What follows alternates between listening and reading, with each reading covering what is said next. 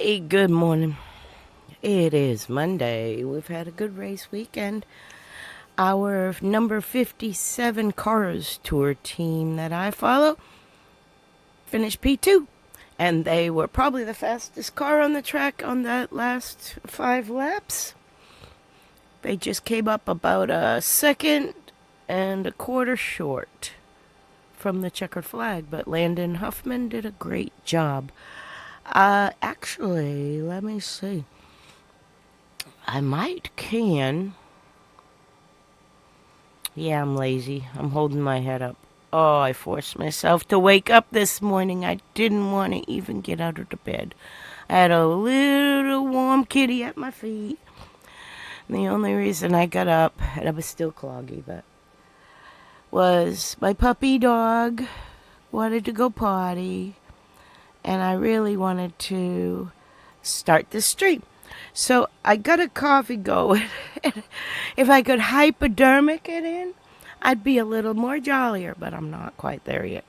But, oh, speaking of, I have no idea how to do this. No, I can't do it out of way. How do I do this? Never mind. I'll figure it out while we watch this Goodies 300 race. This is 1999. I didn't watch the Yeah, I did watch the 1998, didn't I? Did I or didn't I? I don't think I did. I think I ended 97 and just went into the... Yeah, I watched the Goodies one a couple of days ago. Anyway, I think Dad will still be working with Feedawa in the beginning of 99. So let's see what's up. I'll have to pull up the stats. I have it all ready to pull up. I'm just my brain's not clicking yet. What are we doing? Okay, let's I was gonna want to bring up my Twitter, but show you the Landon Huffman stuff from the weekend before we start. I think I could do it this way.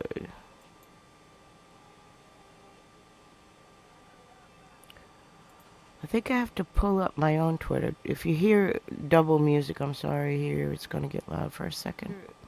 Double music. Yeah, it did. I muted it in time. But I think I could share it from here. Yeah, there we go. I can share it from here to my Twitter.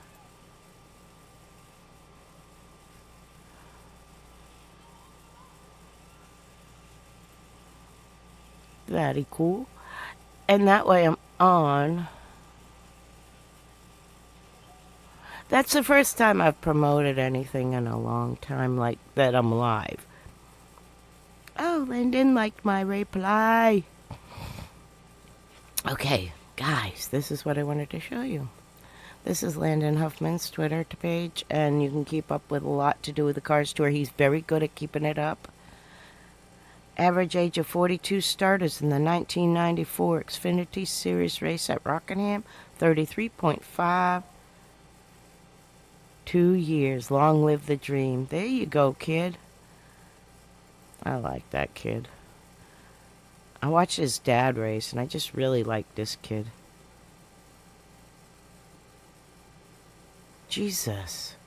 Is that...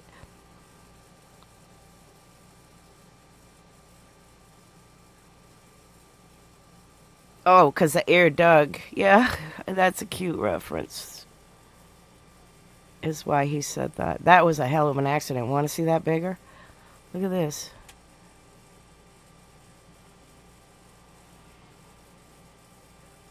We had banks like that at a racetrack. We lost Fred DeZero at Thompson in a similar accident like that. Pretty rough. Anyway, yeah, that was pretty intense.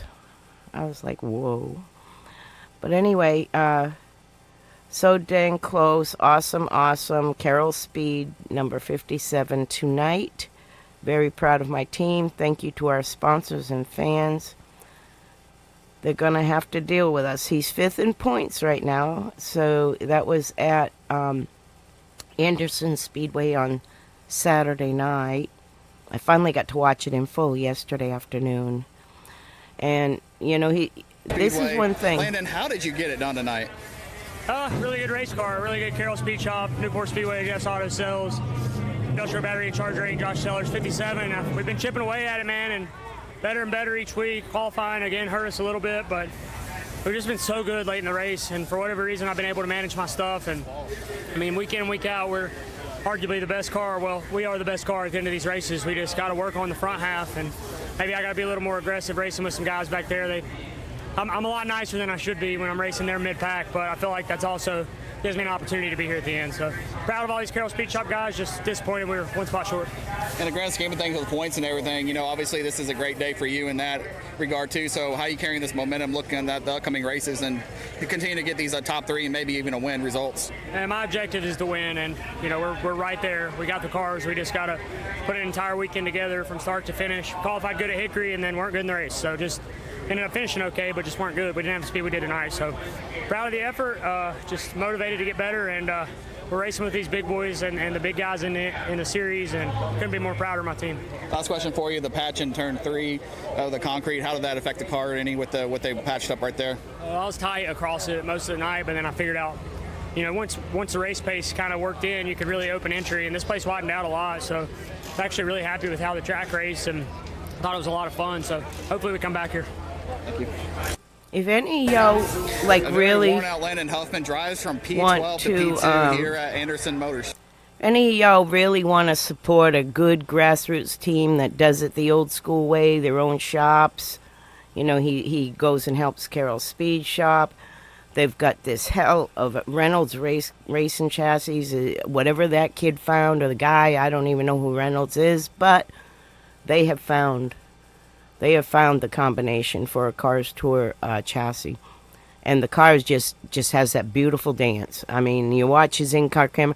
If you don't follow anyone in cars, here's a guy that's he's tried to go up the ladder so many times, but the number one thing is he's not only good, he's likable, and he's an honest kid, and he's not a dirty driver, and he's someone that you don't mind putting your money on if anyone wanted to sponsor. And that's why I've always promoted this team for like 5 years. When he first started opening up his dad's old shop and renovating it. This is what hooked me in, is he's old school. Like, I grew up in a shop doing it all yourself, sweeping your own floors, the whole 9 yards.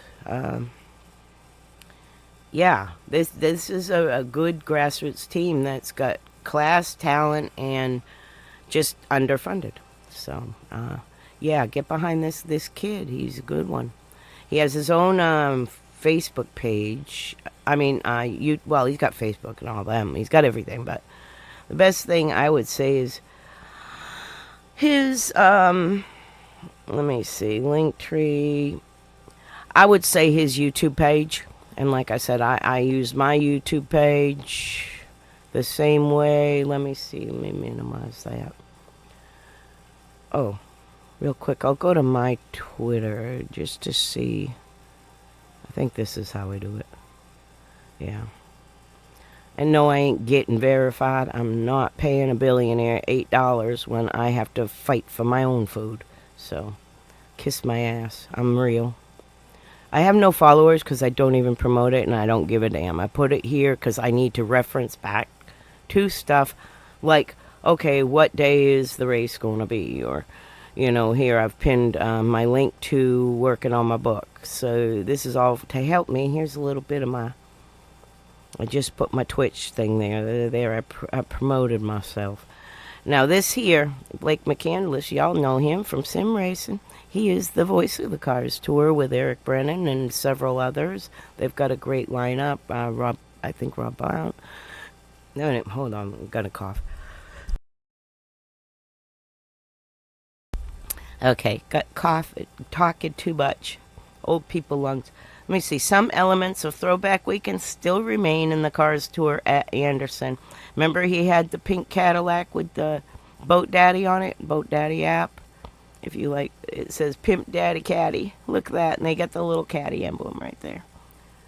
So they're always having fun. Now, this is what I mean, man. Racing got to be fun. Racing has got to be fun. That's the most important thing. There's always... I look around, at these interviews in the Cup Garage. I don't see a whole lot of smiles. People ain't loving it right now. And they maybe have to figure out why. So anyway... Anything else on my page? Oh no, I went back to live. Let me go back to my page. What else did I post recently? I'm a midnight poster, and I'm usually probably half awake. P2 tonight. Oh, Brendan Queen. Butterbean. He's another Cars guy we used to follow when he was in Cars. Now he's in Strong Day in my first Darker Dirt race. Finished 4th. Was running 2nd, got stuck on the outside on a restart, but gave it all I had. This kid will drive anything, man. He's a good kid. He's another one you could follow. He's up in Arca now.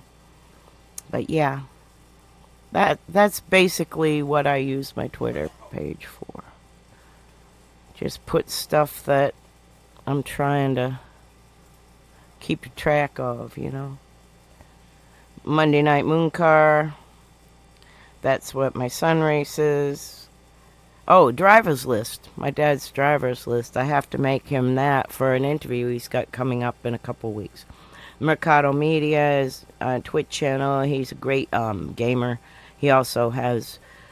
he's a veteran, and he's been on many trips across the ocean to Ukraine to deliver vehicles. Lots of stuff. He's a good kid in Minnesota. I supported him for 5 years now. 3 years, but he's been online 5 years. And then Priest. Of course, all my stuff about Priest. Oh, and I sometimes do post, when I post stuff on my YouTube that's not racing, I will put it here too. Like driving to my dad's house. It's a pretty area I live in. And then Cars Tour penalty report, just so I know what's going on with different vehicles. This was something that leaving the assigned pit area and entering a competitor's car with intent of harming a driver. That's not cool.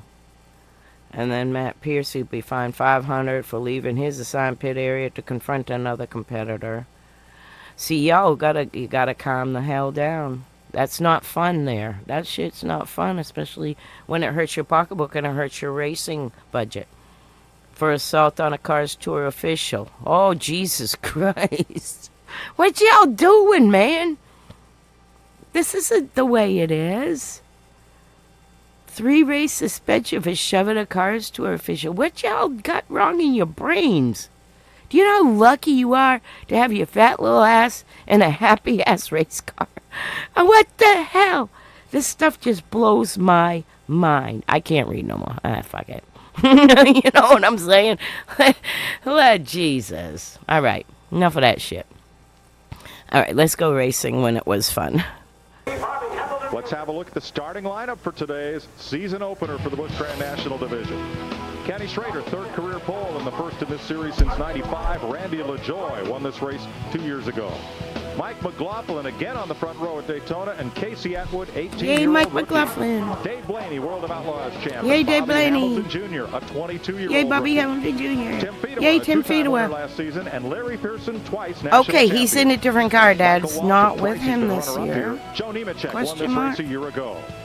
Jeff Burton, a 3-time winner on the Busch circuit last year, and Jason Keller from South Carolina. Jeff Green Okay, from so Tennessee, he's only and with Chuck him Brown, in, the like, 1990 Series champion 98. returns. Terry Labonte, 3 out of 4 tries, he's finished in the top 4. I don't know who Dad Dale was Earnse's with Jr., in 7 '99. I wins gotta en route think to the about series it. There's title a whole last year missing now. Todd Bodine, 2nd here 2 years ago, and Matt Kenseth, season runner-up last year. Kevin LePage had a win last year. Mike Dillon, his 4th Daytona start. 4th generation rookie Adam Petty starts next to last year's Rookie of the Year, Andy Santerre. Then it's Bobby Hillen and Phil Parsons in row number 12. Row 13, Lyndon Amick and Kevin Grubb from Virginia. Mark Martin, the all-time series winner, and Jimmy Kitchens from Alabama. Mark Green and ageless Dick Trickle, a senior member of the field at 57. Jeff Finley from ARCA and Ron Hornaday, the Truck Series champion. Kerry Earnhardt, Dale Jr.'s older brother, and Glenn Allen. Jeff Fuller, the former modified champ, and Elton Sawyer. Jason Jarrett makes his Daytona debut. I don't recognize that car. That's the Royale Tony car. Raines, along with Elton Sawyer. Jason Jarrett makes his Daytona Dad debut. wouldn't be with and them. Chip Purvis, who finished a close second last year. Kind of look at the drivers my dad had worked with before. Take provisionals, as does 95 Diamond Series champion Ridge Johnny base. Benson. Johnny Benson. Take a look at those who failed to qualify for this race. It's a long list. There's not a short track promoter Blaze in America that would like to Alexander have this was from field Pennsylvania. I for know a that Saturday because night race. my You can see some husband great at the stars in time there. was Ted Musgrave fan among them, of Steve him. Grissom, Winston Cup driver, and Freddie Wow. Corey, who's a champion from last year in another Hank series Parker of Jr. NASCAR. I met Gordon him Shepherd, at a Mike club. Stefanik, who Well, not a won club, 2 it's a bar and championships last grill. year. It exit 36 Billiards. In the field Bar and today, billiards, I we'll have, used to play a little nice amateur shot of the APA. infield while we wait and wait and wait. I still have And my wait some more. In the stick. field today, there'll be 36 Chevrolets, 4 Pontiac, Got a and pool only 3 table Fords. right There's across the way speculation in the that the Ford pavilion, gets a little and too I've much never played there, and downforce I've to been really here 4 compete years, so with a plate motor on that's big how speedways. agoraphobic I am.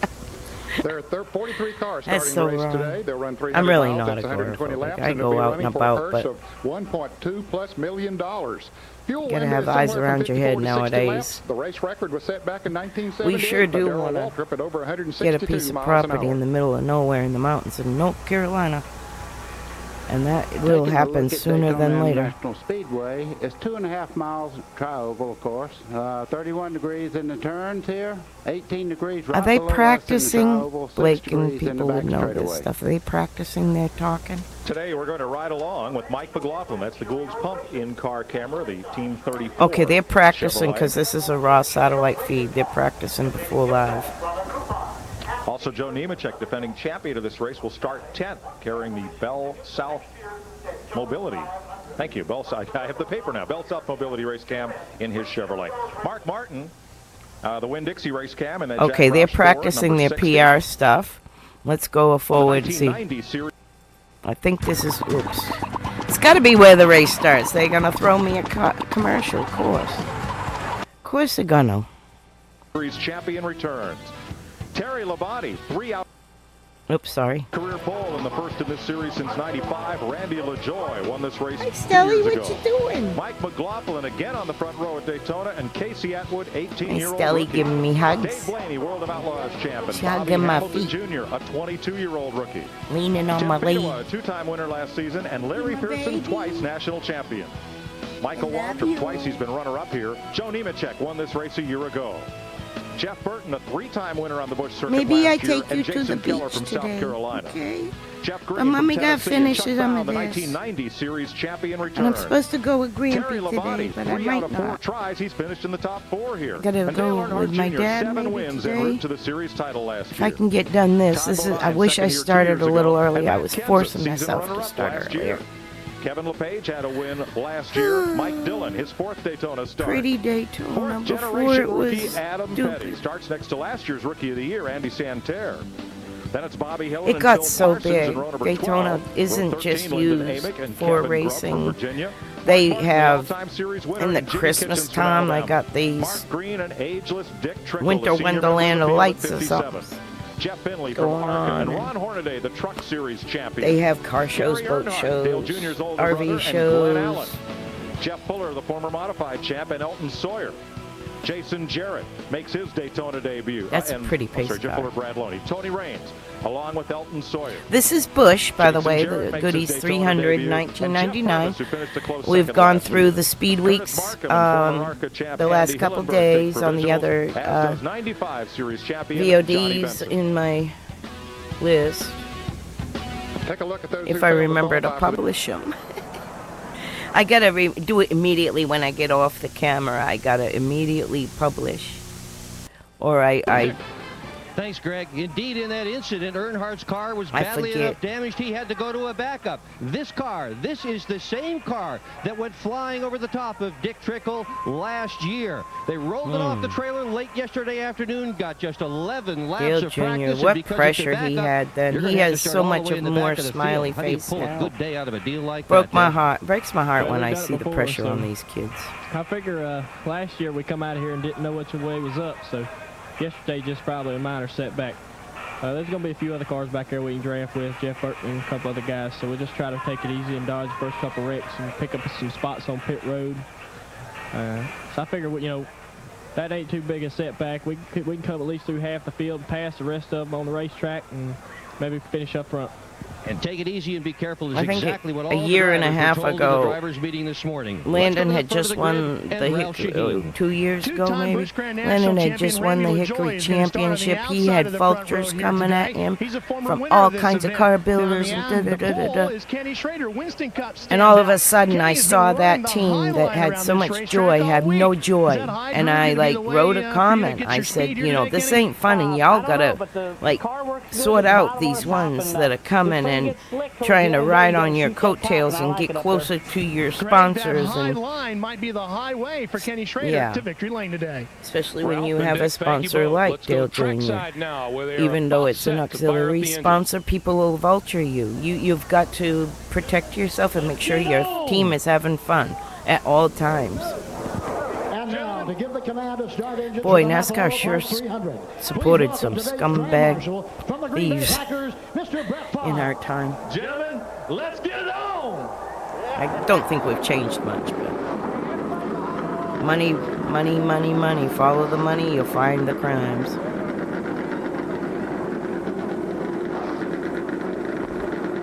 I mean, money is nice as long as I have a roof over my head and I'm not starving. And I have people I care about around me. I have my beautiful puppy, my beautiful cat, my wonderful son. You know, life is good. Well, if you get it on not once but twice, does it double the action here at Daytona? Welcome and I everyone smile to CBS a lot Sports more. Coverage of this day at Daytona. I'm Greg Gumbel. We're money. pleased to have you with us this afternoon. Coming up, we'll have the Napa Auto Parts 300 Grand National Race, and later the Gatorade But then again, I am 125, retired, the qualifying so races I'm for not the Daytona retired 500, on a great salary. I'm on retired Thursday. on Joining me now is Ken Squire. Good afternoon, Mr. North Squire. Carolina Good afternoon, income salary. Looks like we've got a good one going here at Daytona today. It's the first of 32 Grand National races this year for $1.2 million. There's a lot at stake for a lot of these young drivers. This is the big We do break. have a What plan. they My don't son want to and do I is got turn a it into pretty the good big plan bust, and that's we've what talked happened about this yesterday week. afternoon. And I'm 7 crossing my cars fingers that crashed that'll in the go happy through. I hour. gotta make a Geoff call Bodine said today. it turned out to be the hell hour. That's his brother's car that was destroyed, one of the 7 in 3 different incidents. And there you see Dale Earnhardt Jr.'s car. That too torn up And like yesterday. my son said, And don't you can sweat add to it. that If it's list meant Chuck to be, Brown it'll and happen. Glenn Allen, Dick Trickle, Jeff Burton, Ted Musgrave's cars all had to be replaced, and they'll be going to the back of the field, and we get set to run here today. All right, Ken, let's now go upstairs to the gentleman who will call the race for you, Mike Joy, Ned Jarrett, and Buddy Baker. Mike, let's get it on. Thanks, Greg, and hello, everyone. This race is about the haves versus the have-nots, and the precious commodity is experience. Rookies Adam Haves Petty and the Casey have-nots Atwood, reminds their me of a combined Bible age is verse. equal The to first that will of be Randy last, and LaJoy the when last they will call be the old first in the man. kingdom LaJoy of throws it heaven. right back at him. He says, maybe I'm not when they're religious. my age, I've just their studied combined like victories 100 will weeks of total Bible study Ned Jarrett has a grandson because I as a want to Daytona know rookie here stuff. today. How will I'm a Jason knowledge get that junkie experience in? Well, first let me say it's very and nervous for a him researcher, and the other drivers who don't have and that experience, including their dad and granddad. I'm that girl that, you know, or that boy that sees the butterfly flying around and not happy to know, oh, it's pretty. I want to know what it is, where it came from, what it saw. It's kind of it's a blessing and a curse. Buddy Baker, how do the veteran drivers learn to trust the rookies? There's only one way. Go out there, do your best, and you gain respect by running the race and not getting in trouble. But even the best drivers get in trouble at Daytona. Last year, lap 1, 5 cars tangled at the entrance to turn number 3. They included veterans and rookies.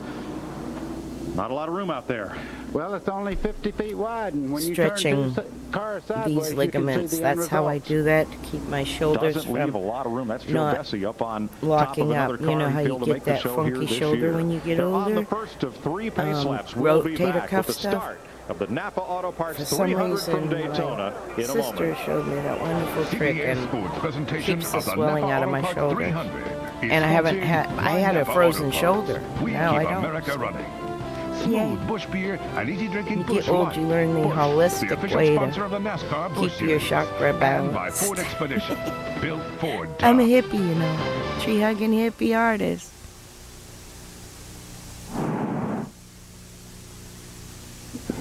Okay, Mike's not on yet. Yes, I am. Yes, he is. He is. Yes, sir, I'm here. In the field today, 4 Pontiacs, 3 Fords. The reason there's not many Fords in there with the restrictor plate races, they seem to have a little too much drag and downforce on the car to really be competitive. Chevrolet seems to be the favorite as far as what people want to start the race with. There are 43 cars in the field today. They'll run 300 miles. That's 120 laps on this track, and they run for their biggest purse ever, almost $1.3 million. They can go from 54 to 60 laps on a tank of fuel. The race record was set back in 1978 by Darrell Waltrip at over 162 miles an hour. Looking at this beautiful racetrack here, the Daytona Speedway, you notice it's 2.5 miles tri-oval. The banking in the corners is 31 degrees. Right below us in the tri-oval here, 18 degrees. 6 degrees of banking and the back straightaway. We're going to ride with Mike McLaughlin in the Team 34 Racing Chevrolet, the Gould's Pumps Cam. He'll start in 3rd position. Also, Joe Nemechek, the defending winner of this event, his Bell South mobility camera in his Chevrolet. Mark Martin, the all-time winner in this series, starts way back in 27th. That's the Winn-Dixie onboard camera.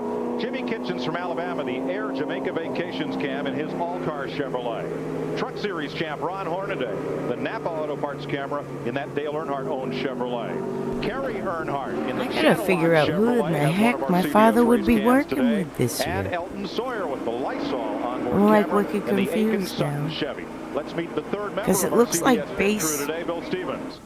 Well, Mike, if there's one word that would may or describe may the not have overwhelming mood in the designed. garages this morning, it would have to be apprehension. We talked about the drivers in the field without a lot of experience. We talked about the weather changes that change the personality of the race. Johnny Benson is driving for base in the last spot. racing Now, I miles on them. remember this era. I remember being at Mom and Dad's house on Lake Norman, and I remember Johnny Benson being there in the house, and I just assumed Dad was working with Johnny, and he said no, he was there with Bertie to drive on the boat, because my dad had a boat dock. I guess Bertie had the boat there or something.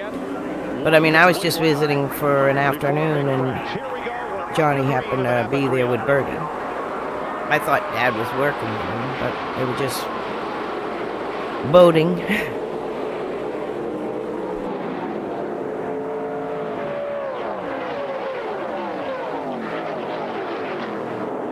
Good, clean start. And it takes these cars more than a full lap to get up to full speed. And you see somebody's in trouble there. That's Dave Blaney. Bit of fluid coming from the back of his Bill Davis-owned Pontiac, and he's going to come pit side. They say Jan Lady, he would be another modified driver. He was one of the fastest cars all week during practice. Had a good qualifying. Oh, Dave Blaney. Okay. Same thing, Ryan. Here's where that momentum comes into play. Some cars come up to speed easier than others, and they get a bit 3 wide coming down here for lap 1. Legacy family. Like NASCAR but don't know who to root for? Toyota's got you covered. This guy went from dirt tracks to cup cars. This new kid is all gas, no brakes. And him, just a 3-time Daytona winner, no big deal. That's just a This is taste pretty of good what team commercial. legends.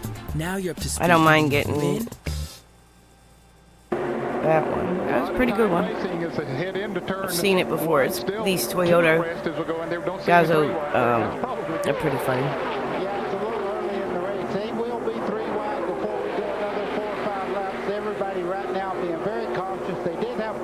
We've got no timing tower. About 10 laps into the race. Well, we see the 3rd and 4th place car running side by side. That's allowing the first 2 cars to pull away. Here we have it, 3 wide down the back straightaway. One car stuck in the middle, losing the draft, squeezing out for the middle set. The breakaway is Randy LaJoie, winner of this race 2 years ago, the twice series champion, and he has lined up with him Ken Schrader, the pole sitter, number 15. Oh, Dad got his notebooks out. Beginning to catch them up And they're in the back of his car. Now, when I say his notebooks, these are the little pocket notebooks, the pocket tees that he kept in his shirt. Like, you know, the pocket notebooks. And he took one of them with him every race. So he's got a box of all those little notebooks with all the notes. So we're going to look at them to know exactly who he worked for when. But there's not much room to do a lot of passing. You're riding with Ron Hornaday, and just in front of him, of course, Mark Martin. You can see the cars moving around. They head off turn 4. They'll bounce right there. You can see these cars are not very stable as they go into the dogleg here. You can see the back of the car starting to jump around just a little bit. That's Kevin LePage on the left of your screen as we look at our Circuit City telemetry. I started 5 or 6 drafts for chapters. I have them all ready to edit, but they're in draft form in my Substack. So that will bring us up to 93, I think. They do bounce around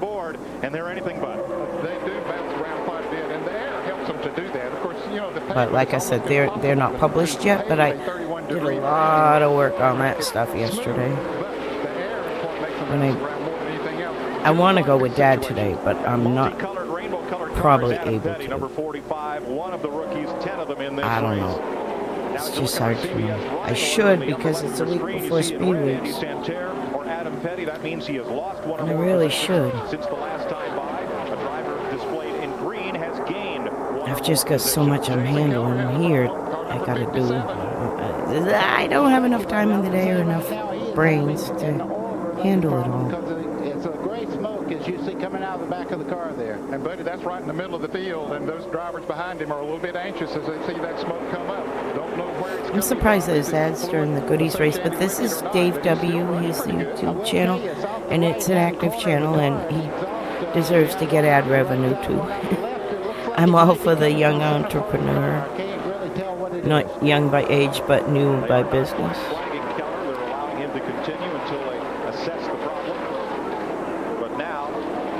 The ones that dare to step out and not work for the man.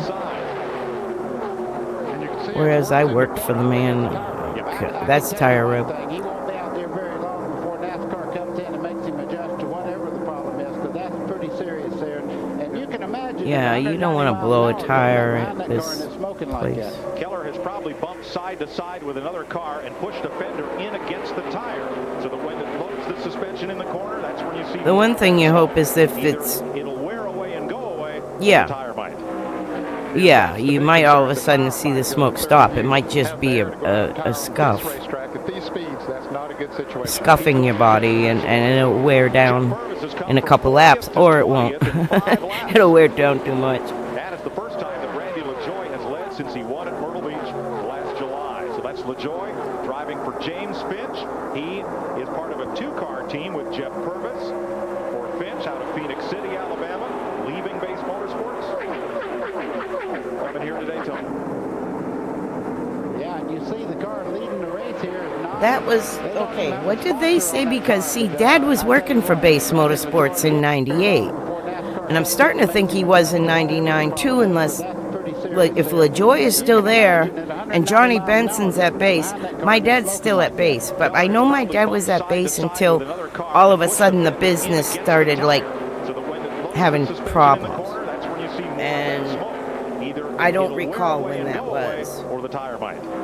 People like Randy LaJoie or something would know more on the ins and outs. Like, when we worked on a race team, we had no idea what the financials were. Like, even having worked for Bodine at the QVC car, like about 10 years after 97, somebody asked me what was the deal with the QVC and the lawsuit and all that, and I was like, I have no idea what you're talking about. Like, we never knew anything about the business side of racing. Like, I was just a scorer, first of all. My ex-husband was a truck transporter driver and pit crew, over-the-wall crew, some, not others, but it's like you just have your job to do, and you just expect fact that they're taking care of the business, you know. We never knew if a sponsor came or gone until we heard, hey, you got another sponsor. Oh, great. Wear this shirt. Okay, cool. Don't wear a logo that competes. Oh, we got Coke sponsors. Don't wear Pepsi. You know, that kind of thing. So we were like oblivious to all the finances going on, and we probably should have paid more attention, to be honest, because some of these big corporations went from being on race cars all of a sudden to showing up on NASCAR buildings.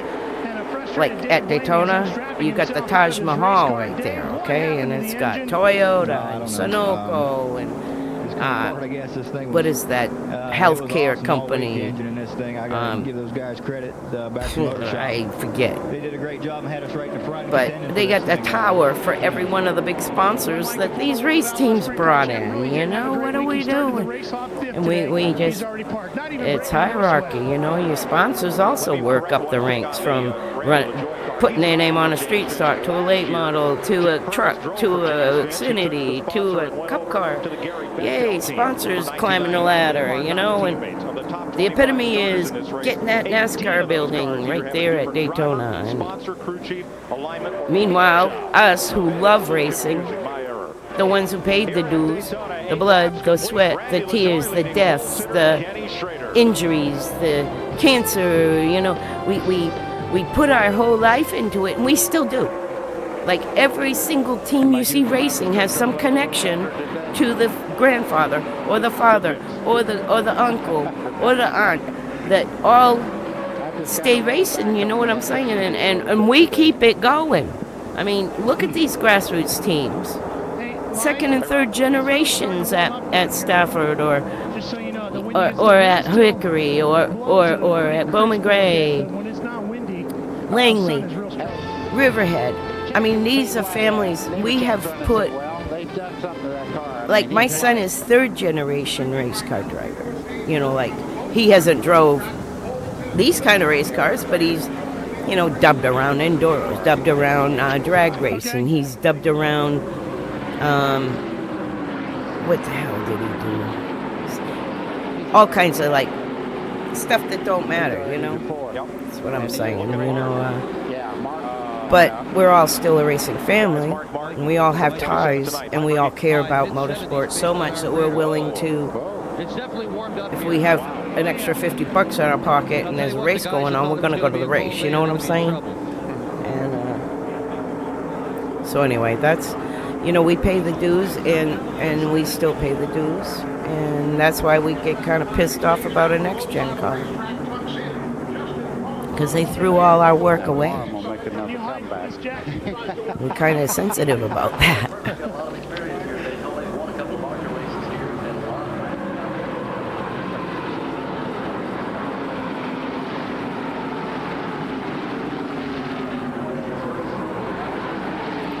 Yeah, pretty cars back then, weren't they? There we go. You're exactly right. That's one thing everybody's been talking about all week after they run the tire. That rundown, it's only lap 14, but if that, oh shoot, if that rundown doesn't show, I'll from racetrack to road, get to one where we can see who's running. Drive more beautifully. A little bit of grip in the corners. Cars that really handle well or do well. In the middle of the back straightaway, Kenny Schrader. Okay, they're gonna do it. Lap 14 of 120. That field just kind of uncoiled like a snake as they worked back and forth, but they went up into turn 3, single file once again. I think it was in the 36. That second pack kept right up to them now. In a moment, Casey Atwood Now, is going to be on the back bumper. The 36. Jeff Green. The 44 car there, just in front of him is Purvis. I'm bringing up the list. Just behind him, Terry Labonte. And we know he knows how to draft and move up. I knew the name of, I looked this up the other day. Starting 40th, Labonte started 15th. He's lost 2 spots. You saw Andy Hillenberg has also gained a lot of ground. So you can see what I do, the Ultimate Racing History. He was talking with AJ Foyt during pre-race. You get the ultimateracinghhistory.com, and I scroll down to browse by driver. It says browse by year and whatever too. But I want feet away, so I'm going to pull a little drop bar down to about F, H, G, F. Just as you said, that 5-car breakaway. F, O, F, L, F, I, F, E. We're still running single file. F, E, D, Somebody will get anxious E, in a moment and say, hey, I W. can run 10 fast feet with away. this, and he'll try to make a pass. Hard today in purpose, All right. but battling I'll for the scroll last over here so I don't make you have a Yeah, schizo you can attack see the outside line. or Well, an we have epileptic we're going to go to the lead here. Schrader event. takes the lead away from Randy LaJoy. Kenny Schrader to the inside now. LaJoy slips in. Mike McLaughlin gives him a little room to settle in. Was unable to follow Schrader to the front spot. Sometimes a guy Scott Welliver owns that car. a break and let him run a few laps to cool Now, the motor back down, because when you tuck the 36 and the 34, both of them were drove at times by the New England people like Todd Bodine and Mike McLaughlin and Kenny Schrader. Clyde McLeod was the crew chief a lot of times, and they're all kind of in the same, running the same pack as Dad did, you know, Birdie, Clyde, and my dad. most of them were running over 190 miles an hour. Every once in a while you'll see one there, 189. Well, it just depends on how they are in the draft, who they might be picking up on. So Somebody may be anyway, holding them back a little bit. That's the variation of the speed. Feeder were left base in 98. Jason Keller spent a while on pit road with the And in 99 went to Scott Welliver. to complete 18 laps. Third and fourth place, Mike McLaughlin. Joe Nemechek. To back to front. They won New Hampshire in 2000 with Welliver. My dad got out of racing I mean, the battles are going on all around the racetrack. officially. Ralph Shaheen. Mike, I've had an opportunity to check in on Mark Martin and Joe Nemechek. Both Daytona cars have rated 2000 and they're from starting to see full-time. pushes not only in their own car, but in their competitors. Now, I did I talk think to Brian Daytona. Patty, crew chief for Joe Nemechek. He said, we started our car off a little bit loose as we get into the later stages of this run Okay, 1998, May the 17th, he won. Fedewa will win Nazareth. So we'll see that in 98. I'm going to actually back up and do 97, the end of the Busch season, and then go to...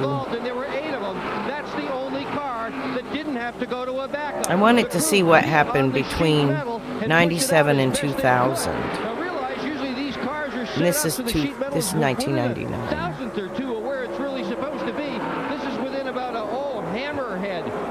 That's why I was filling in the blank that way. There's Tim Fedewa. Dick, one thing that's really changed is the weather. Last night rain, very cool this morning. Now it's warming up. What's that going to mean? Well, it's basically going to mean, Mike, that the guys who bet on a cold day today are going to have problems, and they're going to have to adjust their car on the pit stop. Weather really does. I'm telling you, man, I think that Dad was with Fedewa in 97. He doesn't think so. He says 97 he was with Kenny Wallace, but I swear to God he was with Fedewa almost when he got to base. We'll continue after this message and a word from 97, 98. But like I said, his notebooks he got in the trunk of his car right now, he said is will tell us. Will tell us the tale. We really need to make it there today. Can't stop very quickly, and of course Uh-oh, what the hell?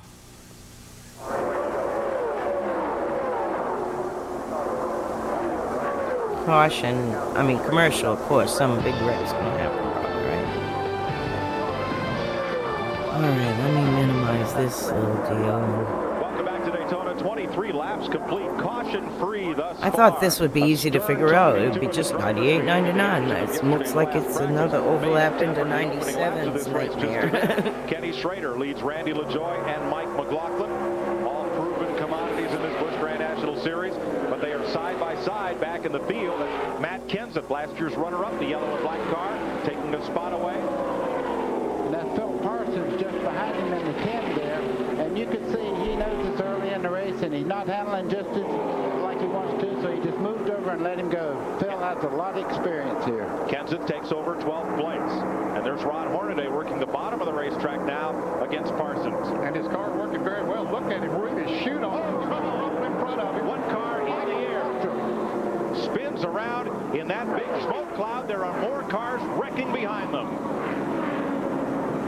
That's not and good. Waltrip's car had come to a stop and got pounded. Can't see shit. Last year's Rookie of the Year from Maine. That's Santerre's number Always. 47 that is wrecked. Here is Michael Waltrip's car. And that is Waltrip's car. Always the teams that are on slammed into by a third a little machine. budget Geoff get Purvis is involved. There smashed. is Purvis' car, number 4. Aw, man. Ned, those cars trailing the play. James In Finch's that cloud of car. smoke. They hung in there, though. They still race as kid races. Like I said, you know, us dumbasses addicted to this stupid sport keep it going no matter what. Now there's a window in the right side of the car, which makes getting out of that side difficult. That in the roll cage. I'm stuck. And he's a big boy. You can see him getting his breath back there. Boy, I tell you, that's a hard lick he took. It's too smoky in the car. Car in this series. Fireman just behind him climbing up on the wall there just in case. After the initial spin, what likely happened is as cars begin to hit the brakes and check up, the cars behind them can't stop quickly enough. Not running 190 miles an hour. You can't stop very quickly. And, of course, there was a lot of smoke there. Didn't know which way to go. There's Geoff Purvis out looking over his car.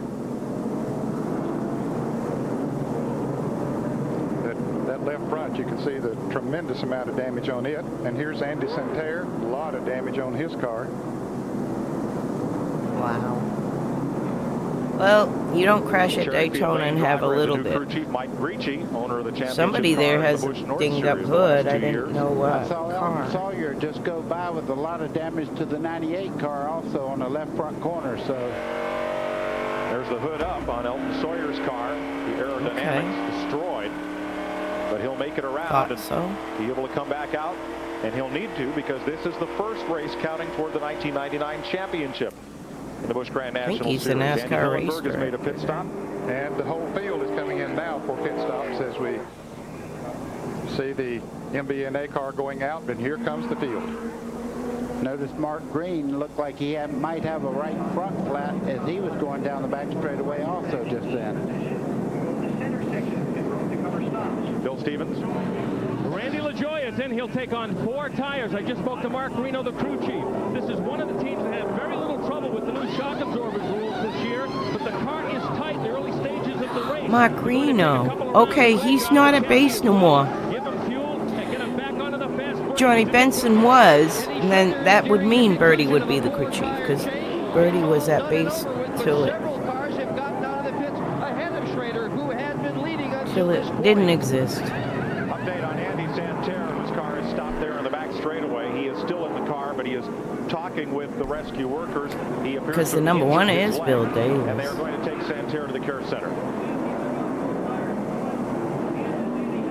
Pit action continues. Most of these are 4-tire changes. And I'm sure there were a lot of drivers that were anxious to get into the pits, Mike, and make some adjustments on their car. And that car right there, the number 95 of Bobby Hamilton Jr. is one of them. He had ready to drop back in the field. Bill Stevens. One of the problems we talked with crew chiefs this week was the experience of the crews themselves as they're working on the cars. Casey Atwood was leaving the pit. A tire got wedged. Gosh, I think he lost his life too. Damaging the balance. They will have to assess that and maybe bring him back in again. Or there's no probably to it, Bill. That is all pushed in. Absolutely, and that'll affect that car greatly at these types of speeds here. Yeah, he's going to have to stop again. Well at this end, but up pit road, Bobby Hamilton's car is stuck, and he's just not moving. The car is just sitting on pit road, going nowhere right now. Hamilton had dropped back in the field. I don't know if it's something about the handling of the car or whatnot. He started up near the front, but he had dropped back about 30th position before this caution came out. Looking at the sponsor.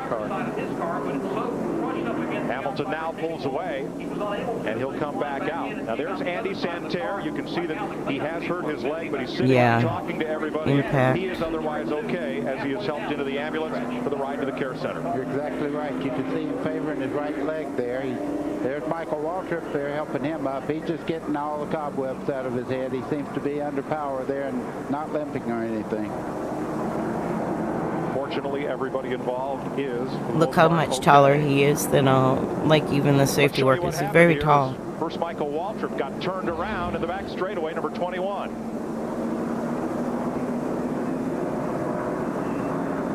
He might have had a little bit of help there. It looked like Kansas might have got into the back. You see the car trying to get up. Those flaps on the roof there help get it back down. That keeps the car from flying When you get in a run, you got to know where you're going to land. You got to be so careful. Got to really plan your ricochet and your bounce and your run and where you're going to land. Further intensifying the wreck. Let's show you a different angle of it. I joke when I say bounce. I don't literally mean bounce, but if you got to run and your car in front of you getting big quick, I mean, that's a hint, like easy. Ease off your gas. Just like on the highway on 95, you're not going to just plow into the back of somebody. And he knows there's a lot of trouble behind him because he can see him coming. I know everything's a lot faster, but... Hillenberg slides by. I believe it's Andy Santerre. It is. Who oh, he hit it in his door. No wonder he hurt his... Santerre's leg got injured. The left leg being injured was odd. Usually it's your right one on the gas pedal because it's stiff. It gets injured. From Elton Sawyer.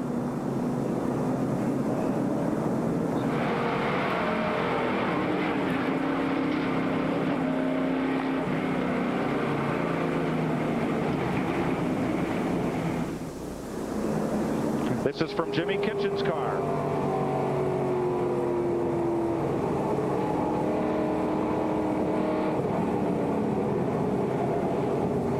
He said, I made it through there, but I'm down on the grass.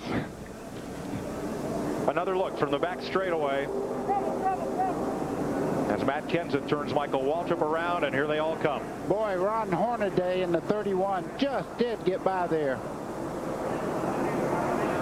And the more cars that start sliding their wheels and creating smoke, the more gets involved in it. You know, Nance, that could have been twice as bad, though. Just now, they have the back straightaway about half paved there. A long time ago, that was all grass on the inside. Refill my coffee. First caution of the day for a multi-car crash in the back straightaway. 28 laps are complete here at Daytona.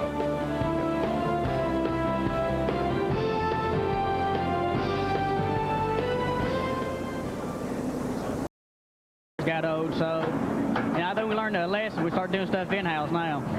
Broken spindle means the left front wheel is just sort of flopping around and wobbling, and you can't drive it like that even at 10 miles an hour. To Ralph.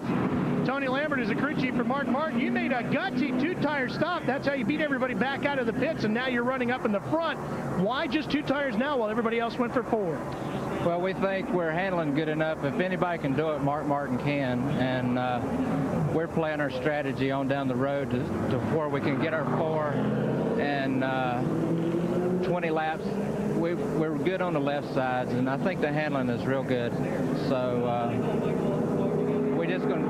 we need a position right now.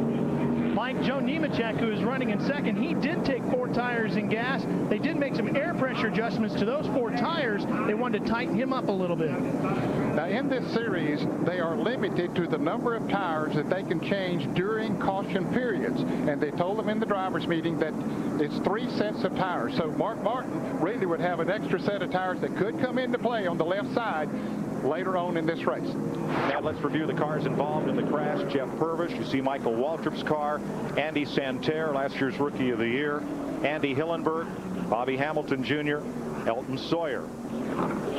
Budweiser, the official beer of NASCAR and the Bud One Airship, proud to provide these spectacular shots of Daytona from about 1,000 feet above the speedway. And we're about ready to go green again. One of the big losers on that round of pit stops was Casey Atwood. He came into the pits running 6th, came out of the pits 26th, pitted a second time, and will be at the rear on the restart. One of the big gainers, number 90, Brad Loney, started 36th. The Iowa driver's up to 7th place. 30 laps complete. We're back under green. Now these cars should be able to make it on one more pit stop from here on as far as fuel is concerned. Ron Hornaday makes a nice move to the inside. Battle up toward the front. There's Hornaday taking a spot away from number 36, 10 feet away. Great start there. You know, a lot of people think that Ron Hornaday is just a good short track driver. He's proven to everyone today I can run anywhere. Hornaday is the best driver anticipating restarts I've seen since the late Richie Evans. I think he learned a lot from Dale Earnhardt. He drives for Dale Earnhardt in the NASCAR Craftsman Truck Series, of course, was the champion last year. Watching out the back of Mark Martin's car, that's Joe Nemechek just behind him. Look at the front travel there. Very soft on the nose of these cars. You want them down as Kenny Schrader makes a move on the inside as they head towards the tri-oval. Schrader for second place, and he's got help. Joe Nemechek is out there all alone in the high groove. Randy LaJoie for third. Number 32, Jeff Green, up to fourth place. McLaughlin, number 34, for fifth. And Nemechek is taking the long ride to the back of the lead draft. Not a lot he can do about it. He'd like to get back in line there, and finally does, I guess. But, boy, that outside line or the inside line just took off on him. And Brad Loney got by there in the 90 as he went by, running a great race today. And that explained, Nemechek's car didn't get any slower. It's just a matter of who was lined up, who wasn't lined up with him. Yes, he had no drafting partner whatsoever, and the fact that they had brand new tires on these cars let them stay right down the bottom of the racetrack. Look at this, Mike. We talked about Forrest being good as the racetrack gets slick. He's moved all the way up there. He made a run on the inside by himself. That car might be good. It's not good enough without help. Well, and you wonder about that two-tire change, how much that might have hurt Mark Martin here, too. And well, he was looking for track position right now to get up with the front runners and maybe get away from some of the cars that are moving around on the racetrack a little too much. He's right behind Brad Loney, the Iowa sprint car racer, making only his 10th Busch Grand National start. I believe it's his second trip to Daytona for Loney. And he's up there in that lead pack. Now a little further back, there's a lot of position swapping going on here. Dale Earnhardt Jr. is up to 16th after starting this race in the back. Well, Kenseth got very close there in the 17 cars. He came off with turn 4. A lot of them getting very close, but some contact made. There he is. He's the yellow car right there. Just watching Joe Nemechek, I mean, he moved all the way up to second place, but that car is not up to full song as it was before he made his pit stop. He might have adjusted and not got his car just exactly like he wanted. And he's drifted into this second pack of cars. Nemechek has dropped back just a little bit. Dick Berger? Part of Nemechek's problem for sure this year is that there is a new set of rules for both shock absorbers and springs. Last year, he won this race with very soft shock absorbers, very soft springs that tucked the spoiler down out of the air. His crew wondered how he could even hang on to it. The new rules wouldn't let him run that setup, and they've been searching ever since they came to Daytona for something that would work as well as it did in 1998. They haven't found it yet. To Ralph. Dick, Kenny Schrader thinks he found it for qualifying. The rule says 360 pounds on your spring rate. Doesn't say anything about the length of the spring. So when they came to qualifying, Schrader put a really tall spring in the right rear and a really short spring in the left rear. What that did was it faked the car out, made the car think it was running softer, tucked that rear end down out of the air, all the air flowed over that spoiler. Schrader went fast enough to get on the pole. Pretty creative, don't you think? There's as much ingenuity in that garage area as you'll find at Cape Canaveral. I was just picking to say, leave them alone just a little bit, they'll find an answer. Schrader comes to the line, the leader, 36 laps complete in that number 15 Chevrolet. Right behind him, Randy LaJoie looking for his second win in this race in 3 years. And up to third. Hey guys, I'm trying to make the my Daytona nose work. 500 in Bud Moore's car, but he's having a strong run this afternoon. Mike McLaughlin is fourth. Brad Loney, who came out of sprint cars to star in the ASA, American Speed Association. It's gonna go off camera for just a split Yes, and Jeff little Green's bit. making a Gotta statement do here. a quick thing. And BRB, I'll be in the chat then. And right now, Jeff Green's proving to the world, hey, I can run with anyone. A little further back, seventh is Ron Hornaday. Eighth, Joe Nemechek. Ninth is Mike Dillon, and Lyndon Amick, who came out of the Dance Series of NASCAR, is up to 10th. Change at 11th spot. Terry Labonte is moving up. At 12th, Todd Bodine in that backup car. Dale Earnhardt Jr. is up to 13th after having to start his backup car in the back of the field. There is Earnhardt Jr., left side of your screen, and that number 3, the defending series champion. Todd Bodine in the car number 66 falls in behind him. as a couple of cars draft up. Now that 57 car, Jason Keller, he is 5 laps down. Well, he was the car early in the show that had the tire rub, and he really lost a lot of track position and everything, waiting to see what was going to happen on that right rear corner.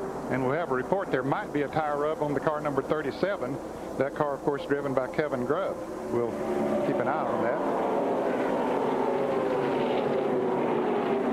Another of the young guns, Adam Petty, rookie. He's in 15th position. As the battle for the lead heats up, here goes to the high side, Randy LaJoie. You can see the regulars on the Busch Grand National Tour are working with Randy LaJoie, trying to catch the 15 of Kenny Schrader. They'll make a move on him before too long, I think. Kenny Schrader's last Busch Grand National win was in 1994 at the Talladega Superspeedway. There was a 10-car scramble on the final lap. Schrader made it to the line first for his second series win.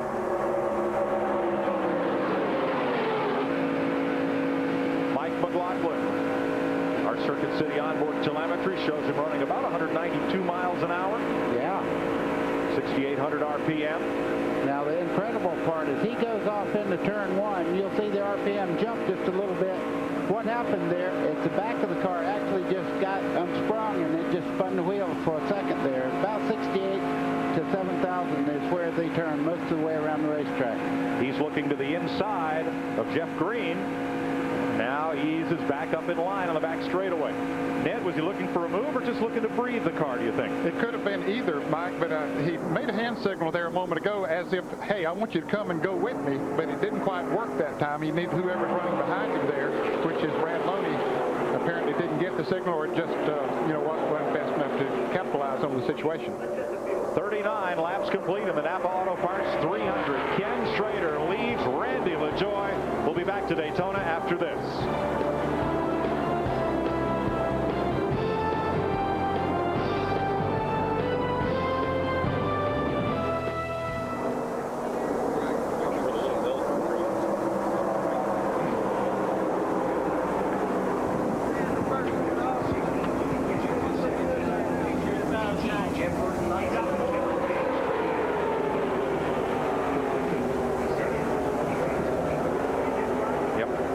He's coming.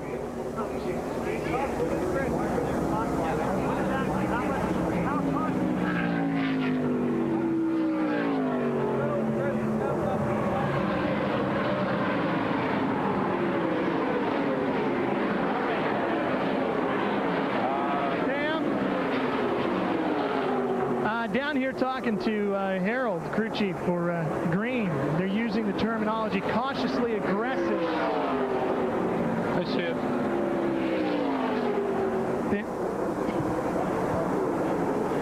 Oh, good. All right, they're using the term cautiously aggressive, which is kind of interesting how he explains it. Maybe we have him explain that for us. Earnhardt Jr. is on the move. Huh? No, I was going to have him explain it for us.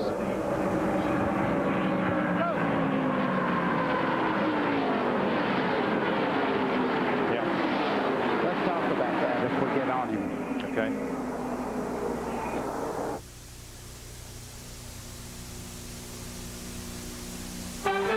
This CBS Sports Race Summary is sponsored by Smooth Busch Beer, an easy drinking Busch.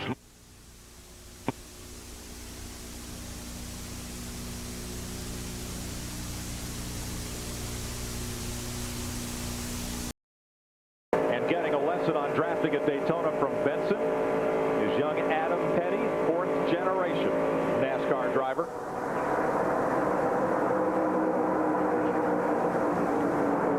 Let's give you another look at what happened to Mark Martin.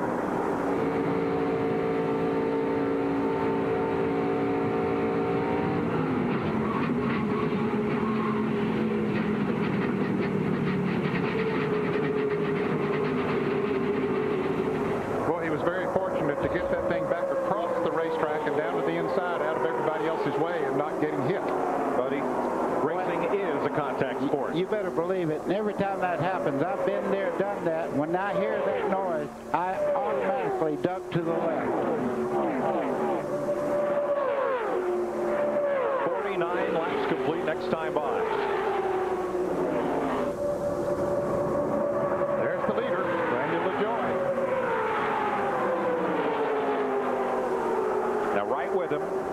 Jeff Green, Joe Nemechek, and Mike McLaughlin.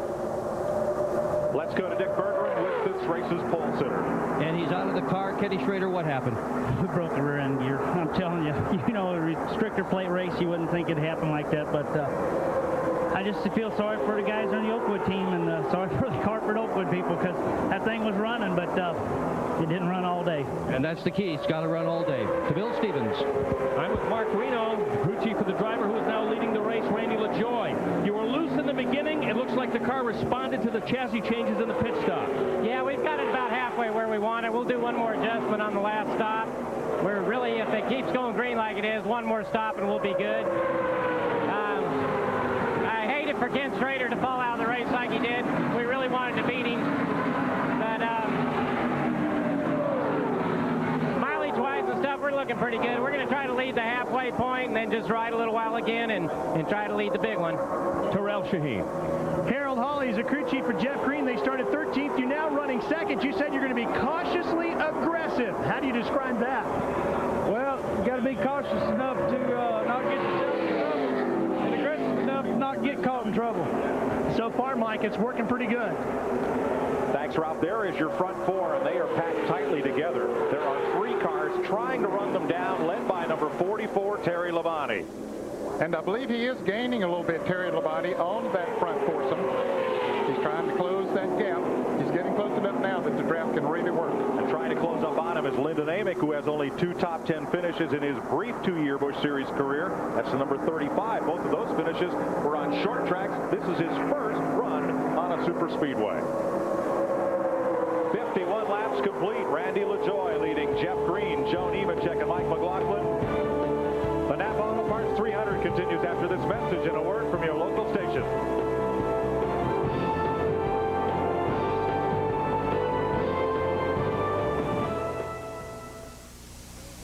Going from here. Probably to the truck. All right. Yeah, he is. Oh, fine. It's not first. We'll sit tight here for a bit, Tim. If I heard right, Tim, he got help.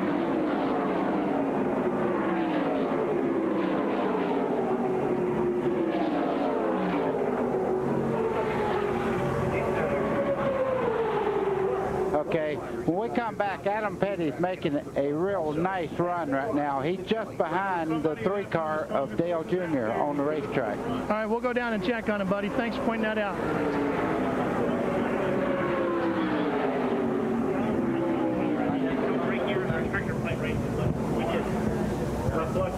We've got Mark Martin, guys. Eric, is that Ted Triba?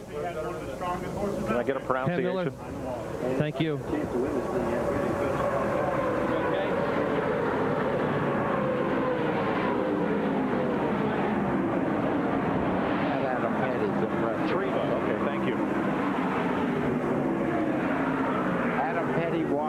Charlotte in the ARCA race last year. The first race in that division for him, just like his dad did here.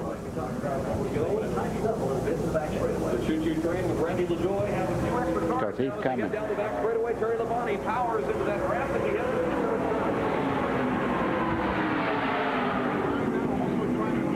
Look at Benson's all the way up there too. Yep. And he started 43rd.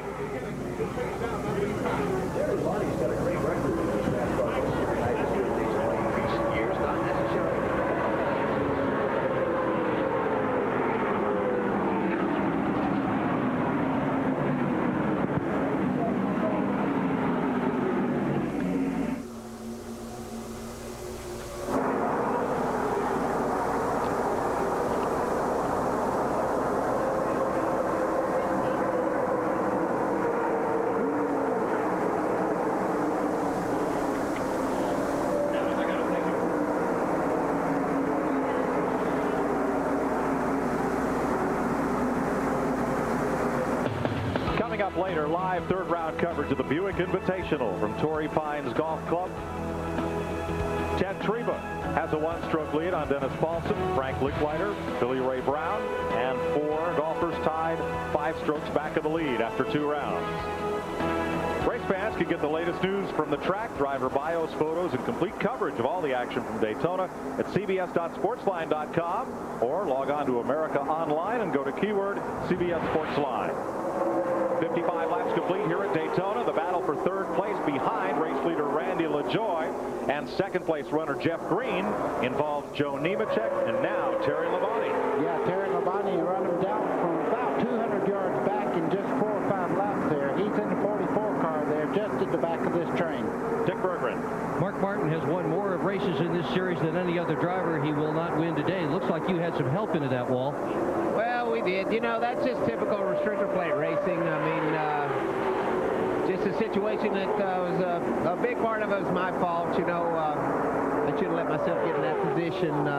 1 minute you got somebody working with you, and the next minute they're turning you around. So, just, you know, I thought I had a partner there helping me, and the next thing I know, I was getting some help into the wall. So, this is one of those situations where everybody's doing the best they can.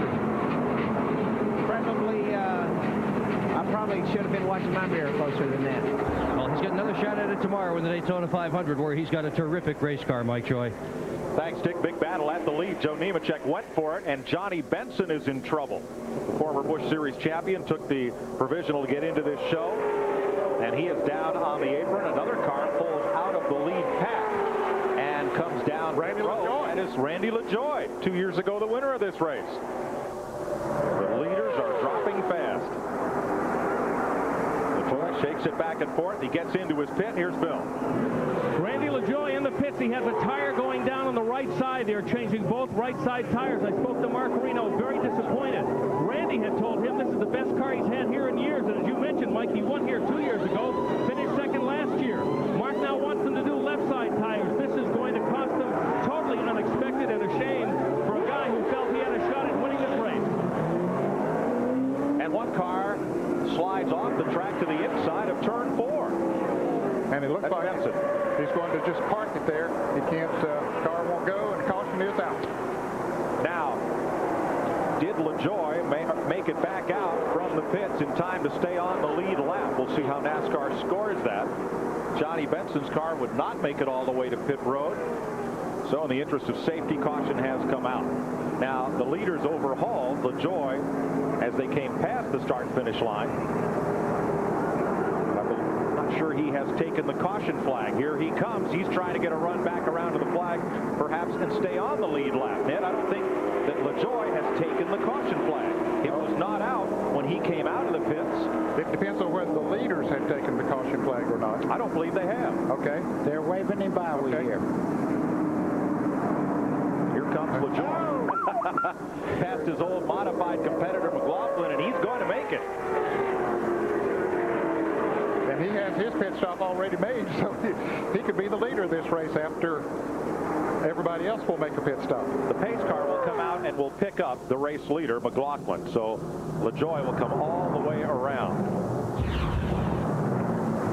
Johnny Benson, then black number 26.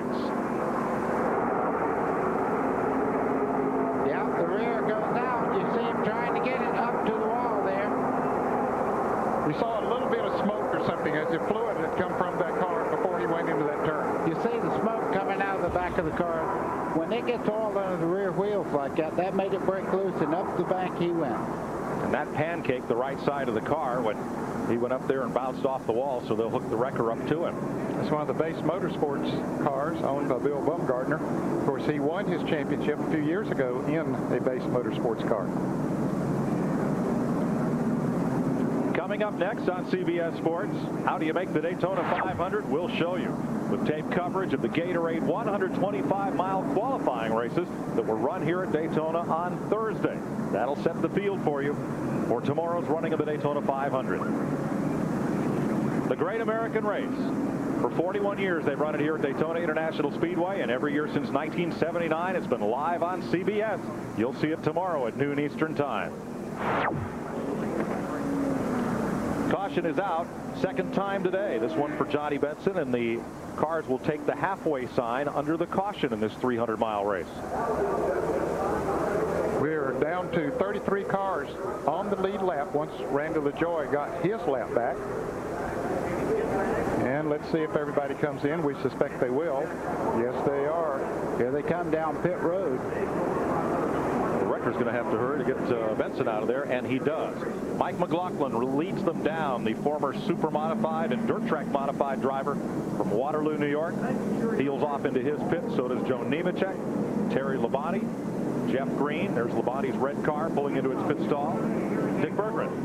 McLaughlin's pit sounded like a football huddle. Jay Smith, the new crew chief, was down here barking orders, and he barked four to the crew members who have already got the right side tires on. McLaughlin never has won at Daytona. This is one of the best chances he's ever had to win a race at Daytona. To Ralph.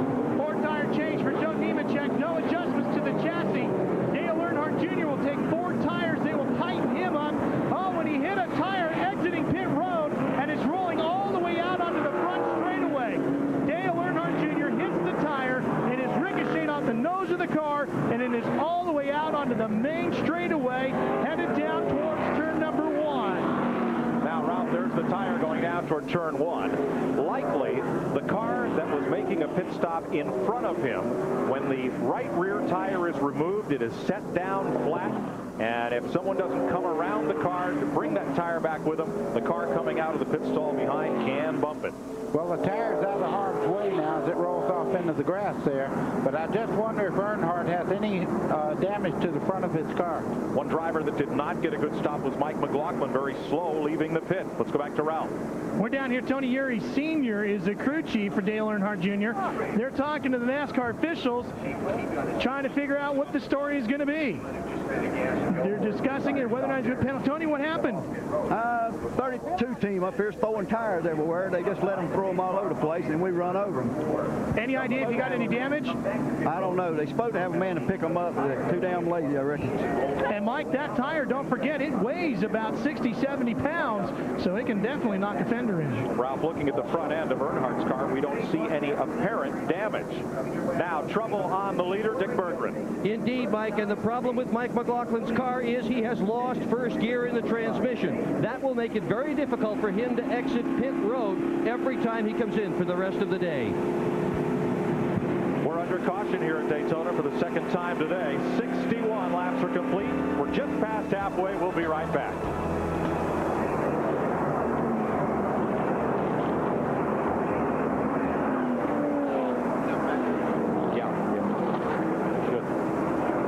Just go out. No, they don't. I was just thinking that.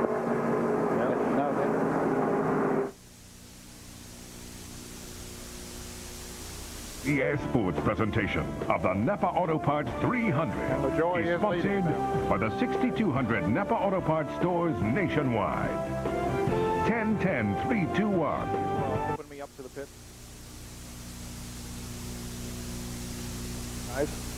Guys in the pits, 29, which is Musgrave in relief of Markham. Did they just take 2 tires because they're up to second place? How did that happen? I would say that we almost had to. Yeah, I think so, Ned, but yeah.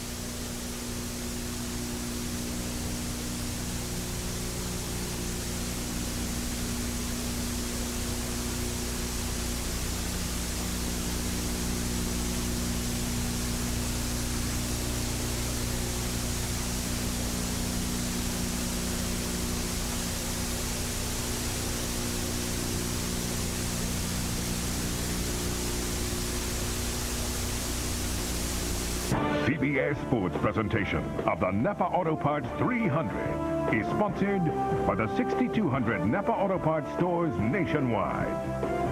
10-10-3-2-1. And by Goodyear, innovators of run-flat technology. One lap lap to the restart here at Daytona. Car number 29 was started by Curtis Markham. Ted Musgrave practiced that car yesterday afternoon. He's in relief, and they are up to second place. We believe and are trying to confirm that they only took on 2 tires during this pit stop, which you can do much faster than changing 4. Joe Nemechek is third. Dale Earnhardt Jr. is up to 4th. There has been no penalty assessed for pushing that tire out into the infield grass, exiting his pit. Jeff Green is 5th, and neatness doesn't always count in the pits, as we'll show you here. A little overflow. That's on Joe Nemechek's car. Here's Ken Squire.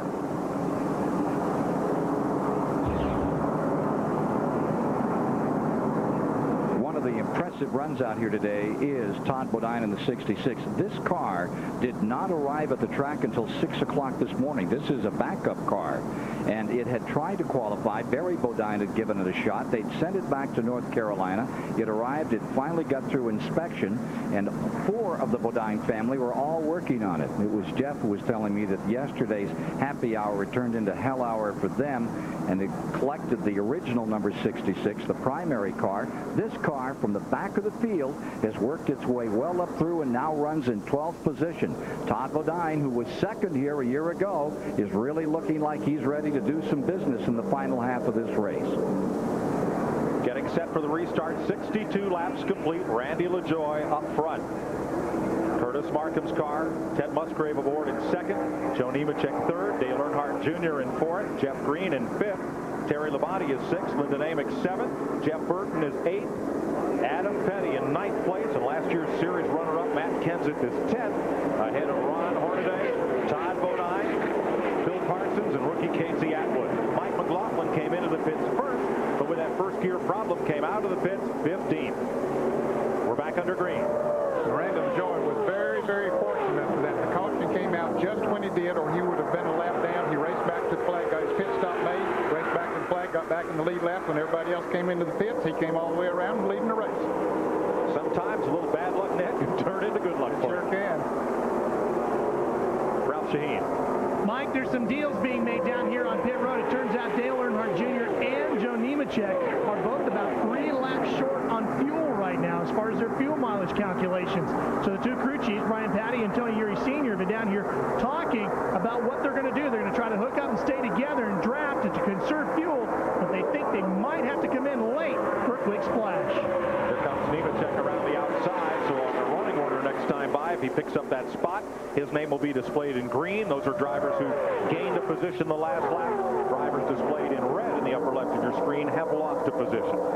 You know, when they did the interview with the crew chief on LaJoie's car, Mark Reno, here we see Nemechek making a move down on the inside.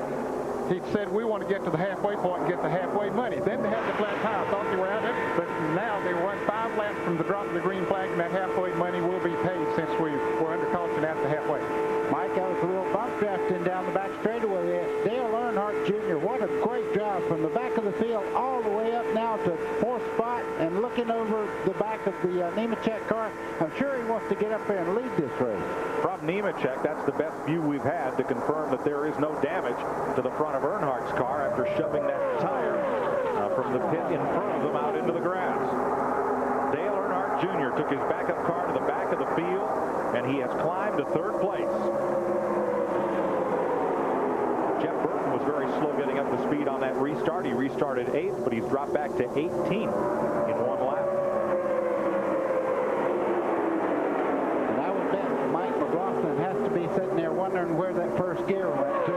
That's metal gears in his transmission, and it's got to be floating that metal around in there. It could get 2nd, 3rd, and 4th pretty quick. 65 laps complete. 300 miles today, 500 tomorrow here at Daytona to conclude Stock Car Speedweeks. You talk about some moving along there, Ned. Head hunting for the lead. Joe Nemechek had a look on the high side of Randy LaJoie, trying to put that 87 up front. And we might mention that Bobby Hamilton Jr. is back out there as we see this racing going on. Ooh, very heavy racing going on. Earnhardt Jr. down to the inside. Here comes, is that Labonte up to the outside. And they're 2 by 2 from 4th spot on back.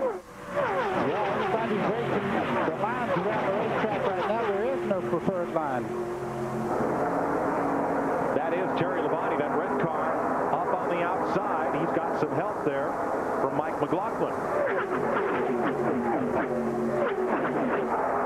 That's what 190 miles an hour looks like from ground level.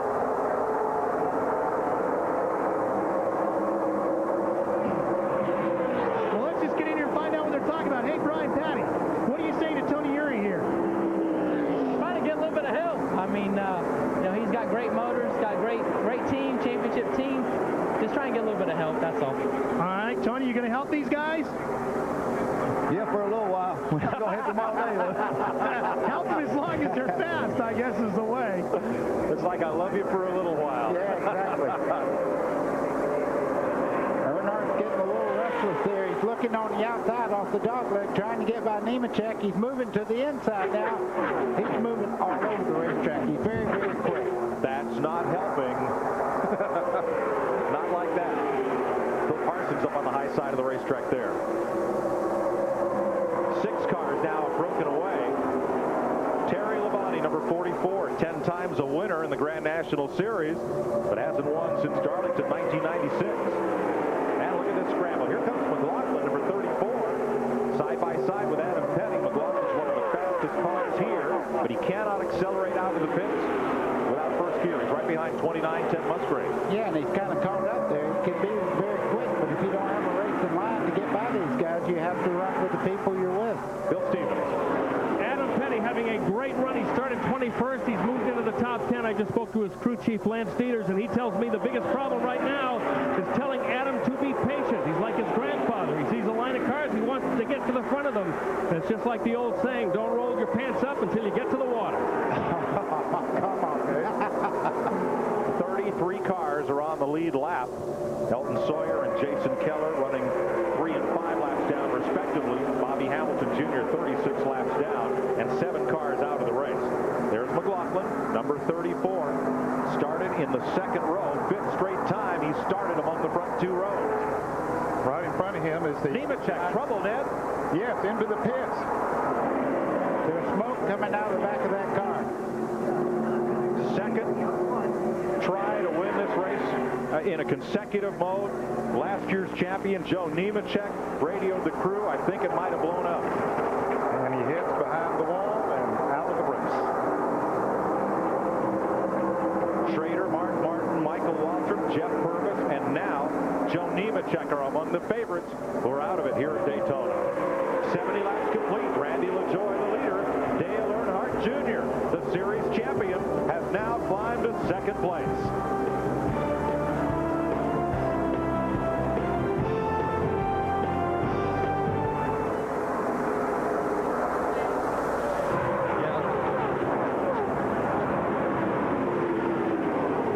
Guys?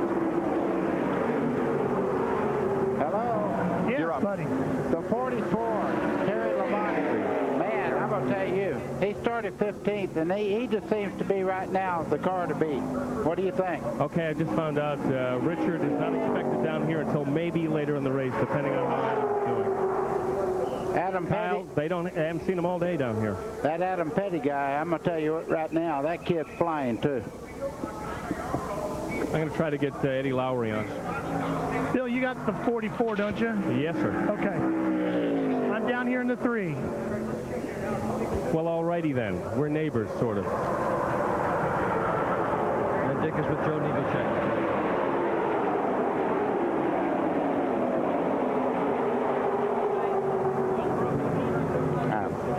No sign of Dale down here, by the way.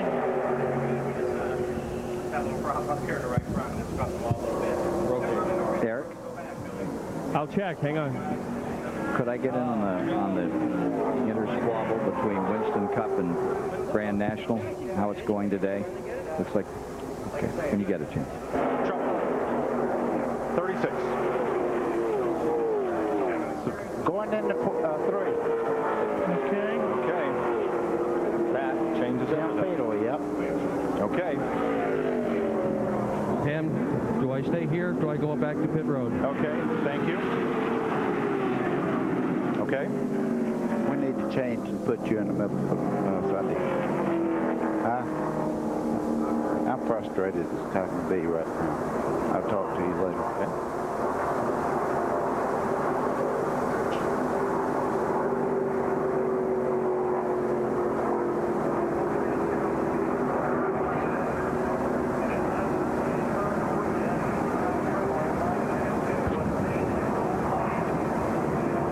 generation has come out here at Daytona on lap 73, third time today. And this time it's Tim Fedowa, who found trouble on the back straightaway toward the entrance of turn number 3.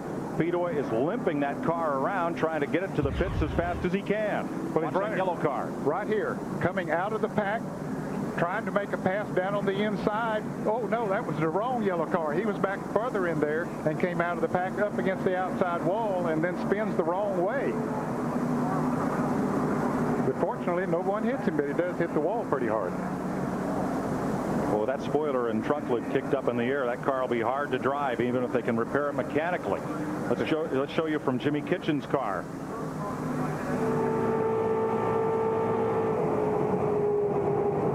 Something must have happened to that car. It looked like smoke from the left rear of Fedowa's car. Might have cut down that tire and sent him into the wall. The track bar broke. That's the pannered rod that runs across the rear end. Right, that's a stabilizer bar to keep the rear end housing in line, and it may have broken, and that thing just turned right on the back straightaway there. Of course, that's the car that he wrecked here yesterday in practice, and they rebuilt it. Well, the story we built at the top of the day about rookies lacking experience, Ned, it's not the rookies who've been in trouble today. No, it really hasn't been, Mike. They've done a very good job out here so far, but the veterans are the ones that are really having the problems. And, Buddy, I'm impressed with how rookies like Casey Atwood and Adam Petty have quickly become accepted by the veteran drivers as they make alliances on the racetrack. There's no question about it. Adam Petty's running a premier race. I've never seen anybody adapt to this racetrack like he has this quick. Route team. Mike, they brought Dale Earnhardt Jr. in. They did nothing but clean the grill and put fuel in the car. Now Jeff Green is in. They're going to put tires and fuel on this car to Bill Stevens. Terry Labonte just came in. They changed their minds on the pit stop. Originally, it was for gas only. Then they decided to go right side tires. Already the strategy is beginning to get a little bit more complicated. Dick Berggren. With Joe Nemechek, did blow up? Something broke in the motor. Tough break for our whole Bell South Mobility and the Kia team. We had a good, awesome car. This car won both races last year, and Carl Wagner's doing the motors. Awesome power. Didn't have anything for Randy ourselves, but Little Earnhardt and I were getting teamed up, and we were fixing to put a move on them, and all of a sudden in 3 and 4 there's something just filled the car up with smoke. And they shuffled a lot of motors. This was the qualifying engine. Mike Joy? Looks like Dale Earnhardt Jr. led the chase off pit road after this round of stops, and now on fuel, everyone can go the distance to the finish from here. Let's join Greg Gumbel down above Victory Lane. All right, Mike, thank you. While we run under the third caution of the day, we'd like to take a moment to tell you about Bob Siderman. Bob Siderman was an Emmy Award-winning audio engineer who brought the sounds of many sports to CBS viewers, including the Daytona 500. Bob passed away a few months ago. In his honor, John Graham, president of Daytona International Speedway, had a special presentation earlier this week. Bob Siderman was a pioneer in sports audio, and his innovations are now the industry standard. The event he looked forward to the most and considered his biggest challenge was the Daytona 500. Bob's audio work on this race was enjoyed by millions upon millions of viewers since CBS first telecast the Daytona 500 in 1979.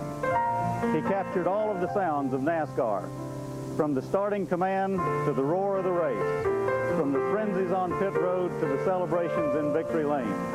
He leaves a legacy of total dedication to the great American race. I'm proud to announce that the new CBS Daytona International Speedway broadcast studio, located above Daytona's Victory Lane, is dedicated to the memory of Bob Siderman.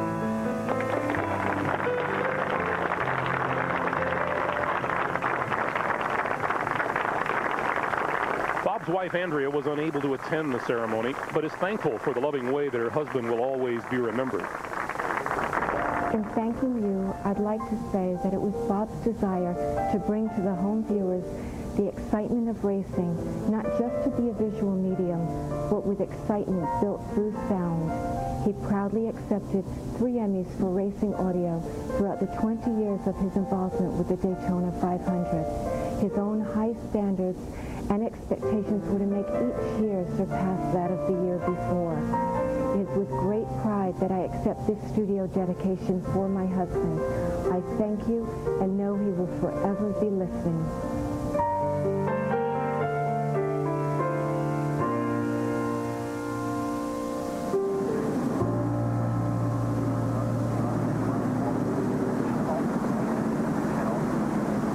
140 CBS people that work on this telecast here at Daytona. It's an immense production. You only get to meet half a dozen or so of us on Saturdays and Sundays, but there are a lot of folks like Bob Siderman who make this show what it is, and he was one of the best.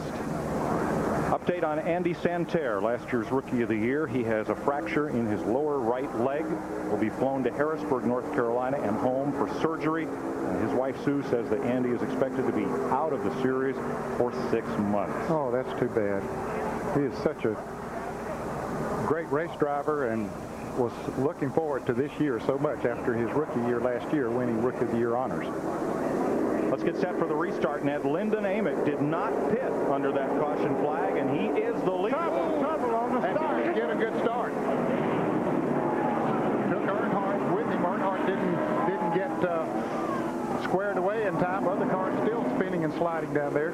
Mike McLaughlin made contact with Earnhardt in the grass. He's got damage to his car. And that's Ron Hornaday. The front of his Chevrolet is destroyed. And as you were saying, Lyndon Amick did not pit, and he just didn't come up to speed. Everybody else was expecting it. Here's Todd Bodine, a lot of damage on his car. And dejection in the pits of the national champion Earnhardt Jr. There's Phil Parsons, number 10, climbing out. Yeah, they were just getting up to speed, and there was contact just before the finish line here. See Phil Parsons here rolling around on the grass. Buddy, he had spun almost to a start, and there was a hard hit there as he came down through the grass. He's hurting somewhere.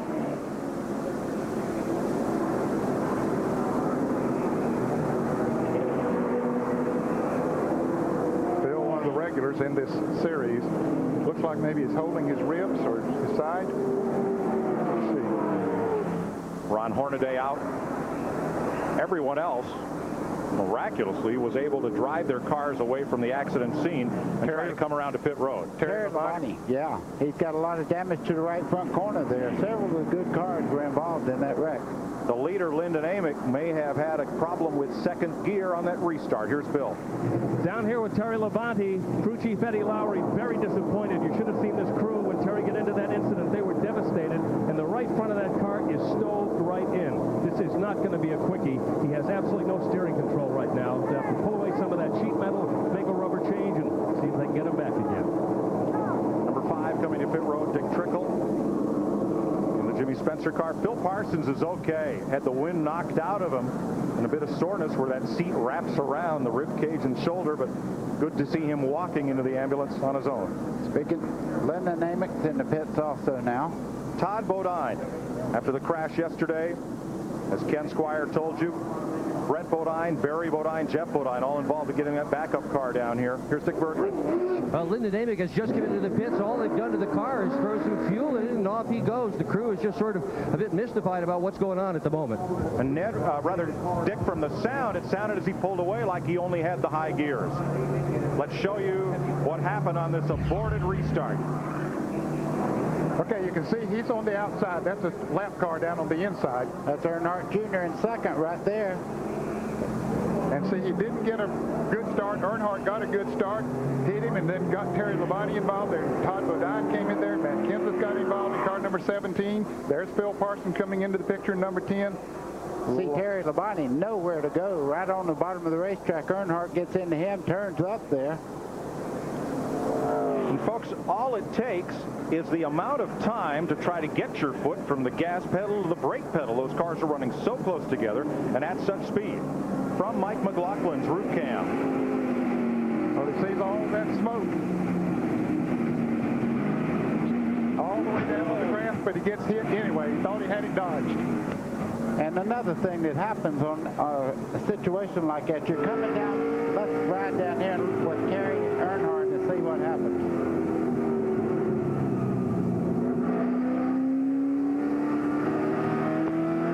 And he said, oh boy, I got through there. Jason Jarrett was right in front of him. He got through it.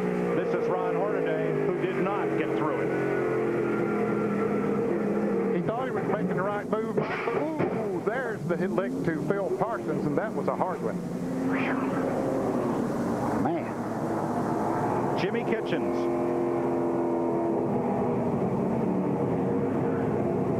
He says, please don't come out in front of me, but they did.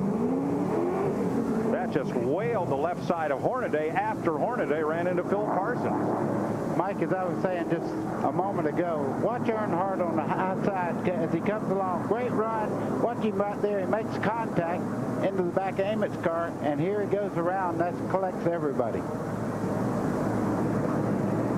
Now from the blimp, from the Bud 1 airship, you're going to see Earnhardt's blue car come up right against Amick and try to get away to the right when Amick doesn't come to speed.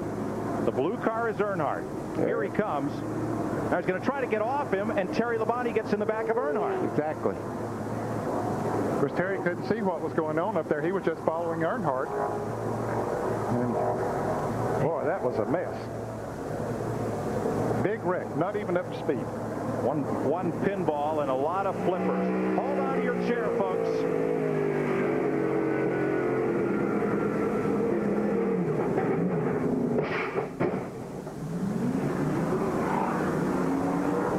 Whoa. Once again from Jimmy Kitchens.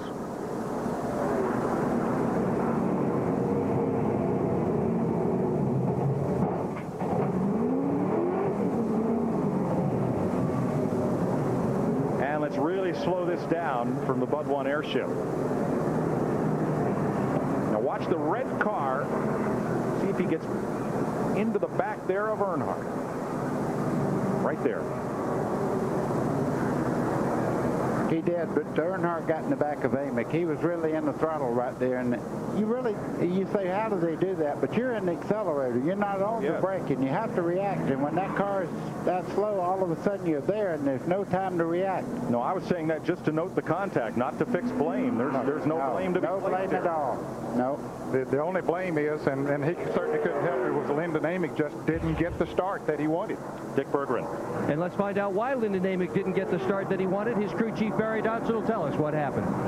It was a perfect day so far for Scanna and Powertail, and we got to the lead. Our mileage looked good enough to not stop. We'd already put our last set of stickers on, and the green came out. I told him green flag. He said he hit the gas and something went in the transmission, and we came in and we couldn't change it, so we're just trying to nurse it along, get some points. We don't have any right now, and I hated tore up a bunch of good cars, but it was nobody's fault. Tough day for us, along as well with a lot of others. They lost first and second gear. To Ralph. This is the second time Dale Earnhardt Jr. has been in pit road. The man with the tape is his uncle Danny Earnhardt. This is Dale Earnhardt Sr.'s younger brother. He's taping up the nose. They've always knocked the nose of the top of the hood down so they can get air into the cowl for the engine, and they've lifted the right side of the left side of the car up so they can adjust the toe because they'd already taped the hood down. They couldn't lift the hood up. Now they're watching for the pace car, getting the fender pulled away, and they're going to send him back out here. Terry Labonte just completed his pit stop. They took an air chisel and a hacksaw, and they got the right front fender off, put new tires on the right side, and they even had to take a fist and pound on the rear spoiler to get that back into compliance. But right now, that car is an aerodynamic mess. Adam Petty and Kerry Earnhardt are going to do business together. Something to watch on the restart. They've been talking to each other, and they want to run together and try to get to the top. When we come back, 4 of the front 4 drivers, every one of them are rookies in this race. We'll be right back to Daytona after this.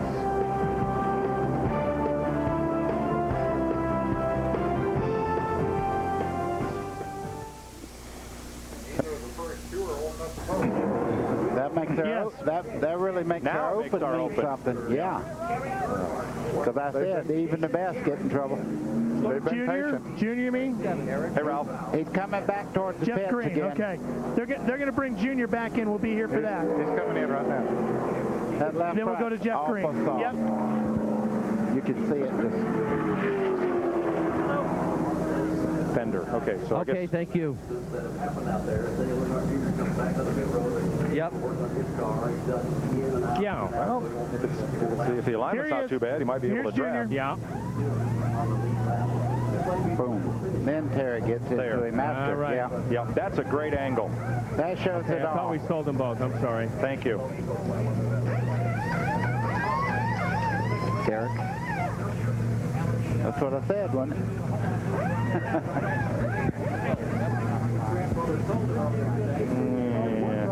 Earnhardt. O'Gosselin got in Earnhardt. I watched that. 8. Okay. As he come down the racetrack. See if I can get in the top 5. I want to put you a thing in the top 5. Sorry, buddy. I thought he was about to talk to us and tell us what he was going to do.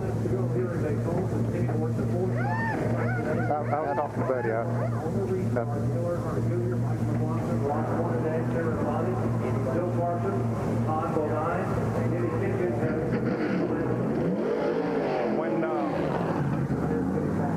Okay. Okay, they're done here, Junior. Sometime either in this segment or before we get back to racing, can we see a headshot of Kevin Grubb, because no one knows who he is. You know, I am concerned about one thing. Can y'all find out in the pits what in the world's causing all these transmission problems? It's unusual. One lap to go. One to go. I've never heard of transmission problems on this racetrack. Yeah. I think they're running half the gear or something.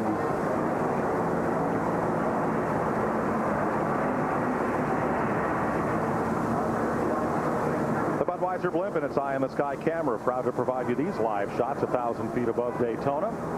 As we line up for the restart, 5 rookies at the front of the field. 5 rookies of the race will be up front. When they go back to green flag racing here, there are still 26 cars on the lead lap.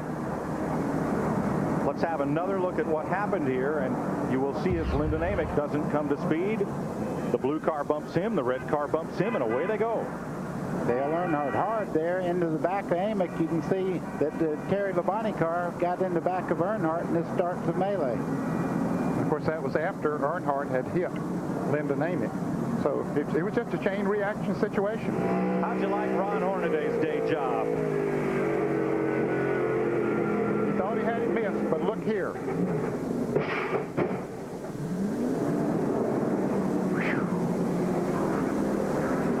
And Jimmy Kitchens, he thought he had it missed. He was just idling along down here in the grass.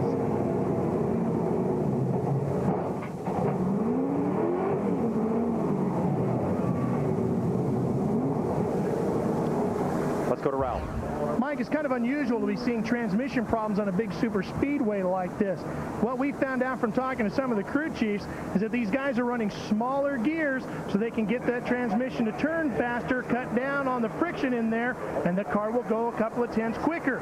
Problem is, the guys are running real high with the engines, and of course they're speed shifting, get them up to speed, and they're just over-exerting all that energy on the transmission. They just can't take it.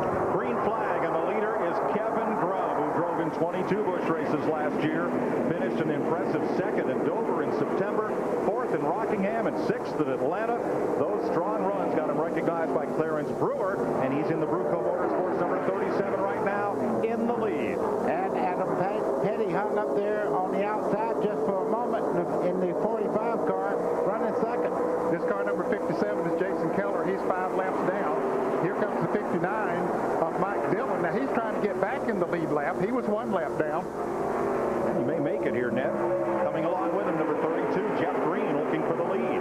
Jeff Green has restarted in 6th place and now all the way up to the lead. Kevin Grubb, 6th different leader today. Sliding back in the pack a bit, Jeff Green is going to lead them around to the stripe. Ken Squire. That Kevin Grubb, gee, just a year ago, you'd find him out at South Boston, Virginia. He says, I try to approach all races the same, whether it's South Boston or Daytona. But it's hard not to be in awe when you're here at Daytona. Every driver's dream is to race at Daytona. Not only is the dream fulfilled, but he's been, as Mike said, the 6th leader in this race. 37 laps to go. Down to the inside, number 1, LaJoie makes a move, and he's got help on the right side of your screen. Coming with him was the Jeff Burton car, number 9. LaJoie up to 7th in that train. There are a couple of lap cars. So Randy LaJoie, who led this race earlier, trying to work his way back to the front. Jeff Green hauls them along. Kevin LePage, the Vermonter, right with him in 2nd place. And Chuck Bound, the 1990 champion of this series for this season, has reunited with Hubert and Jeff Hensley racing. Chuck had some problems with his car early in the race, and he was back down in 35th, 36th place, but now, after some pit stops, some good strategy has him right up there among the leaders. Cars in green like Jeff Burton have gained a position this last lap. Cars in red like Jason Jarrett have given one back. Jeff Green's car looks extremely good down on the bottom part of that racetrack. Kevin LePage in the 99 just behind him there as they come off turn 4, head down towards the dogleg. Dale Earnhardt Jr., after those repairs, continues in 23rd spot. The car will draft along, but with those aerodynamics, won't be able to lead. On the bottom, Randy LaJoie keeps charging that white machine toward the front, slips up in the groove, picks up another spot.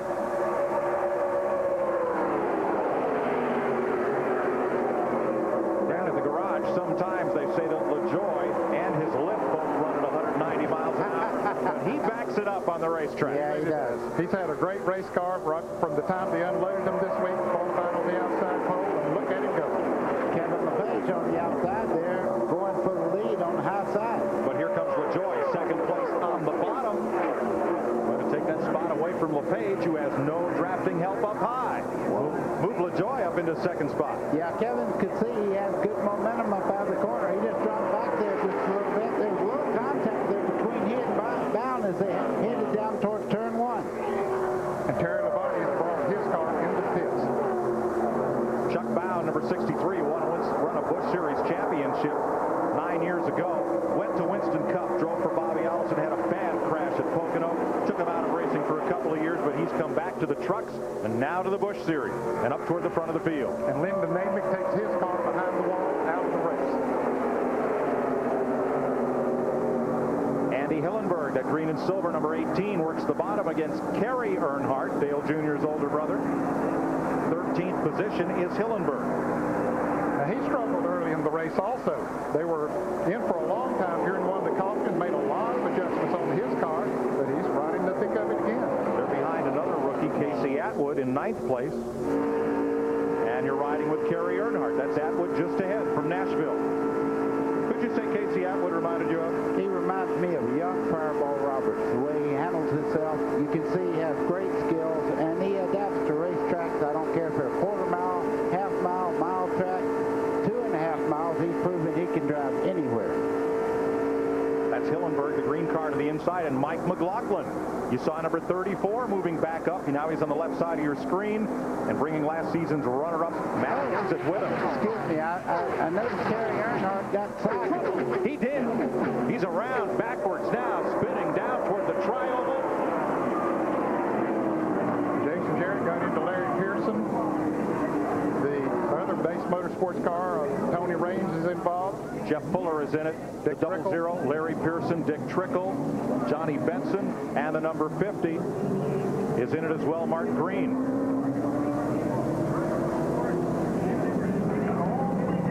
I saw that happening. He got loose on the high side. I saw that coming about. That's Larry Pearson there. You can see him moving around inside the car. That's always a good sign. Jeff Fuller trying to drive away through the infield grass. Tony Raines is going to climb out. He moves up from the Truck Series to Grand National this year. And there's a lot of damage. Number 33, Jason Jarrett. His Daytona debut will not be all that memorable. No, he had driven along and had stayed in the draft and was just being patient. He was right at the back of this whole pack, but when it all started happening in front of him, nowhere to go. Jeff Fuller has made it to the pits. Number 89, 3 drivers yet to climb out. There is Fuller's car, heavily damaged at the right front. There's Tony Raines' car there. You can see the flap up on the roof there. He's moving around inside and about to climb out. I could see him talking to the crew. He's not a happy camper. Number 50, Mark Green, middle of 3 racing brothers. From Owensboro, Kentucky, now getting some aid from the track crew. That's Larry Pearson walking with one of the attendants there. Larry is okay. 2-time Grand National champion. His dad, the 1976 winner of the Daytona 500 and 105 Winston Cup races. There's Tony Raines.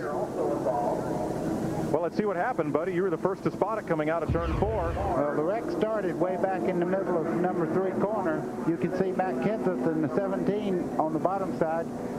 Carries on the high side. They make a little touch right there, you see, and that gets the car sideways as he starts off turn 4. I could tell this was going to be big. Pearson 00 spins, gets into the side of Fuller. Racing along the wall there was Green. The cars like rain slide up the racetrack and into the wall.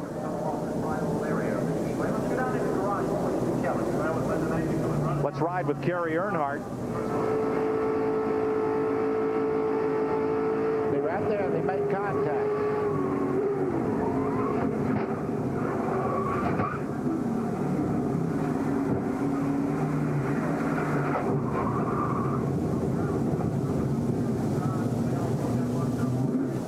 Well, it's been the Grand Crashinal Series today. Oh, it sure has.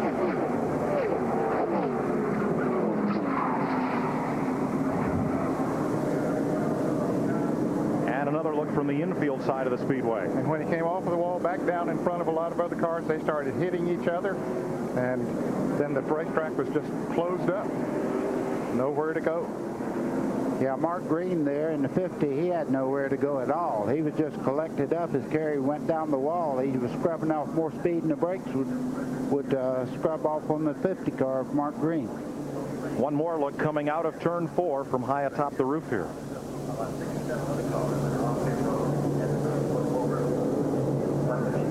The racetrack completely closed up, and even the end of pit road. And once again, ride with Kerry Earnhardt. They make contact right there, and that gets him sideways. Now into the outside wall, sliding around, and you can see everybody spinning around him.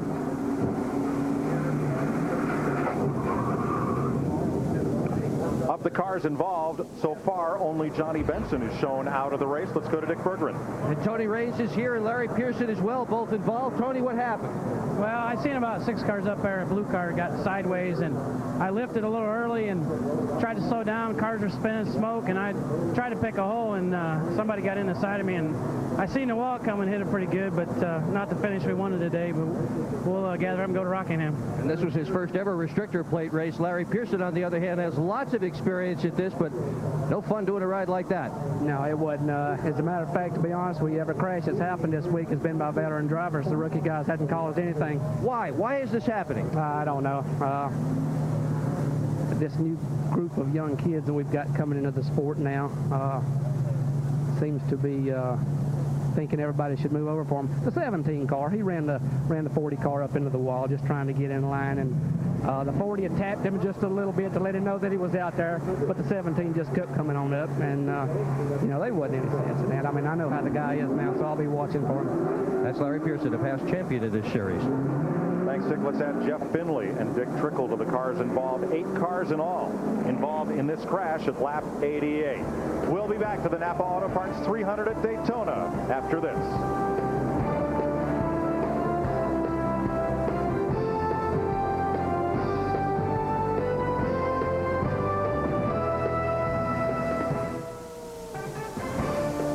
That was bad. Well, yeah, that's what happened, but yeah. I mean. But can I see it, Eric? Yeah. Yeah. That's emotion speaking.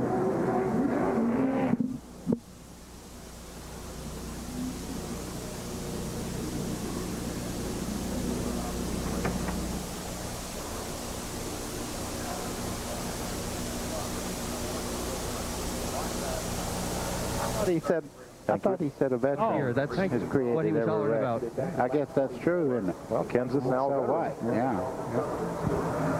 Yeah.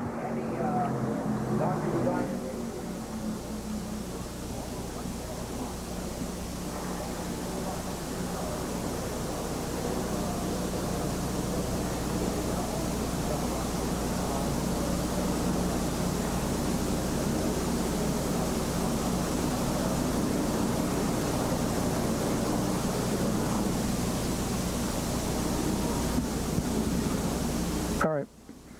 To commercial right after that.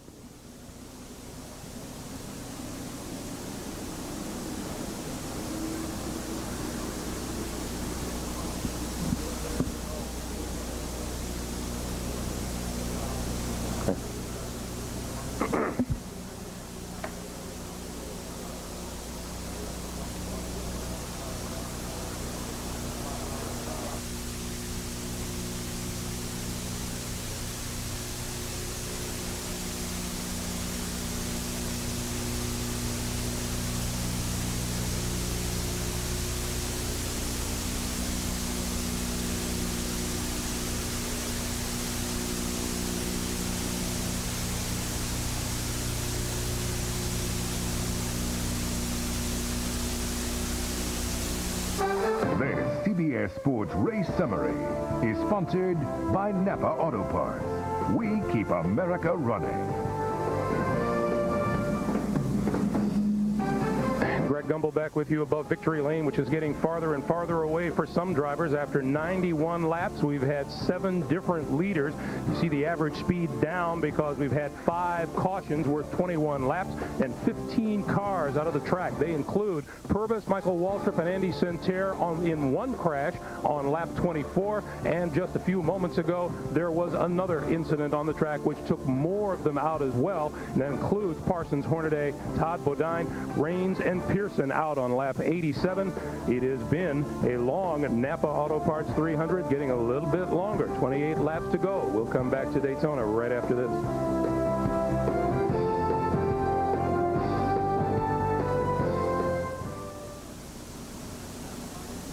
Good thing. Would this be a good time for that flame up thing? Good thing it's the flame up. All right.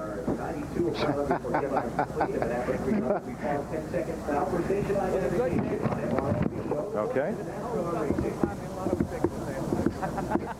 What number are you going to buy? 2 seconds. Oh. About how long before we go green again? Where'd Tim go? Okay. Yes. Hey, pitch. Will do. Okay.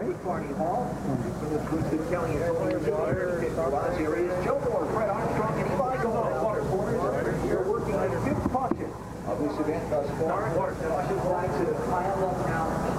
18, make it 19 cars. I'll give it back to you.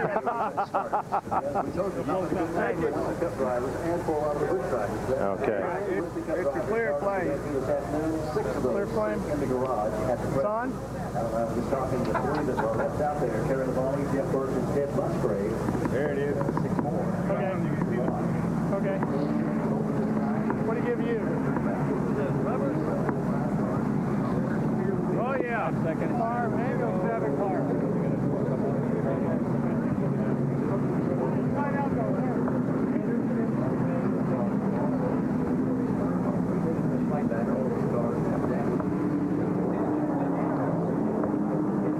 I can't believe that car is still out there.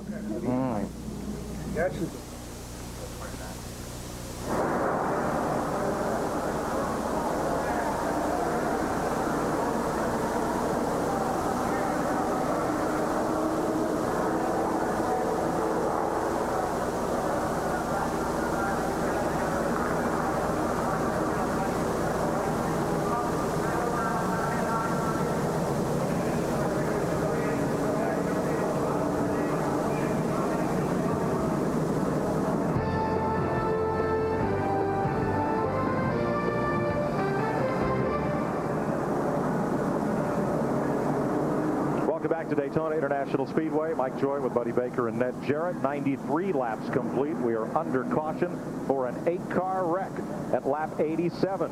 Tonight on CBS, all new episodes of your favorite shows, beginning with an all-new early edition. Then Sammo Hung and Arsenio Hall are on the trail of a ruthless escaped convict on an all-new martial law. And Chuck Norris in an all-new Walker Texas Ranger. It's all right here tonight on CBS. Coming up next, we'll show you how the field is set for tomorrow's Daytona 500. It's the Gatorade 125s, 125-mile qualifying races to set the field for the Great American Race, the Daytona 500, which you'll see here live Sunday on CBS. Now, also coming up later this afternoon, coverage of the Buick Invitational, beginning at about 4 p.m. Eastern Time. Repairs continue, aerodynamic repairs on Dale Earnhardt Jr.'s car and some of the cars involved in that incident. We'll be right back to Daytona after this.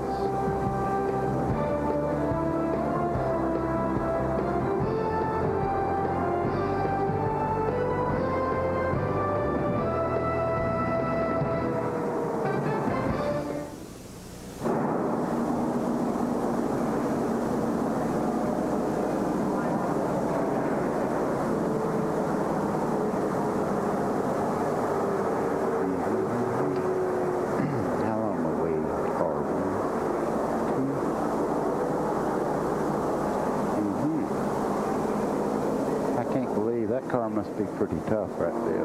That thing carries slid down that wall forever without their running. 3 laps down. Yeah, but look at that. Did he hit real hard, buddy? I mean, was it really a hard hit? I don't know how you can hit easy. I know. I meant relatively. Yep. You're right. There. 2 down. That didn't do it. Huh.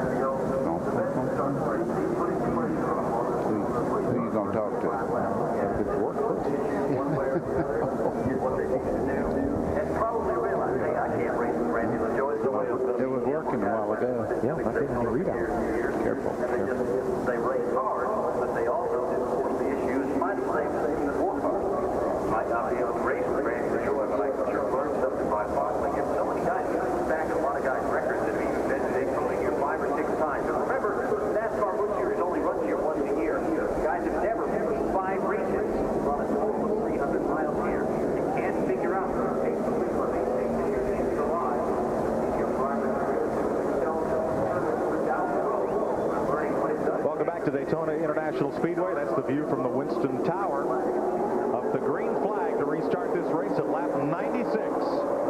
Jeff Green in front of Randy LaJoie, Kevin LePage, Chuck Bow, and Kevin Grubb.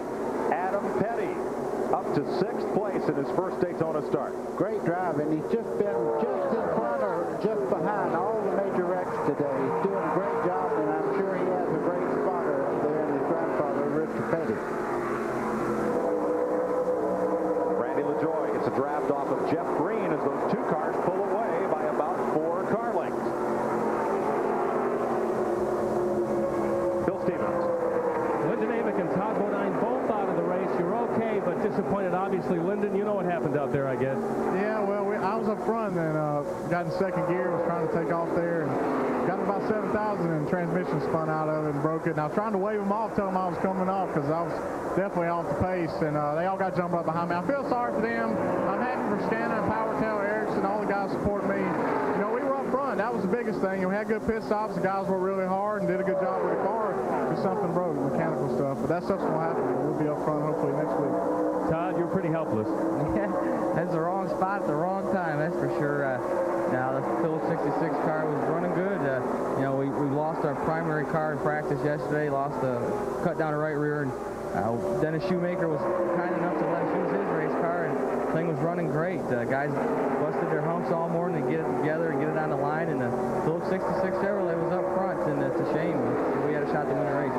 Back upstairs. 12 cars in the lead draft on the left of your screen. That's Adam Petty, number 45, getting jostled around. Boy, oh boy, Andy Hillenberg there, very close to spinning out. He got touched in the back, but good car control, got back straight. Adam Petty, number 45. His grandfather was going to come up and join us here in the booth for a bit. His grandfather just said, I don't think so. I'm too nervous. Won the Daytona 500 7-time, won 200 races. I need to be by myself. I'm too nervous watching my grandson. Well, he is doing a great job. He's hanging on to that lead draft. He's moved up to 5th spot this lap.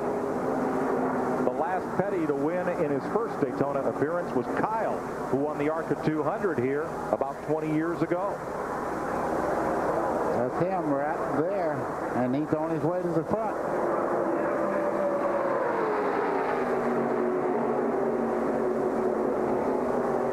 Single file they come. Things have settled down here just a bit. And now it's Petty who climbs the hill in turn 1. Yeah, he's trying to make a pass on the outside, and looks like he's going to make it. Anybody ever watched Richard Petty run this racetrack realizes he runs a very high line. And he moved up there, and he didn't lose any ground by doing it. Brad Loney, number 90, went with Petty, while Casey Atwood, 27, makes it 3 wide in the back straightaway. Schooled out, rookies, here we go. Chuck Bound almost lost control, is moving around. Adam Petty got touched just a little bit, got sideways also. They are going at it. Did Brett Favre say, let's get it on? That's what they're doing. Getting it on and tearing it off. Fenders, that is.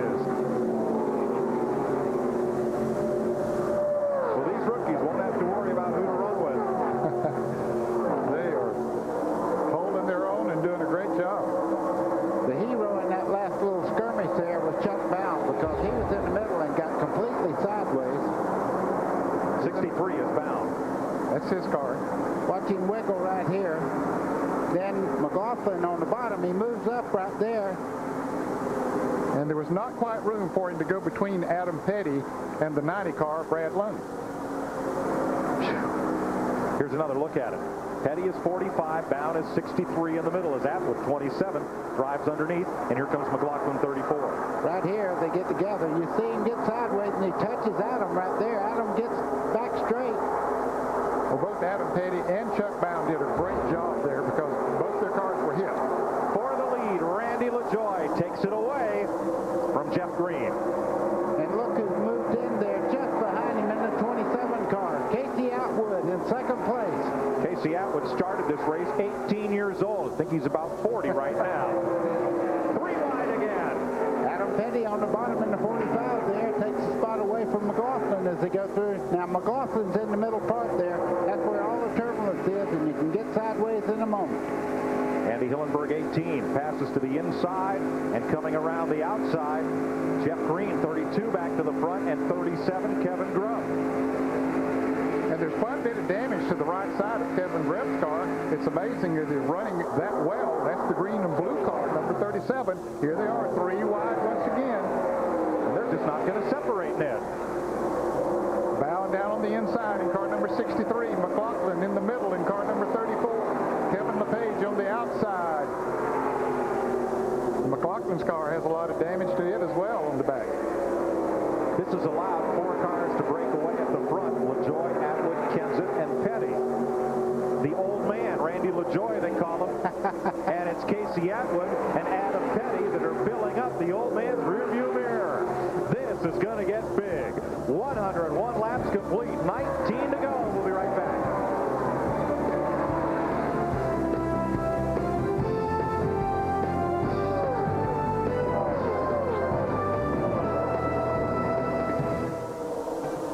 Now that's what we do best. Yeah. Now that's a ball game. Good stuff. There's 4 cars. So That's what we're up there for. That's good stuff. Now we got 19 laps to go. You got to get into a lot of why. When the front guy makes a loop, why, and we're going to go right back and say, what does he got to do? Can I talk to the pits real quick? Have we got time? You are. Hello. Hey guys. Hello, buddy. Who is fighting for Adam Petty? I'm hearing the king on there every now and then. That's what I hear too. I know He's very calm too, buddy. He's very encouraging. He's very calm, and he's the one who's keeping him pumped up. Do me a favor, find out for positive on that so we don't make a mistake. All right, Bill, you got to confirm that. You're down at your end, but it sure sounds like the king to me. I'm working on it. Now, Dale Inman is on the roof spotting for Adam. Well, I'm just fixing to say, if anybody knows what you ought to do, Dale Inman should know. Okay. I got Robbie Reiser down here. I'm going to try to set up an interview with him.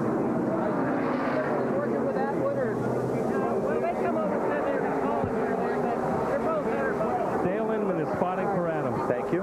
I know one thing. I wonder if we'd look on the top of the STP Winston Cup hauler and see if Richard's up on top of the hauler. Yeah, he's definitely on a radio somewhere, Mike, because he's clicking in every now and then.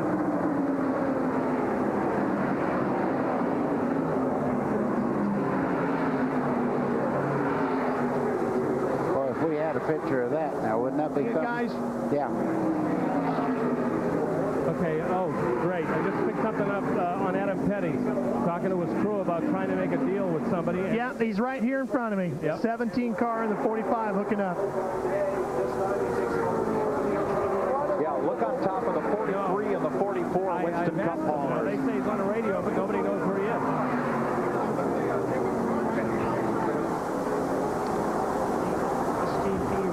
You get this, Rock. He can't be spotting there.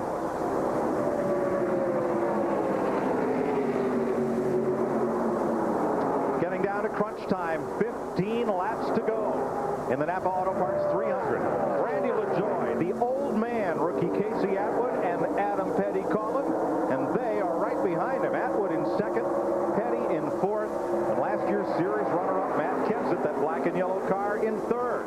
Mike, that's 10 cars right there. Any car in that 10-car pack right there could move up and win this race. I'm telling you, they're very well matched right now. Right now in 5th place is Bobby Hillen. Haven't heard a great deal out of him today, but he's right in the thick of it. He's running 5th at car number 8. And Right behind him, number 16, the silver car, Andy Hillenberg, who wasn't even the driver of that car until 3 days ago. Steve Britson was entered to drive the number 18, but was not eligible for a provisional start in this race. Andrew Hillenberg, who could take a provisional in order to run this race. 14 laps to go. Could a rookie win this race? It could happen. Atwood 27th, Petty 45, running in their first Napa 300 at Daytona. As is 10th place Kevin Grubb. You see that group right there, first and third right now, have a lot of experience on this type of racetrack. The second, third, fourth, those guys, hey, they're doing something. They're in uncharted waters right now as far as what to do when it Man, I've been tearing the house apart, if you can hear the vacuum. We're trying to find the crevice tool. You ever need something and you can't find it, and we've been just like tearing the house apart to find this friggin' thing. Oh, I gotta think where I put it. I think the other morning, coming in here was probably the most special day of my life. I've come in here, 16 years or 15 years, I can remember coming to Daytona every year. As my dad would say, a punk little kid, but I was my dad's biggest fan coming in here. But this year I came in as a race car driver. I got my own trailer. I got my own crew, and it's a little bit different now. And you feel grown up, but you still remember the days that like you come and watch your dad run, you come and watch your grandfather run, and it's just special to start the whole season off. They don't put any pressure on us at all, making us start our biggest race of the year here at Daytona. Not much. Matt Kenseth has been kicked out of that lead draft. Absolutely. Adam Petty made a move to the inside there. Kenseth was kicked up to the high side, and he's out of that front group right now. And coming back, Mike McLaughlin in the 6th position. McLaughlin looking for his first good finish here at Daytona. He's had a lot of good starts in this race. Those front 4 cars trying to pull away to settle it among themselves. They'd be well advised right now to stay in that long train until it comes closer to the finish. You see these guys, so Jeff Green in 4th place right there, looking over Adam Petty every way he can. Randy LaJoie, 37 years old, pulling this pack around Daytona. Twice the age of the man behind him and the man behind him. 18-year-olds Casey Atwood and Adam Petty. Bill Stevens? Mike, all day long, Adam Petty's crew chief, Lance Cedars, has been telling him to be patient, be patient. I just asked Lance, are you still telling him to be patient? He's saying, yeah, but it was a little easier earlier in the race than it is now. And by the way, spotting for Adam Petty, a name you know and trust, Dale Inman. Richard Petty's cousin, Dale Inman, helped him to many Daytona victories here. Who is retiring this year. We'll miss Dale around the Nascar Winston Cup garage. He's been one of the greats over the years, but he deserves it. Retire, take a little time off. Take a deep breath. 10 laps to go. Casey Atwood in 2nd place. How good is he? He showed up in Daytona during the winter test. Bill Elliott put him in his car to test some. Randy LaJoie. They call him the old man. He kind of wears that mantle well, kind of like an old sweater. It's comfortable and it fits. But if you think he's going to let one of these young kids by without a fight, forget it. If that was Mark Martin or Joe Nemechek on his back bumper, they wouldn't get by without a fight, let alone the rookie drivers. Jeff Green has climbed back up to 4th place. And Jeff Green began Busch racing in 1990. This was his 117th career start. He won at Las Vegas in 97, finished 7th here in 1995. He is still a factor. They're going back Kerry Earnhardt. His car is not up to speed after getting involved in that accident, but he still is running in 20th place. He just went 4 laps down. Dale Earnhardt Jr., in case you're wondering about him, he's in 16th place. He's still on the lead lap, but his car is not competitive now. Dick Berggren? Well, we're talking about kids versus veterans. Mark Reno is a veteran crew chief, and he's watching his driver, Randy LaJoie, lead this thing. Mark, can you keep those kids back there? Well, I'm sort of hoping them kids think 2nd and 3rd isn't bad. I'm hoping they stay there. They're plenty fast. And if they hold up them other guys, we might come out of this thing on top. Not a chance. They're going to think 2nd and 3rd is very good. And by the way, there's been no conversation for many laps between the driver in the 1st spot, the driver in the 2nd spot. They are parked side by side here on pit road, but there is no deal between 1st and 2nd place of any kind. Randy LaJoie three-time series champion, has raced a number of Winston Cup races over the past few years, but he prefers to stay on the junior circuit.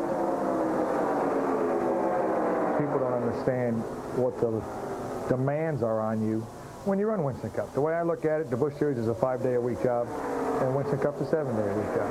And at this point in my career, with 2 young boys and a lovely wife and a lot of friends and family, it's not about Randy LaJoy race car driver no more. It's about Randy LaJoy, dad, husband, and friend. And I could be a better across the board 5 days a week running Busch Cup. Randy LaJoy started banging wheels at the Danbury Race Arena in Connecticut, where his dad was a multi-time champion. Moved on to Waterford Speed Bowl, Stafford, Thompson, the Modifieds, and the Busch Grand Nationals. And he's trying to win this race for the second time in 3 years, trying to deny those 18-year-old kids right behind him. Now here's the second pack. You see the interval, and they may have a tough time running down the leaders with just 7 laps to go. Mike, you're exactly right. As long as that front group does not make it double wide, racing each other, that bunch back there cannot catch them. But when it's going to pick up here, nobody's going to sit back here. I see Casey Atwood looking to the outside, to the inside, trying to find the weakness on LaJoy. 6 laps to go, Ned. What do you tell an 18-year-old who's in a position to win at Daytona? Hey, I think you got to turn him loose. You know, certainly finishing second, third, or fourth here in their first big race here at Daytona would be wonderful. It'd be good for their career, good for their confidence and everything else. But when you get that close to victory, man, you got to go for it. Dick Berggren. Long faces in Casey Atwood's pit right now. They've got a possible broken right front shock. They're not sure they've got a broken right front shock, but they are concerned about it, Mike. There is Atwood in second place with 6 laps to go. Now, buddy, if that right front shock absorber is broken, what will that do to what Casey feels behind the wheel? Well, it's happened to other race cars on racetracks, but what it'll do is let the right front spring bounce up and down, and he'll lose traction with that right front corner. But I tell you what, if he's got a broken right front shock, the rest of them better worry about him if he ever gets that thing fixed and comes back here to race him ever again. I don't think this is going to be a 4-car shootout. That second pack is closing in fast on the leader. Ralph Shaheen. Mike, we spoke to Lance Dieter's crew chief for Adam Petty. They were hoping to go with Casey Atwood. Now, they have also been down and talked to Harold Hawley as well with Jeff Green's car. There's a possibility now maybe they'll rework that deal and go with Green instead of the Atwood machine. Could be trouble, Ralph, because as you'll see later today on CBS in the 125-mile qualifier, to beat the leader, the second-place car to be part of that run. We'll see. And that second pack has caught up now. Kenseth right on the back bumper of Green in the 32 car. Kenseth had dropped back about 500 yards, but now he's right there with them. And the move is to the inside. Back to single file. Atwood climbing the hill in second place. Adam Petty checking him over there, moved into third place there. He's checking the bottom side. Now he moves way up high there, almost into the wall off the corner. And that cost him dearly. The car just pushed up with him when he came off the corner. Yeah, we hear this term all the time, arrow push. That's what happened to him. Front end just lost traction right out to the outside wall. He may have brushed the wall. Adam Petty is losing touch with that lead pack. So now, 7 cars come to the line. 3 laps to go. I was just told that the right rear side of Adam Petty's car shows a little bit of damage right in front of the right rear wheel. Let's show you what happened to Adam Petty coming off turn 2. You see him on the outside there. Yes, indeed. You could see a little bit of dust fly up as he touched the wall, just so it knocked a little momentum out of the car. That's why he dropped back there. First 5 cars, single file, a change at 7th position. Moving underneath is McLaughlin. Taking a spot from Hillen. That white number 34 McLaughlin is up to 6th. He's one of the fastest cars here. Jeff Green moved to 3rd place now, and he's looking on the outside. Hillenberg in the 18 car and Kenseth are working together trying to make a move back there. 2 laps to go. Don LaJoy, many times a champion at the Danbury Race Arena. And he works hard on pit road, cheering his son along. And well, he should. His son is a great race driver. And here they come, hook backing up back there, trying to make a move. On the inside, number 32, Geoff Green. Now, as they get side by side, can the leader, LaJoie, get away? Hey, that's the best thing could happen to him. Jeff Green got sideways there underneath the 27 car. Casey Atwood almost lost control. And a big... Oh, trouble, trouble. Oh, and one car upside down. Casey Atwood. And sliding through the grass, Kenson winds around. White and yellow flag. Atwood's car is destroyed. And did the leader get the caution flag? I believe he did. If he did, they will slow to the checkered flag. If not, they have to come around. Mike McLaughlin's car, left, right, torn up.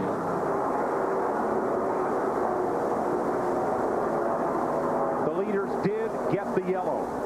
So Randy LaJoie, who saw it all unfold in his mirror, can come around to claim his second championship of this race in 3 years. But he's coming around at a pretty good clip. He's not sure of that, Mike.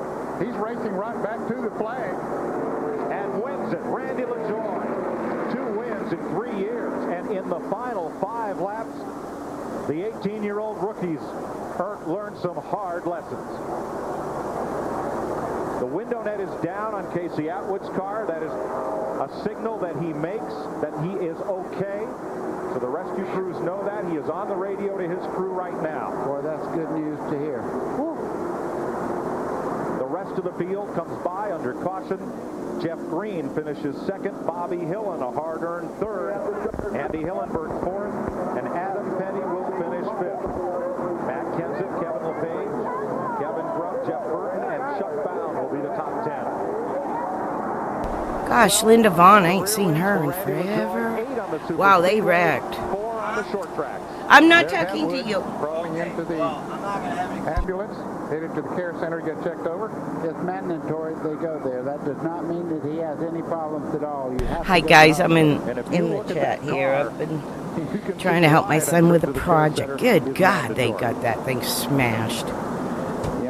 I saw Fuller got wrecked. I was watching everything while we were tearing the house apart to look for the crevice tool for the friggin' vacuum. Wish that wasn't true, but Jesus. That's all in this area here, and of course that's where the driver sits over in this area. So been spastic. I saw the Fiberall car was Fuller. I need to ask him about that ride. I don't know much about that Now ride. the roll cage in this car comes up and over and so virtually surrounds the driver. There are big bars in the doors, and then Those straight here you see these bars. That's bars right there, I'm not totally keen on that. Some of them, in a steel cocoon there, so he's protected as much as possible. they've come up with some better designs with a little more angle down from like a triple angle where that V is, where you come down to the frame rail instead of straight up. We don't want spears on the front of race cars. Casey Atwood's crew chief, and this accident happened right in front of you. What is it like to watch your driver flip right in front of your pit? Well, I can't explain it. I'm still pretty shook up right now, but he's okay. He talked to us as soon as the car come to a stop, but I'm still looking for my heart around here somewhere on the ground. It's pretty rough. We had a good shot at it. And he did everything he could. We got good engines from Ron Hutter, and we'll thank Castrol. We'll get him next time. The most important thing right now is he's okay. Yeah, it sure is. Casey Atwood's all right. Everybody is very relieved about that, Mike. And he'll be credited with 16th place finish, Dick Berggren, 1 lap down. Watch that number 27 car on the left side of your screen. Andy Hillenberg gets in the back of him, and he gets into the outside wall. You can see the 18 car there. The hood's all torn up on it where he got in the back of Casey Atwood. Who's in the 32? Back down on the back end and then back to the front They didn't end. cover that car too much. That's the Kleenex sponsorship that Feedaway had the year before, but holy crap. It does not start turning over until it scrubs off a It's got to get to that angle. Now watch him when Right he hits there. the grass here. It'll turn over several times there, but the speed is down where it's not like 190 miles an hour. He'll have some black eyes. its Daytona dream ended one lap too soon. I think Casey lost his life in racing, if I'm not mistaken. I think it's part of Brock Beard had done a recent thing on these guys. 3 before February, I think he was one of them. Here's a look from behind. Didn't take much, but right into the back and turned him right into the wall. You know, it almost looked like Mike McLaughlin might have been pushing Andy Hillenberg, and he had no way to back off. They were coming down to get the white flag, and certainly were going for it. Watch this. You're riding with Mike McLaughlin. No. Definitely Andy Hillenberg got in the back of him, that's all.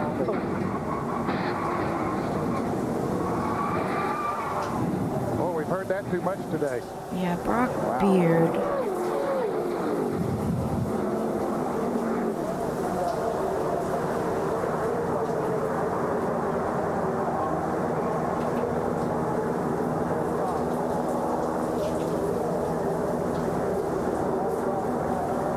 He's one I need to put on my recommend as well. Quickly as leader Randy LaJoie came to the flag. But as we mentioned, He does a lot of kind of sad stuff.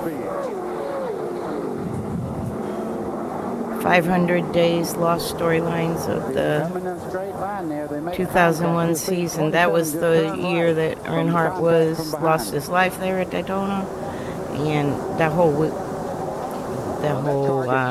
year was so bipolar.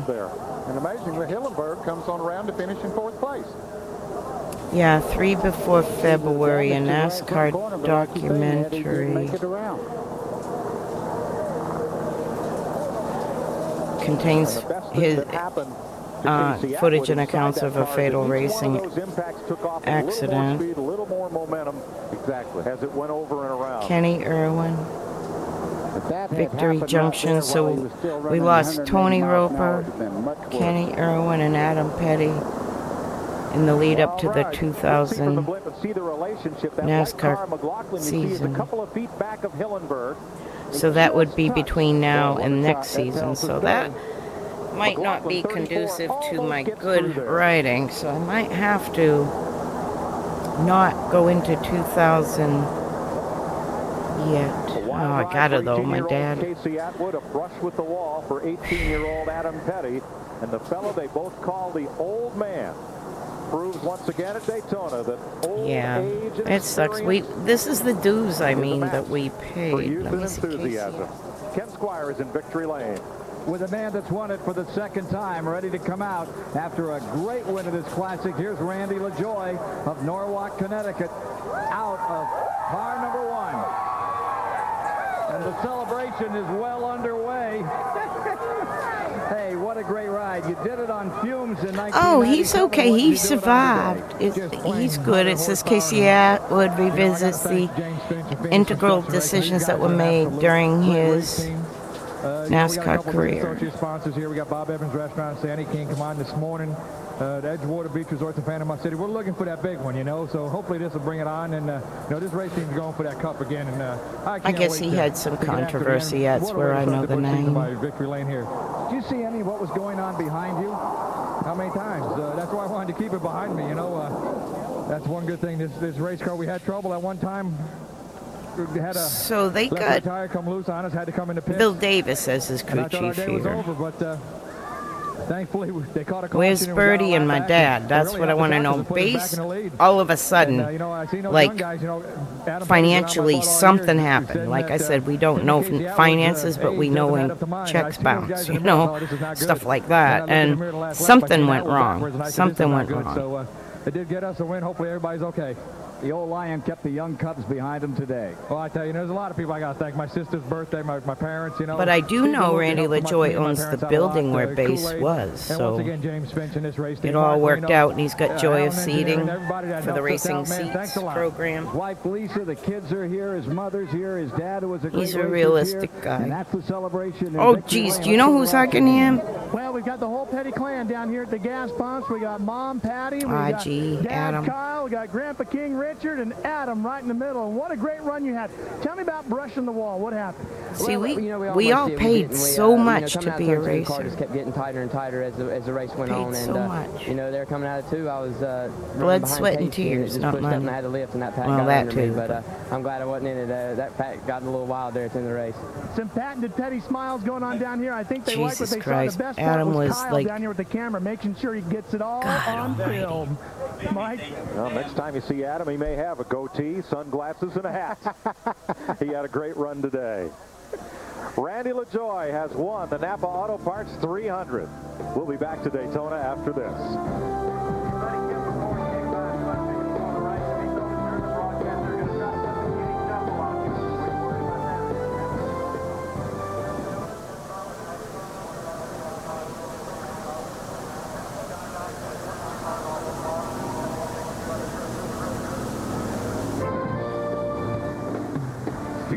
Sports presentation of the Napa Auto Parts 300 is sponsored by Napa Auto Parts.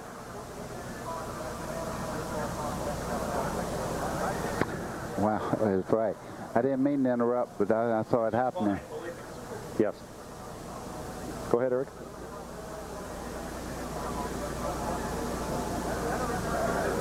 That's perfect. I'll do something else. Jump right in. Okay. Well, I saw it happen. I was watching this, but I saw him turning in.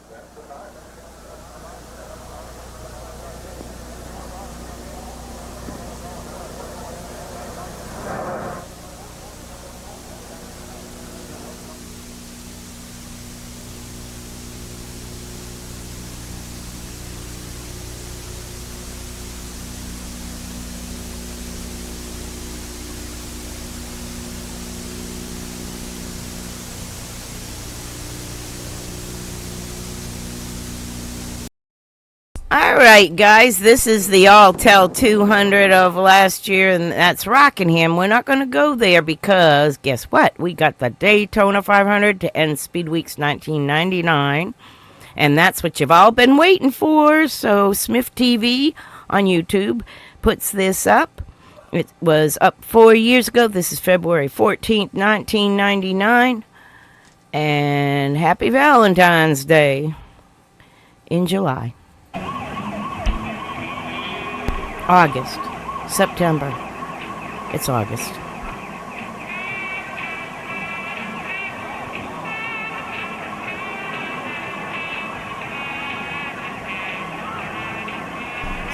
Good luck pennies? What's all that?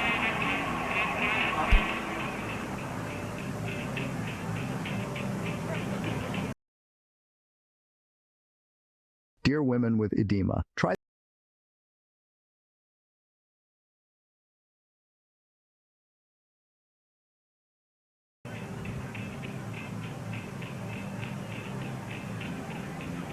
This is a raw feed as well.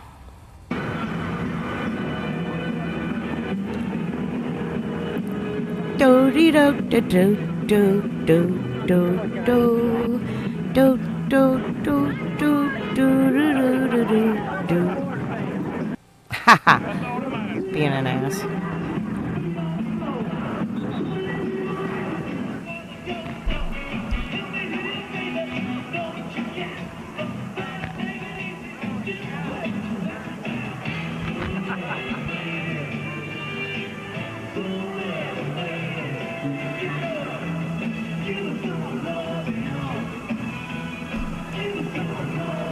I keep looking to see if oh, hey, chocolate. See if I see my ex in the Goodyear blimp anywhere. She ought to be about 9 pounds pregnant on her second one by now.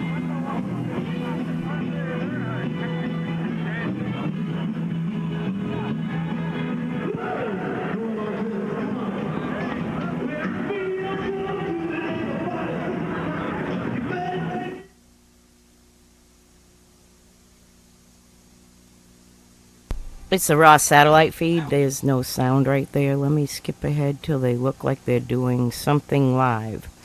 They're all... Okay, here we go.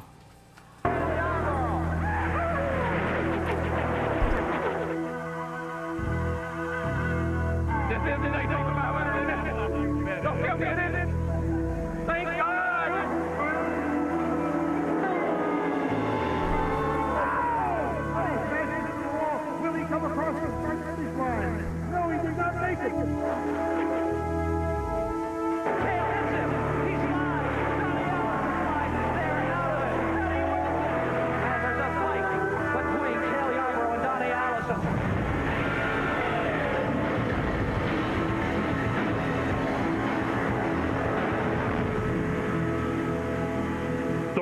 NEARHOF Champions, a sound that forever rumbles round That blonde the one was Pete curve Hamilton. they call Daytona. Daytona is everything. I mean, it's the one that all the drivers want. And to win here, they risk all.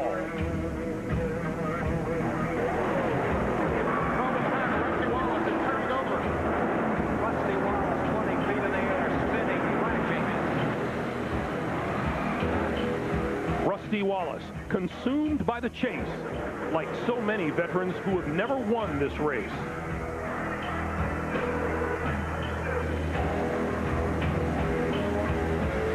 Rookies, young guns, led by Tony Stewart, fast, fierce, and in the front row. Geoff Gordon has just become the youngest man ever to win the Daytona 500. Still a youngster himself and considered the best, Geoff Gordon owns the pole.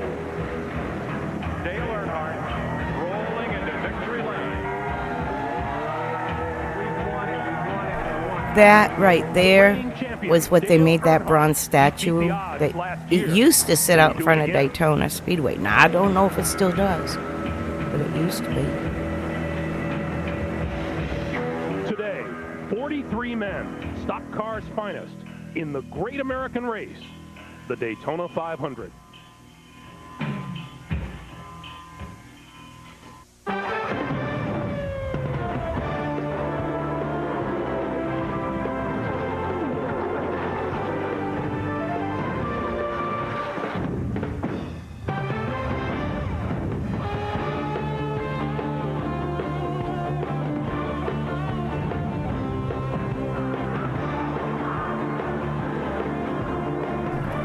I'm going to be going past that today. I got to meet Dad for coffee and stuff. We go at 2 o'clock to Edgewater. If anybody's in town for Daytona, I guess show up at Edgewater Dunkin' Donuts at 2. You might meet a few really old race car people. I don't know if the snowbirds are south yet. Many of them along the backstretch, which alone is an area twice Usually, the size of Texas Stadium. snowbirds will come south by Labor Day. The World Series and the Kentucky Derby all rolled into one. So some of our New England race drivers 43 drivers for today's race have been getting ready, but will in be fact, at coffee. racing Look at teams this. have been preparing for this race ever since the checkered flag fell on last year's Daytona 500. Was Belushi still alive in 1999? Philosophical strategy has been examined, employed, Son of a tested, gun. hashed, and rehashed in an effort to arrive here today in peak performance mode for NASCAR's greatest challenge for its most prized trophy. Last year in his 20th try. For y'all that don't know, the Blues Brothers was a big thing. That movie come out in 1979, year I graduated high school. And like Halloween, it was a big thing to dress up as the Blues Brothers. No, it's nothing in the process. You see, when a driver wins the Daytona 500, they are contractually obligated to have their winning car and all of its contents put on display for 1 full year at Daytona, USA. And the one item Dale wanted most was a lucky penny he had taped to the dashboard of his car. It was given him prior to last year's race by a little girl from Kentucky who just wanted to meet her favorite driver. How lucky was that penny to Dale? He didn't win a race the rest of the year. This morning, Earnhardt was finally permitted to retrieve his lucky 1-cent piece. Last year, Earnhardt was inspired by another sports legend, Denver Broncos quarterback John Elway, who finally won his first Super Bowl. Earnhardt said if Elway could win, he too could win the 500. Now Earnhardt is trying to emulate Elway again. He says if John can repeat, okay.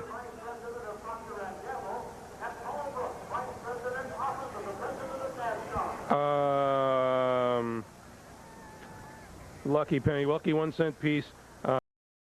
We've been coming here for a long Drinking ice water with pink salt and 2 other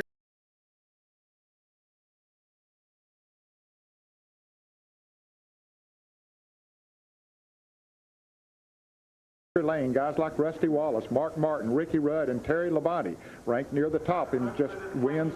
I'm all screwed up. I'll get that straightened out. But they certainly want to get in victory lane. That's okay. They're practicing their run-throughs. Okay, I'm sorry. Hey.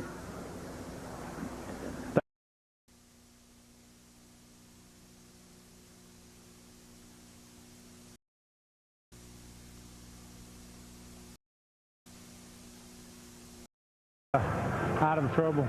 Good pit stops. We'll be there. Well, good luck to you today, Dale. If he can do it, he will be only the 4th man in the history. And, you know, the car's running great. Alone is an area twice the size of Texas. Okay, we're at the Stadium. beginning, I For think, all of racing TV fans, time. The Daytona 500 is the Super Bowl, the World Series, and the Kentucky Derby all rolled into one. It's true, the 43 drivers for today's race have been getting ready. In fact, racing teams have been preparing for this race ever since the checkered flag fell on last year's Daytona 500. Technological advances, philosophical strategy have been examined, employed, tested, hashed, and rehashed in an effort to arrive here today in peak performance mode for NASCAR's greatest challenge for its most prized trophy. Last year in his 20th try, Dale Earnhardt finally won this event. An event which had heartbreakingly eluded him for so long, while the victory was cause for celebration for the 7-time Winston Cup champion. Like I said about the legacy, you see all those children that the drivers were carrying. They're driving now. It's like this motorsports thing. We're just dedicated, man. Most was a lucky penny he had taped to the dashboard of his car, given him prior to last year's race by a little girl from Kentucky who just wanted to meet her favorite driver. How lucky was that penny to Dale? He didn't win a race the rest of the year, but this morning, as you saw, Earnhardt was finally permitted to retrieve his lucky 1-cent piece. Ralph Shaheen is standing by with the man they call the Intimidator, Dale Earnhardt. Well, it took Dale 20 tries to finally get that first Daytona 500 victory. You've had a whole year to relish that. How hungry are you for number 2? Well, it's time. It's been just 12 months, and I'm ready to win again. And, you know, the car's running great, and all I can say is we just got to be there 499 miles and be in position to win it. So work hard and stay in shape, out of trouble. Good pit stops. We'll be there. Well, good luck to you today, Dale. If he can do it, he will be only the 4th man in the history of the race to win back-to-back. Now let's go to the front of the grid and the man who is the editor of Stock Car Racing Magazine, Dick Bergman. Thanks, Ralph. Tony Stewart is an IndyCar champion, but here at the Daytona 500, he's a rookie. And the veterans don't like to draft with rookies, but you need drafting help to stay up front, Tony Stewart. How do you fix that problem today? Well, we may have to drop back at first, but, you know, once we get back and find us a hole, then I'm sure as we run this race, hopefully we'll gain some respect from these guys. And, you know, if the first half of the race I run really smart and show these guys I'm not going to do anything stupid, hopefully we'll pick up some friends later on. And the sign on his dashboard says patience, and that is exactly what he has to execute today. Starting on the pole is a man who is anything but a rookie here at Daytona, Jeff Gordon, who's been winning races since he first came here in 1993. Winning the pole is one thing, but that's a very different setup than a race setup. You had the fastest car for qualifying. You got the fastest car in the race. Well, we're going to find out. And I don't know if the fastest car is always the one that wins here. You know, you have to have a good handling race car. These cooler temperatures are going to help with that a little bit. But there's a lot of guys that are very strong, and it's all going to come down to a good pit stop and good track position. I hope I'm somewhere in that mix at the end of this race. Good luck to you, Jeff. To Bill Stevens. Mark Martin has had a sensational racing career, but the sport's 2 biggest prizes have eluded him, the Winston Cup Championship and a victory here in Daytona. He won the Bud Shootout last week, but Mark, this is the race you really want. Well, this is it. This is the great American race. I tell you what, we're all fired up about it. The Valvoline team's got this course running well, and we're just hoping to have a shot at this thing. He's been here 15 times. He has 5 top 10 finishes. To Greg Gumbel. All right, thank you, Bill, and welcome to the culmination of Daytona Speedweeks, the last of this millennium and the official start of NASCAR's next 50 years. Hi, everyone. I'm Greg Gumbel. Happy Valentine's Day to you and yours from all of us at CBS Sports. How this race has grown from its early days on the beach. Today, the winner will take home $1.1 million. There's over $8 million in prize money at stake. This race has been won by the sport's greatest legends. Richard Petty, Cale Yarborough, and Bobby Allison have become immortalized here. I have to skip ahead because I do have to be out of the place here where I'm at. About 3.5 hours, we'll find out. Joining me now is a man who has been to every Daytona 500 since 1964. Yeah, I have to leave in an hour, so we're going to make sure we get this whole race in.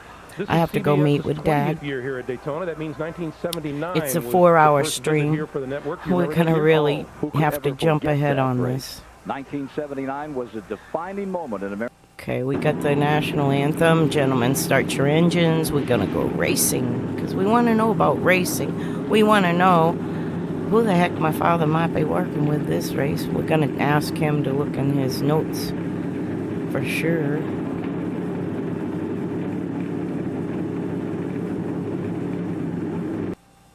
Oops. Discover our lightweight weed trimmer, easy enough for seniors to use one-handed. It's 3 times more efficient than regular. They must have read my mind because I was thinking I need to weed whack around here, even though they pay for a gardener. They don't tend to keep my backyard done. We'll call this 41st annual Daytona 500, Mike Joy, Ned Jarrett, and Buddy Baker.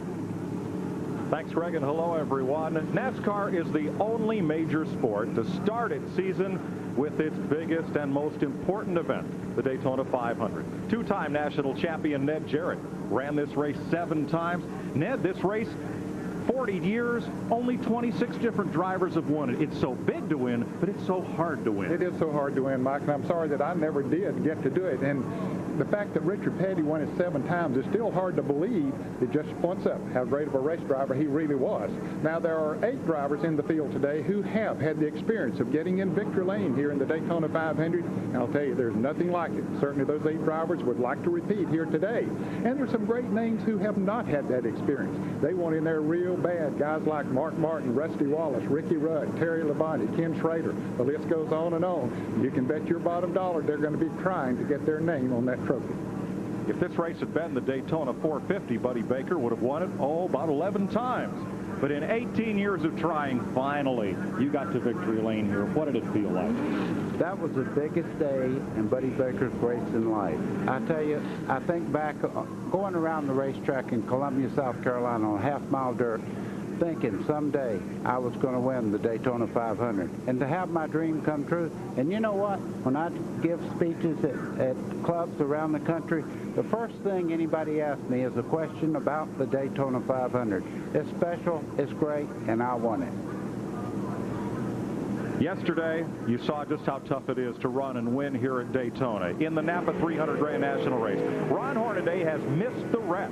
He's down on the grass, getting away until sliding off the bank. Comes Phil Parsons, and Jimmy Kitchens pounds into the left side, takes him out of contention. How about 18-year-old rookie Casey Atwood, number 27, in second place, 1 lap to go, and he goes on a flyer. Atwood was okay, but his dreams of winning here in Daytona will have to wait another year. Randy LaJoie won the Grand National 300 yesterday. They are rolling off for the first of pace laps here at Daytona for the 41st annual 500. We'll be back with the starting lineup and the green flag for America's biggest stock car race after this.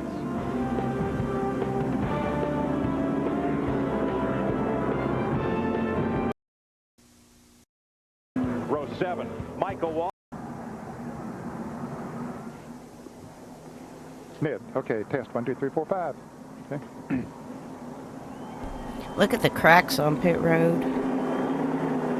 Yes, 1, 2, 3, 1, 2, 3. And on the apron, too, I was noticing the track is looking a little shabby. I knew that they were complaining. Hello, all of you up at the Waterford Speed Bowl and the Stafford Speedway Clubhouse and every short track in America that has a Daytona 500 party today. I'd say wish I was there with you, but I kind of like it right here. Yeah. Have a great seat. Yep. But have fun out there, everybody.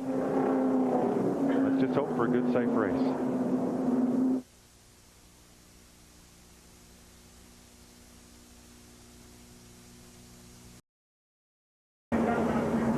I'd like to have the guts and the ability to drive. Advantage in turn 2. Steve Park, a sophomore, and Kyle Petty in row 12. As the title sponsor of NASCAR's Pole Award program. Okay, let's get the lineup now for once. I backed up too far.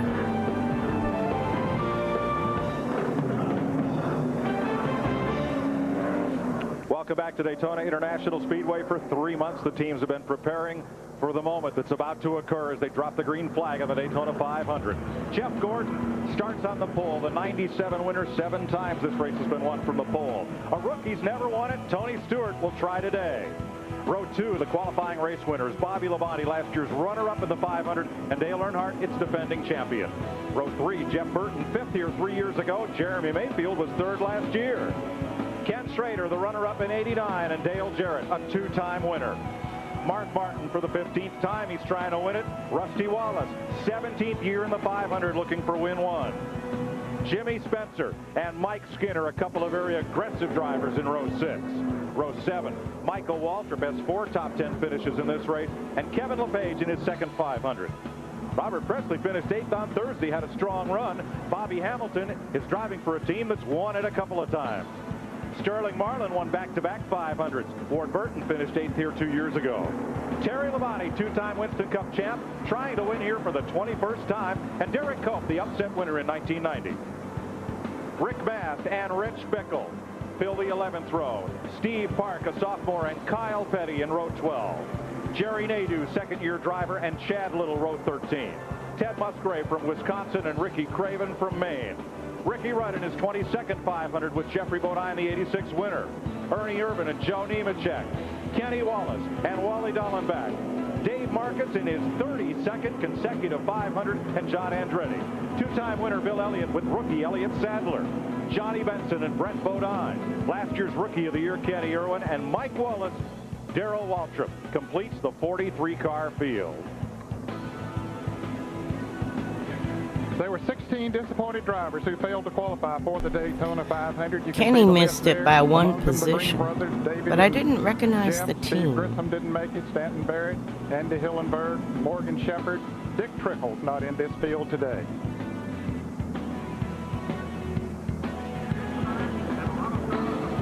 Let's take a look at the different cars that are in the event today. There are 21 Fords, 14 Chevrolets, and 8 Pontiacs.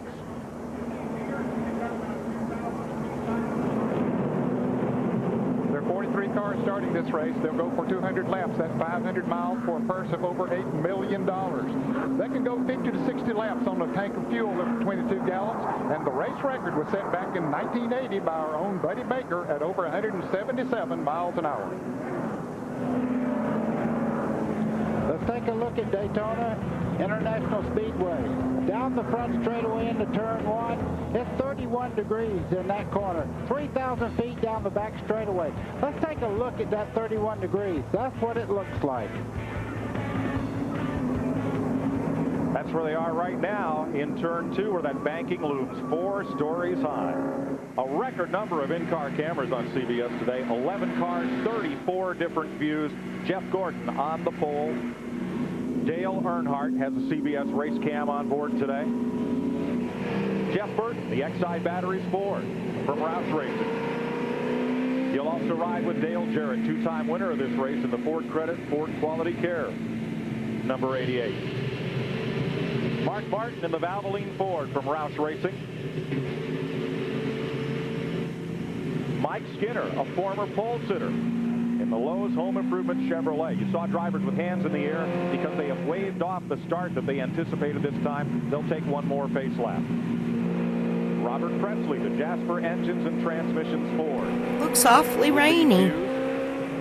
You'll also ride with the Siemens in-car camera in the Bill Davis Pontiac for Ward Burton out of South Boston, Virginia. The Hendrick Budweiser Chevrolet changes its number from 50 back to 25, and Wally Dallenbach is the driver.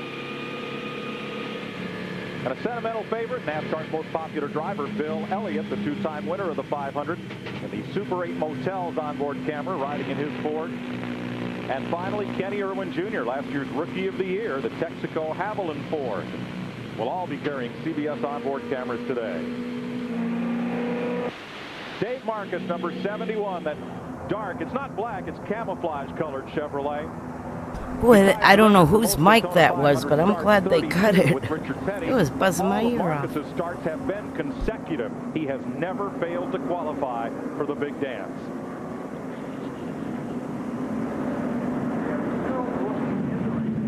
You're looking at Brett Favre, the honorary starter for the 500. Next time by, instead of a football, he'll have a green flag in hand.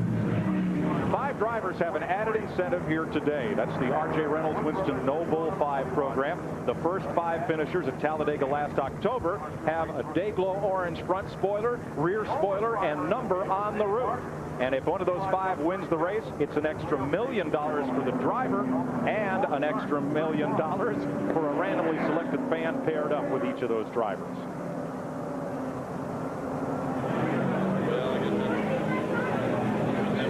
At the drivers meeting. Reggie Jackson is here. Alan Jackson, the singer's here. Say that I'd like to have the guts and the ability to drive the way you all drive. Thank you all and good luck. Honorable Associate Justice of the U.S. Supreme Court Clarence Thomas convinced these drivers he's a race fan. He's got a ZR1 Corvette. Holy crap. That's all I got to say there is holy crap. Was looking at his wife when he said he'd rather what go a visit an roomful. engine builder's shop than an art gallery. All right, good for him. It's been a busy Speedweeks here in Daytona. The Rob Dyson team, led by Butch Leitzinger, with a Riley and Scott chassis and Ford engine, won the Rolex 24 Hours. Mike Skinner, the Butch Shootout qualifying race. My father was crew chief for Butch Leitzinger for California race with the IMSA team, Cunningham Racing. Not sure on the stats, but I'm working on IMSA next. Victorious in a crash-marred NASCAR dash race on Friday, Dale Earnhardt made a last lap pass to win the International Race of Champions event. And yesterday, the fellow they call the old man, former series champ Randy LaJoie, won the Napa 300. Congratulations to all.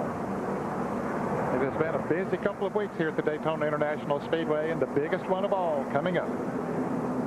If they come down for the green flag, they'll be turning this 2.5-mile race. In real life, I am headed to Daytona in about an hour. The engines in these cars are restricted by NASCAR. The amount of air that can flow through the engines are limited. So it will take these cars more than a full lap to get up to full speed. And drivers that gain momentum on the start will be looking to move up quickly before they come to 190 miles an hour the second time by.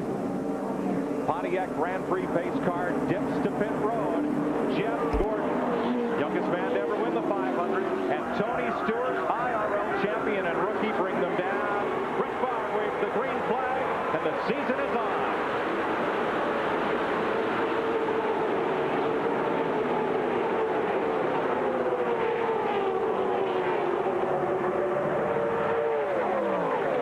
Good clean 2x2 start. Gordon has a little advantage in turn 2. Normally, the first couple of laps, the inside groove is the place to be, especially when the tires are still new. They get a lot of grip down there, but Tony Stewart trying to change that as he goes down the backstretch, buddy. He is that. Geoff Gordon fights back on the outside as we watch him go down into turn 3 there. Bobby Labonte in the 18, Mike, is right on his heels. And here comes Earnhardt, the man in black in number 3. Looks to split the 2 leaders.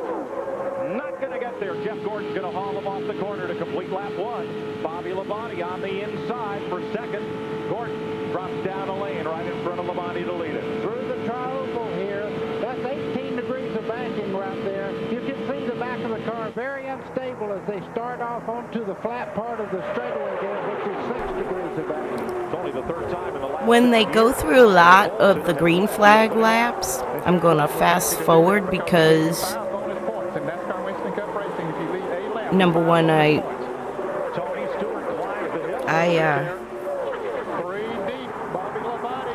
see more of what I'm looking for during the pit stops and stuff like that. And I also need to condense 3 hours into 45 minutes so I can go meet Dad for coffee here this afternoon. We coffee with a few of the racing guys from our modified days and such. I think there's a guy from IMSA there, a couple of our home track New England people, and we'll see who comes back in town when all of them come down from New England in a week or 2.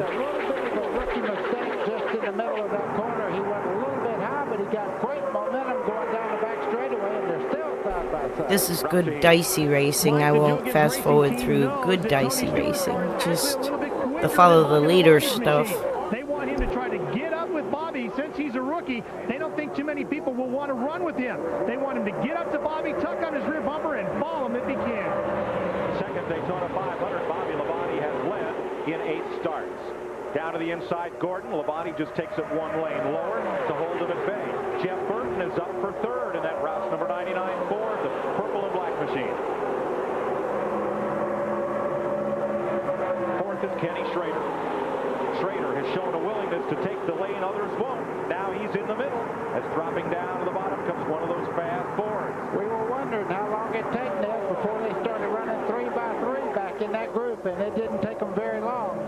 They get momentum coming off of the turn, pick up the draft, and are able to move right by.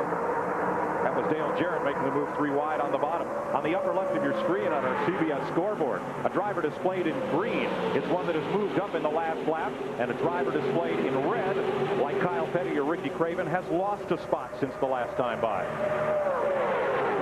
Tony Stewart's in trouble right now. He'll be dropping back. He's caught in the center part there where all the turbulence is on the draft off these cars. He'll probably lose 8, 10, maybe 15 positions. Yeah, he needs to try to get himself in line if he possibly can, because running 3 abreast for a full lap on this racetrack normally is not good.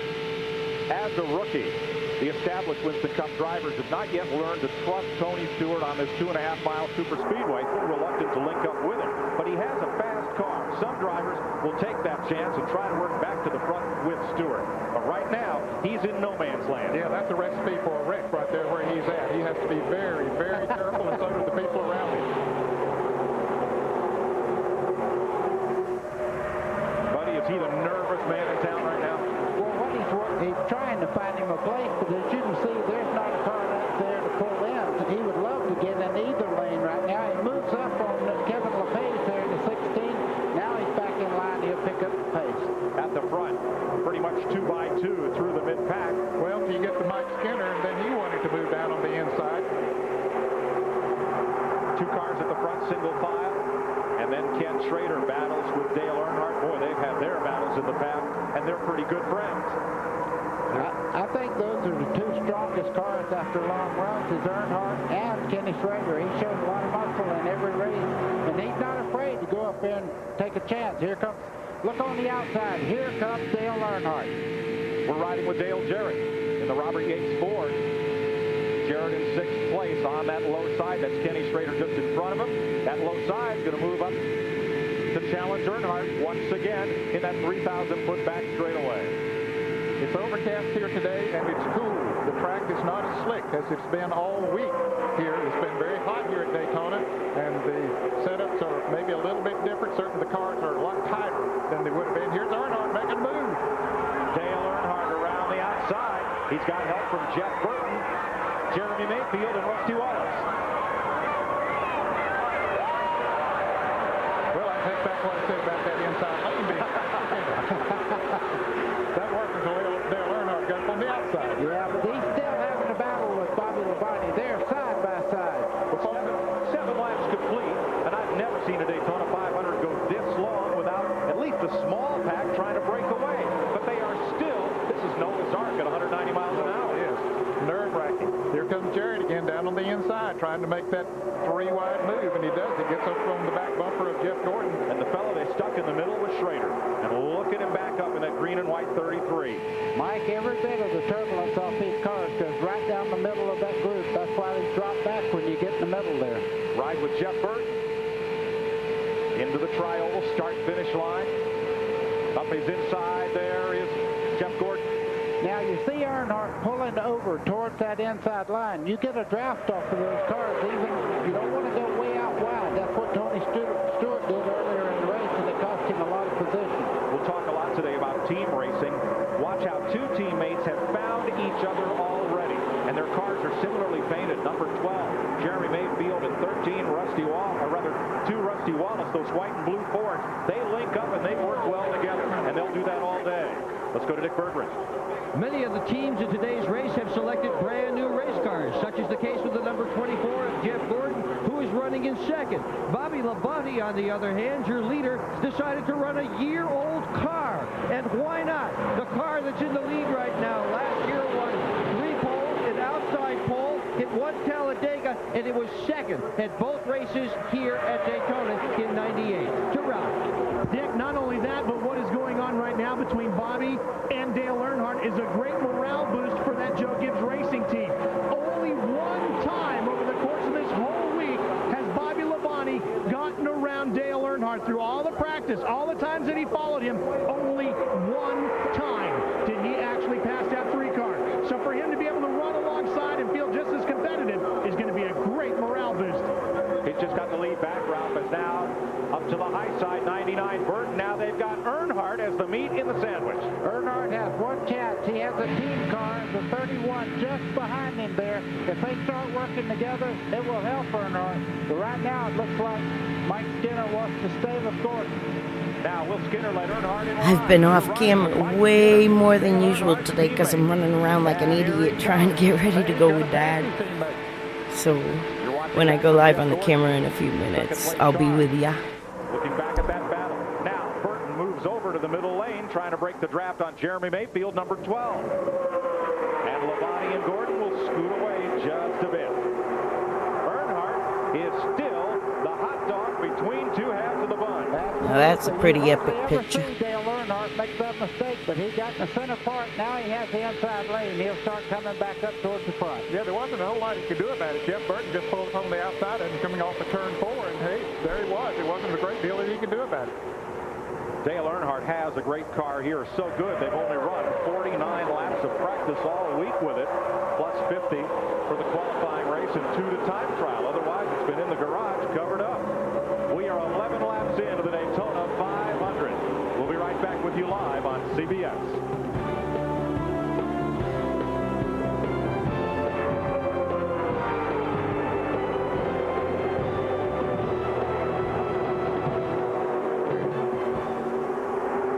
They're in his way. He's flying. I watched him a while ago. He just... Burton on the outside. Just screaming. This thing's going to get... This thing's going to get... If Dale Jarrett gets in front right now, he'll pull these guys around here for a while. It's unreal. Yeah, he's flying. I mean, he is flying. Leader so far in this contest, Jeff Gordon. You know, somebody else is running well.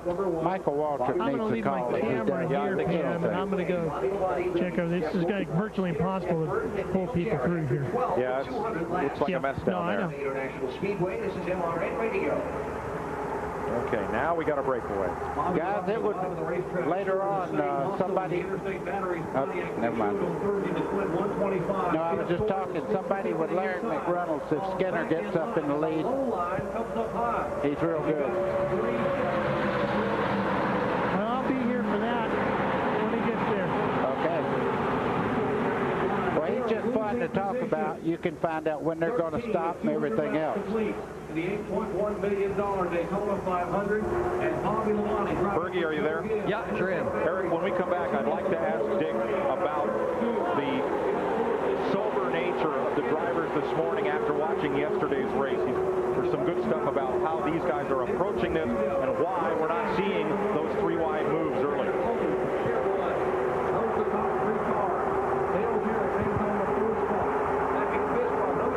Yes, I am.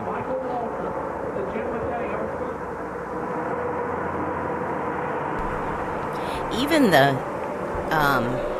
let me see,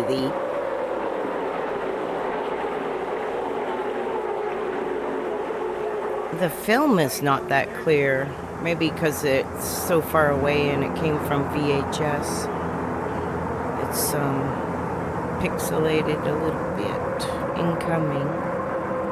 Like I couldn't pick out who was who without the lineup. After 14 of 200 laps, Bobby Labonte's Pontiac leads the Chevys of Jeff Gordon and Mike Skinner and the Ford of Dale Jarrett. Coming on camera. Yesterday, hi guys. Really crash marred. Napa yeah, I had to get ready to go with Dad.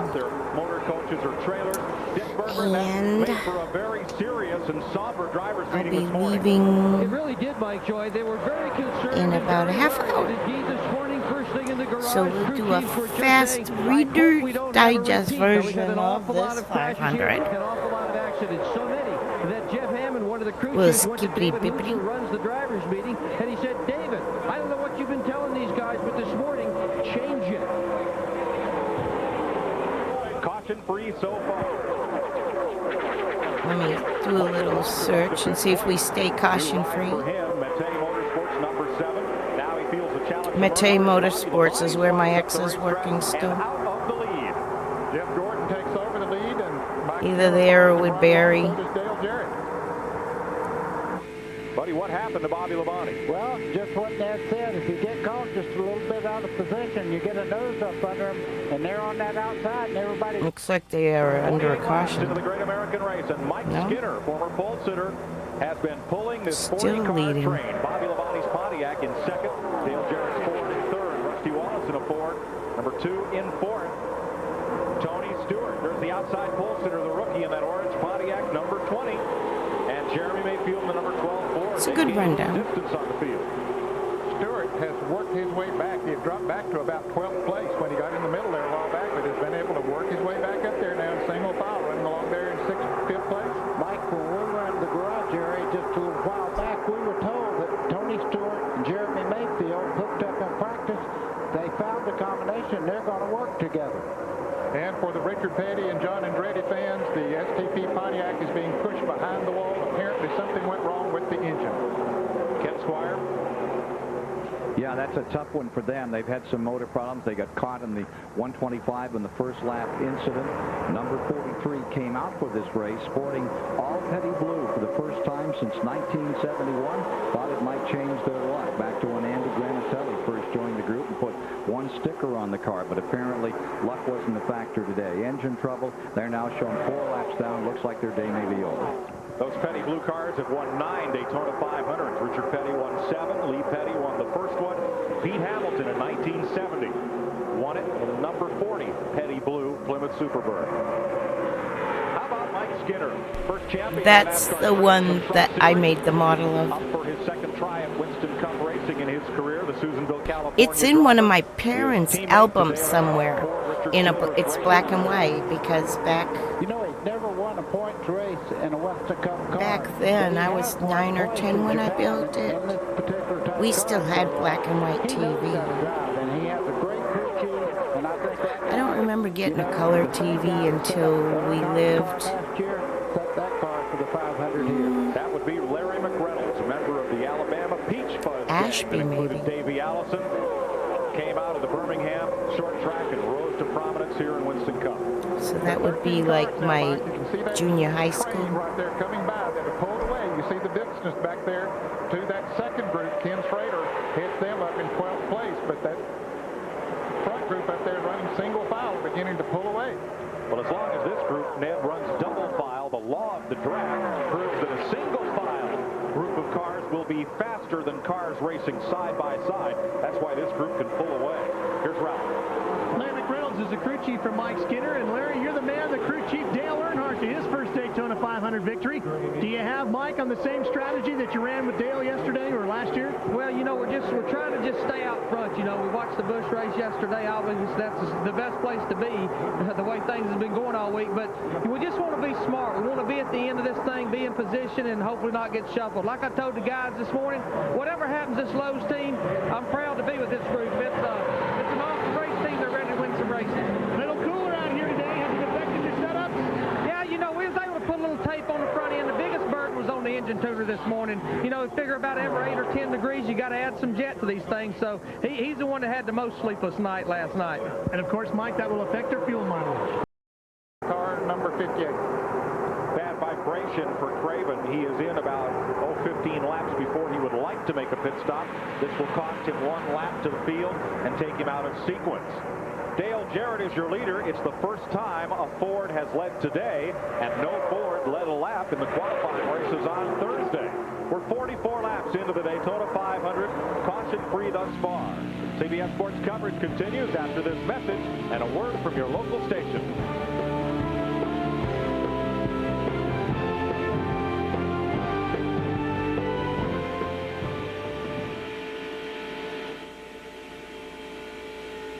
That pace has picked up over a half a second since he took the lead. Well, they've got 3, 4 different packs now. They're not all backed up. He's pulling them away from that other group. Yeah, that's what's happening. I told you. Presentation of the Daytona 500 looks like a piece of tape. Looks like a piece of tape, yeah. They put tape around. Canvas stick, 12 laps, the 18 is going to pit. Feeding my puppy some treats. Dale Jarrett's pulling that bunch away from everybody else. No, 88. Boy, Jimmy Spencer faded, huh? 31's going to pit about lap 58 or 59. Hey, guys, it's not that they're fading. That 88 car is just pulling everybody right away from that second group. Water temperature still going up on that 88. Oil temperature's holding. Even out front, Dick? Thought maybe after you got out front. I don't know.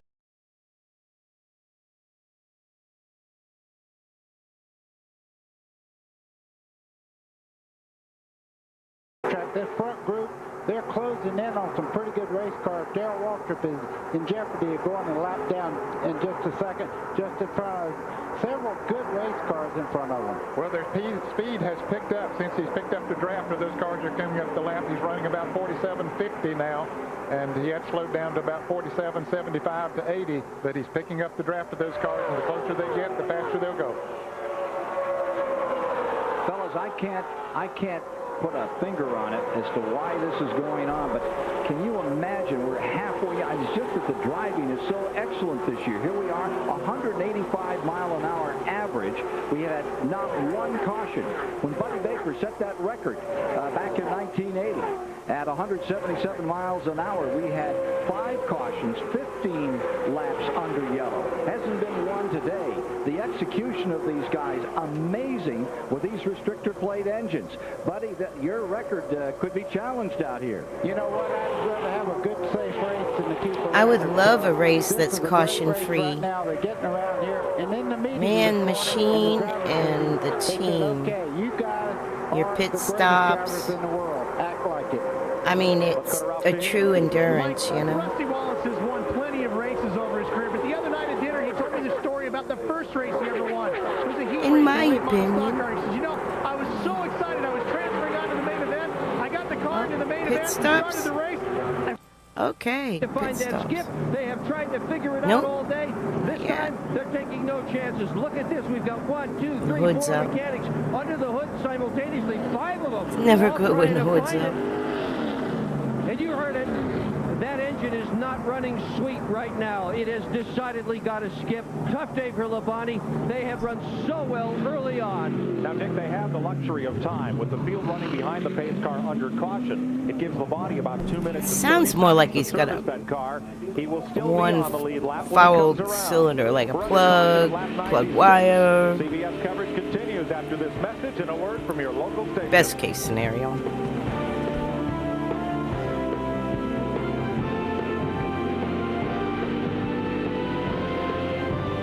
To me, the only reason to send him back out there would be to gather up all your tools and not have him sitting on pit road while he's waiting, but They have to come back around. That's why that didn't get updated.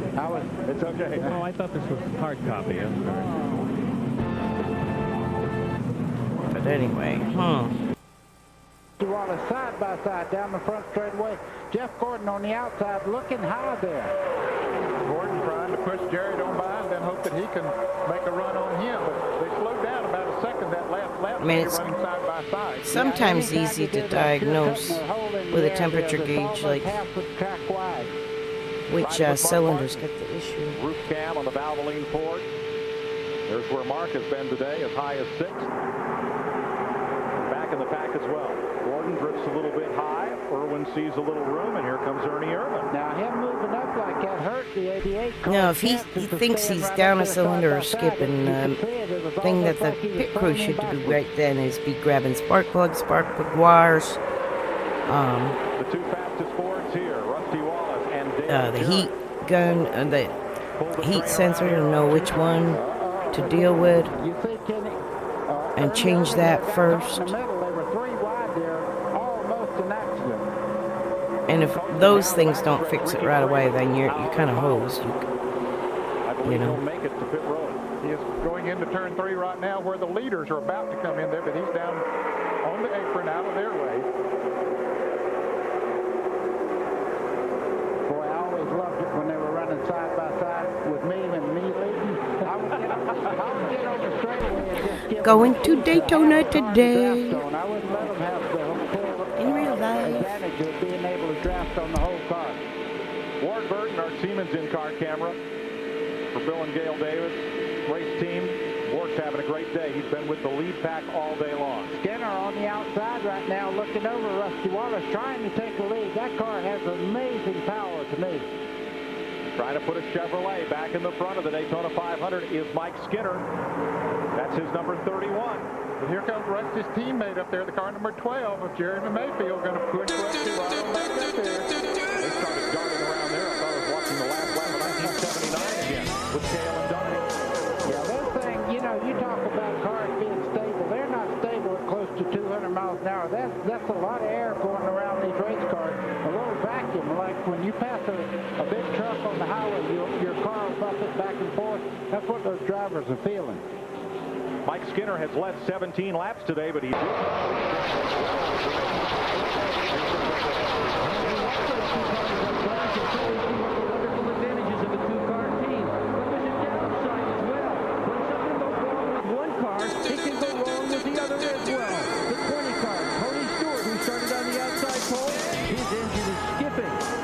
Bobby Labonte, the team car, both Joe Gibbs cars, engines, skipping. They don't know what's wrong with either one of them. Mike? Bobby Hamilton may have brushed the wall. The 4 car was in the middle of that second pack and has now drifted back and may lose touch with the draft. Kenny Schrader, Kenny Irwin, a couple of ex-USAC open wheelers side by side, the green 33, the black 28 there. He will go behind the wall, pull the valve cover, and lose many laps. At any rate, he has no chance to win the Daytona 500. Broken valve spring. Start. Mike? The former Indy Racing League champion was the second fastest driver in qualifying, started here on the outside pole.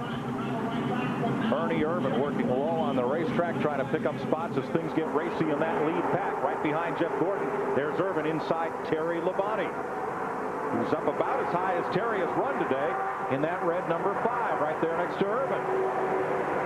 Well, I'll tell you what, Jeff Gordon hasn't got many friends out there today. They're ganging up. If you want to watch the race in its entirety in full, it's on SMIFF TV, and also it's on a playlist, 1999 NASCAR Winston Cup Series, Austin LaPlante.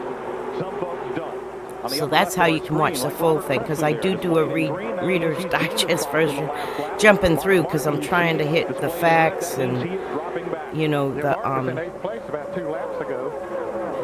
like I said, kind of get the plot. Since I left racing in '97, I kind of lost the plot on the mechanics of the car. Chief Jimmy Fennick, what the story is with Mark Martin. He's been watching him all day long. Here he comes. Jimmy, you guys won the shootout, but struggling today. What's the problem? Well, it don't seem like nobody wants to work with us, so, well, I don't know. We'll see if we can get some friends out there.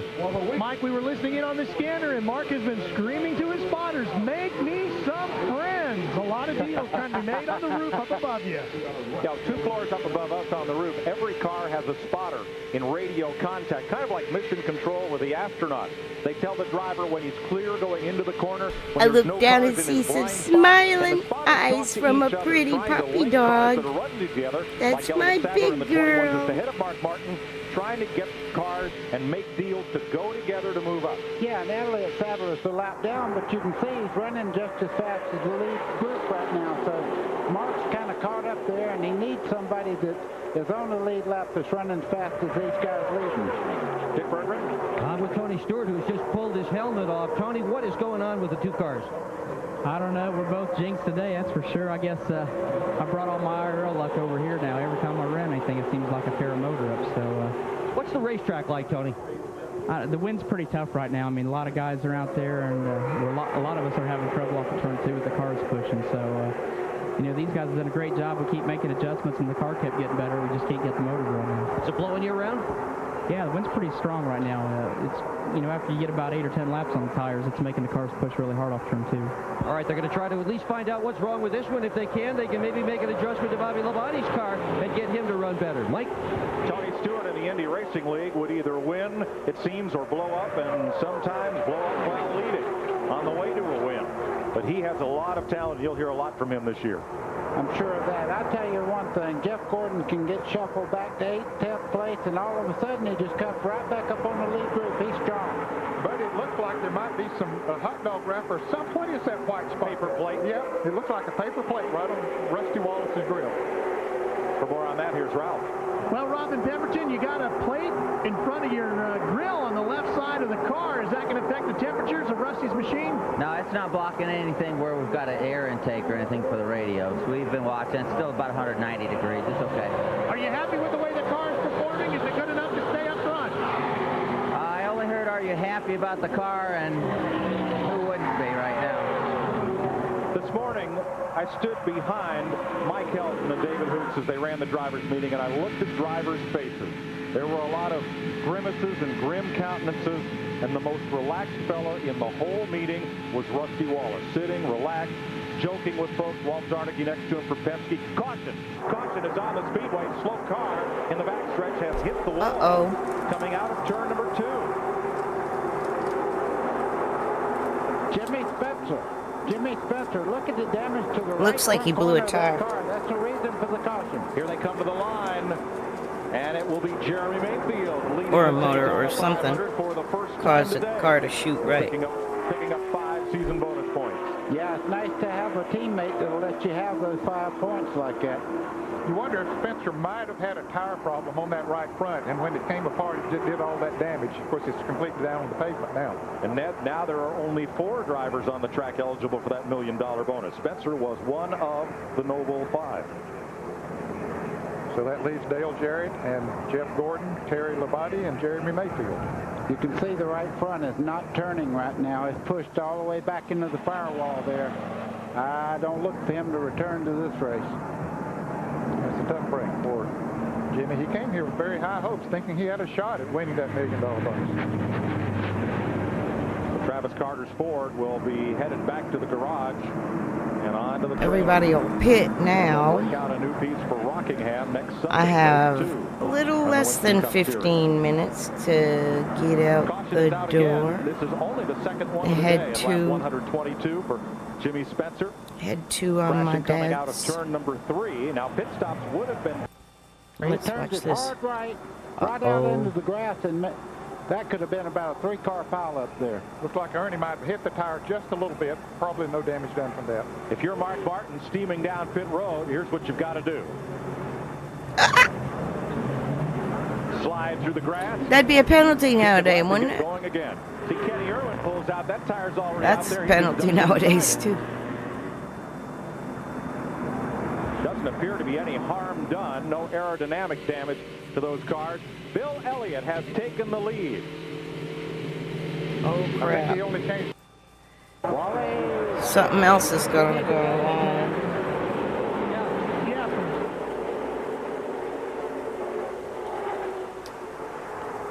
Advertising.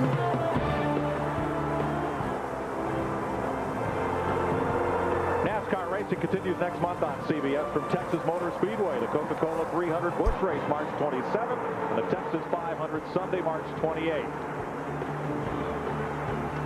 And the first network telecast of a NASCAR race in prime time. The I'm still getting crap together. Oh my, that's not a good one. Dale Jarrett, one of them. Mark. Oh, someone just arc braked the shit out of someone else. Steve Park is in there, 99. Jeff Burton, yeah. Joe Nemechek, 42. Sterling Marlin, number 40. Jeffrey Bodine, former winner. Boy, Ward Burton, heavy damage on his Pontiac. Those cars were all running so close together. And Dale Jarrett trying to win his 3rd Daytona 500. Will not today. Holy crap. And the 40 1, 2, 3, 4, 5, 6, 7, Joe 8. Nemechek in the 42, I saw him. Here I comes think Jared he's- out of the car. That's great to see. Wow. See There is who Rich this is. Bickle, the Wisconsin driver. Steve Park in the yellow fire suit. All the Let's see the replay. There is Rich Bickle, the Wisconsin driver. Steve Park in the yellow fire suit. All discussing what happened. Yeah, to I'm start trying to that get melee. things together to go. That is Jeffrey Bodine driving for Joe and Nancy Bessie. The 86. Oh shit, he wrecked Bessie's And car. look at the Oh, that litter blows. In turn 3. They can't catch a break. 10 race cars, wreckers and support vehicles. There's Dale Jarrett. You can see he's not hurt. He's Not happy. A little aggravated, but I tell you, you can tell Sterling's he's walking car. no limps. He's doing what happened.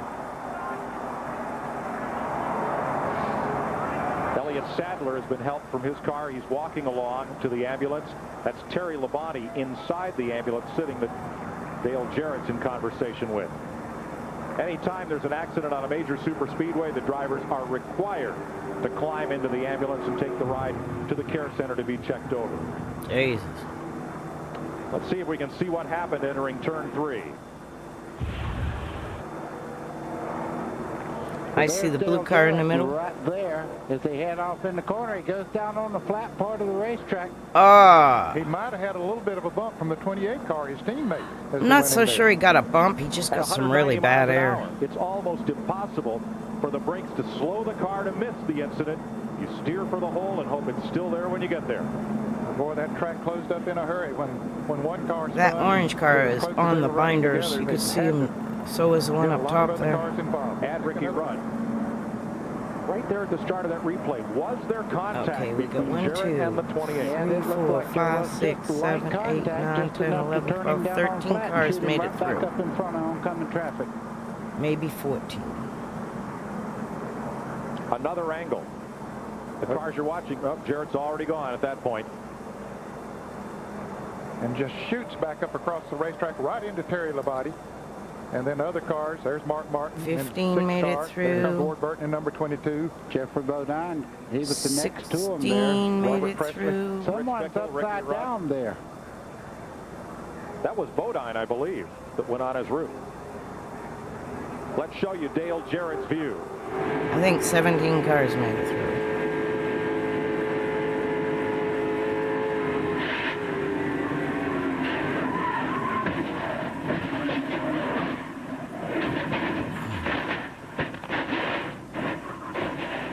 Jesus. Well, that showed you which car was upside down. Right there. From Mark Martin's roof cam.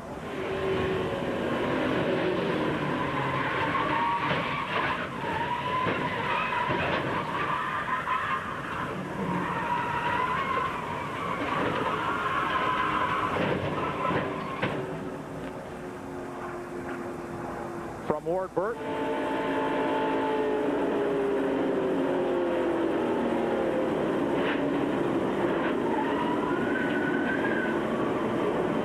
God, that sounds just horrifying. And from the Goodyear blimp. Well, this will tell the story right here. Okay, there's the 28 down on the inside of the 88 just a little bit as they start into that corner. And I believe they made a little bit of contact. And I think maybe what happened is Jeff Gordon had just gone by Jarrett going down the backstretch, and Kenny Irvin was going to follow Jeff Gordon into that turn. And Dale Jarrett didn't know he was there, and when he went into the corner, he go down a little bit. Let's watch it right here again. Here we go. It's following Jeff Gordon. Not clear. He knows he's there now. But he's in the bad draft. He's getting squeezed. Contact right there from this angle. Boy, it didn't look like it. No, like everybody maybe the checked air up was and he lost because he disturbed on the rear checked up. spoiler there, and it just jumped off the ground and down on the flat part of the racetrack. And from there, you're just a passenger. Martin checked up. Well, let's ride with Kenny Irwin. And was good till then. See if his car nudges from contact with Dale Jarrett. All right, that's enough of that one. Carnage, carnage, carnage. Yes, sir. That looked like contact to me. Folks, if you could ride on a skateboard out of the race, Dale Jarrett, Jeffrey Bodine, Terry Labonte. Mark Martin's car still being worked on pit road. Joe Nemac checks out. Stephen Park. Like I said, there's the full version of this race on Smith TV on Austin LaPlante's playlist. I'm kind of skipping through just to see the basic stats and who's driving for who. Rusty Wallace pit crew. He was a tire changer, and he remembers thinking every time Rusty came on pit road, I should be in that seat. He got ready to quit. Darrell Bryant, the crew chief, then said, "What would it take to have you stay with us, Mike Skinner?" He said, "Rusty's seat." He's got his own seat today, and it's got a pretty good view right now. First place, Skinner over Wallace. Mike Joy. That's a great story, Ken. Mike Skinner came down here and for a while, I think, even swept the floors over at Richard Petty's shop, trying to make the move from California short tracks into Winston Cup racing. You know, when Skinner went with Childress to run the truck division, everybody said, "I don't understand that." Richard Childress saw something in this guy that he thought he would be a winner, and he was a champion in that. You want to take Hamlin? Yeah. Okay. I got Irwin and Little. Oh wow, Mark's back out there. Alrighty, if I can get there. Skip ahead a little bit more. How Rusty Wallace feels right now. It's Wallace's 17,500. We'll maybe go to. Any recognition whatsoever. But he just don't get up. He's just out of the top 10 there. We'll go here. Here comes that dreaded debris.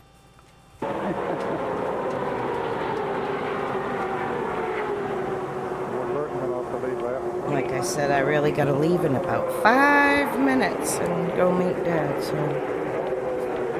Hello, Sally. How you doing? You gotta go party before Mommy goes to bye-bye. Oh, yeah.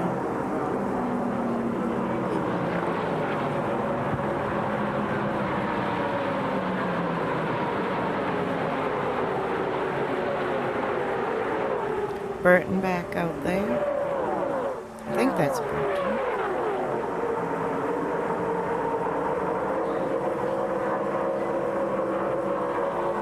Oh, they're under an ad break as well, aren't they? Something happens. By as he spins. And he's climbed out of his car, Ned. Good. Bobby is okay. That was close for 75 Ted Musgrave there. It was. Bobby Hamilton. Take a look again here. Oh, he just come out there. He was going to the inside. Oh, that's a painful hit. Come right around on the car. Whenever you see the rear of the car jack up like way over that. to the left, and then it just, when he turned back, it just got away. Whether he had a problem with the tire or not, I don't know. Well, Rusty Wallace is not making a pit stop. As we Neither did Jeremy Mayfield. We watched this accident again back here on the backstretch that brought out this caution. There goes Bobby Hamilton. Dick Berger in Earnhardt's pit. Earnhardt is going to make a pit stop. There's going to be a two-tire change most likely, although they do have tires for the left side. Going to throw the fuel in the car. 4 tires for... If you need all the fuel, it takes that amount of time. So you might as well change them. Back then, it took like 14 seconds to empty your 2 cans. Leads the chase off pit road, followed by Ernie Irvin. But I want to find out from the Penske Crenifus team what happened with Rusty Wallace and Jeremy Mayfield and why they did not stop. Ralph Shaheen? Well, I'm here with Robin Pemberton. Hey, Sneaky, how come you stayed out? Well, you're just as likely to make a mistake pitting. I mean, the tire's been real consistent and all. We should be able to make it on fuel with the extra couple caution laps in there. So, you know, I figured there'd be half of them would pit, but not all of them. Now, knowing the fact that you got Jeremy right behind you, too, is that an added bonus to make me staying out on the racetrack? Never hurts. We'll see what happens. We're under caution with 25 laps to go. We'll be back after this message and a word from your local CBS station.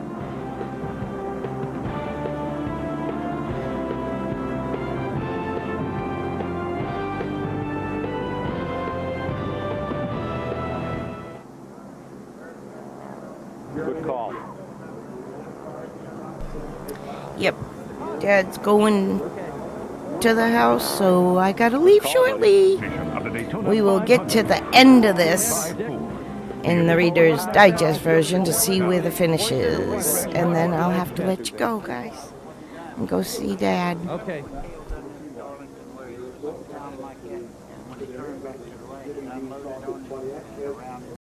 Only 17 seconds with 8 laps to go. Mike, the man that made that move that Gordon put on Earnhardt a while ago is the man that made that move famous, and he's running in second spot right now. Jeff Gordon won his qualifying race here as a rookie in '93.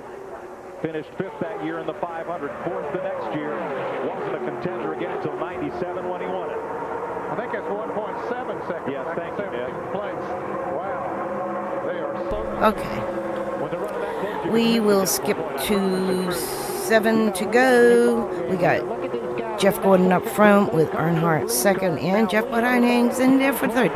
What I was saying was I just got off the phone with Dad, and I gotta go meet him as soon as this race is over, so I have to really condense it fast because he's on his way there now. 6 laps to go when they come back. 6 to go. Trouble on the 12 car of Jeremy Mayfield. Uh-oh. He has dropped off the lead pack and comes to pit road. His chance at that extra $1 million bonus. Wow. Is he out of pit? Oh, gone. He didn't pit. If he is, Rusty won't He's out of gas. behind him, I'm afraid. Even, you got to remember, these are 2.5 mile laps. Oh, Jeffrey Bodine is out. Who's in the 7? Richard Petty, who won this race 7 times, said it best. Who's driving? You can do on any given day. For...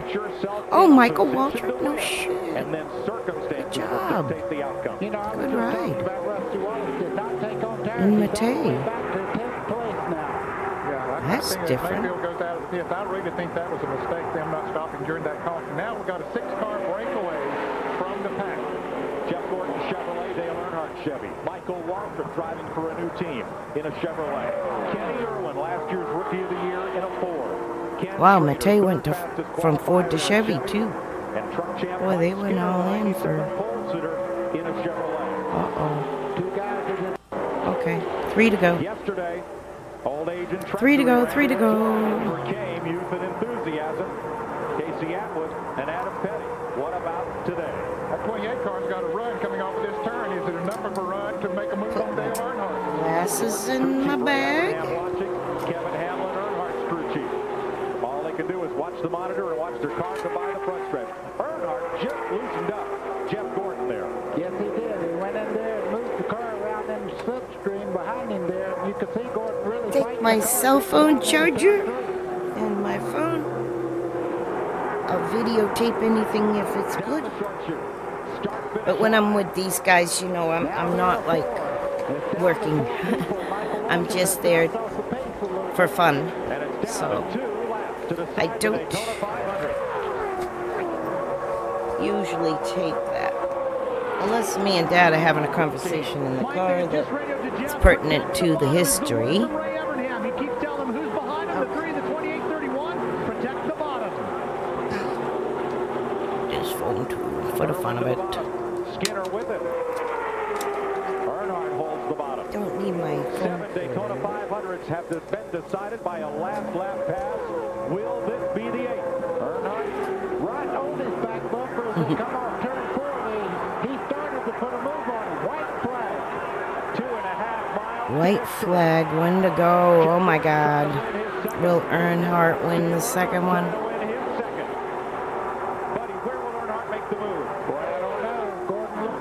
I don't know that Earnhardt has it. He's good there, but Right here's where he has to make the move. And he wasn't able to get that run up under Jeff Gordon like he wanted to. But that's yeah, he was this far behind in the International Race of Champions. Nope. He looked inside. Lock. He looked inside again. Okay, right now he's got to pull right down on that back bumper and try to get him loose coming off turn 4. I wouldn't have shifted down one more time, maybe. Or maybe just stay up top and hope for the best. Because he's not going to give him the top. I mean, he's not going to give him the bottom, but There you go. Jesus. Getting a little shot after there. That was a love tap. It is Valentine's Day, isn't it? Yes, it is. I bet he's thinking, you little blocking bastard. Again, you told him to protect the bottom. That's exactly what he did. Is that where you were afraid he was going to come? Yeah, well, Dale's pretty strong up off the bottom, and, you know, Geoff did a great job driving the car. Car wasn't the quickest car all day, but he did a great job driving it. Want to thank I keep looking around because that's the only way I can remember if I'm going to be taking what I need. Supports us, and I want to say hey to Rick again. I'm sorry he couldn't be here, but God, what a great day. This team has been so awesome. Is this the beginning of a dynasty-type march to another championship? I don't know about that, Ralph. We're going to take it one race at a time and have a good time. It's just, man, what an awesome feeling to win the Daytona 500. You know you got to give up that race car now. We'll build another one. Ray Evernham has done it again. He's won the Daytona 500 as a crew chief. Okay, it's 10 minutes to 12. Finishes second in the Great American Race. You saw that big crowd shot. One of those fans has won $1 million. Geoff Gordon gets the $1 million no-bull bonus, and so does the lucky fan who was paired with him. Case Gordon was okay, let's get to victory lane. Promotion 4 more times this man marketing machine in sports. Tim Bergeron. Well, Dale Earnhardt surrounded by media. Let's just jump in and hear what he has to say. Dale, earlier on, you had some problems earlier on, and then the car. Well, we had an ignition problem earlier on, and the car just wasn't running up to par. It just wouldn't get up to speed, and we finally switched boxes, and the car ran a lot better. But it came up in the draft there at the end, and we were just trying to work. I was wanting to get with Skinner, try to work with him, but I couldn't, and he couldn't get with me. And we just was trying to do all I could do, just get to the 24. And his car was pretty strong off the corners, and if I could have just got to him off the corner, I might have got under him, but I just couldn't get there. I think that's a building now, those last couple laps like for press conferences or something. Got beat. Dale Earnhardt, second the old victory lane. Squire. He is still in the car. Brooke is right here. She walked by me and says, what a race. Indeed, $2 million richer. Geoff Gordon, as he pulls it off, fending off the old warrior, Earnhardt. In those last 4 or 5 laps, as Earnhardt tried to turn him just a little, use up those rear tires, he's just about ready to clamber out of car number 24 after a brilliant victory in one of the greatest Daytona 500s of all time. Here is the champion of the 1999 Daytona 500, Geoff Gordon, having just a moment to get his shoes straightened out, and here he is.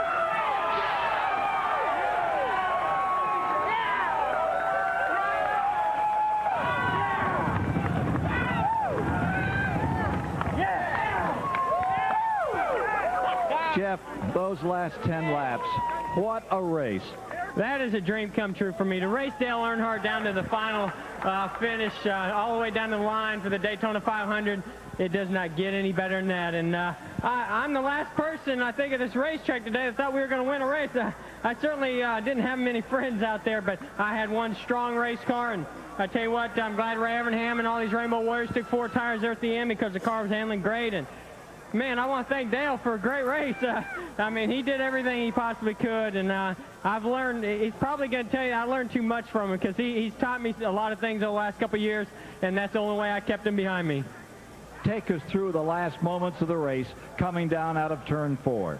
Well, you know, I saw him dropping back trying to get some momentum on me, and I got out there too far in the middle of 3 and 4, and I had to back off, to tell you the truth, because I knew he was going to get me at the line if I didn't. And I may have backed off a little too much. He got up on my bumper and almost got underneath me. I got a little sideways, but I knew I was going to make it to the finish right from that point on. And I tell you, I had a mirror today, and I want to thank DuPont Automotive Finishes, Quaker State, Pepsi, Chevrolet. This is an awesome Monte Carlo today, and those Goodyear tires are awesome too. Thank you for everything you guys do for us. Dale, he really tried to work you over in those final moments.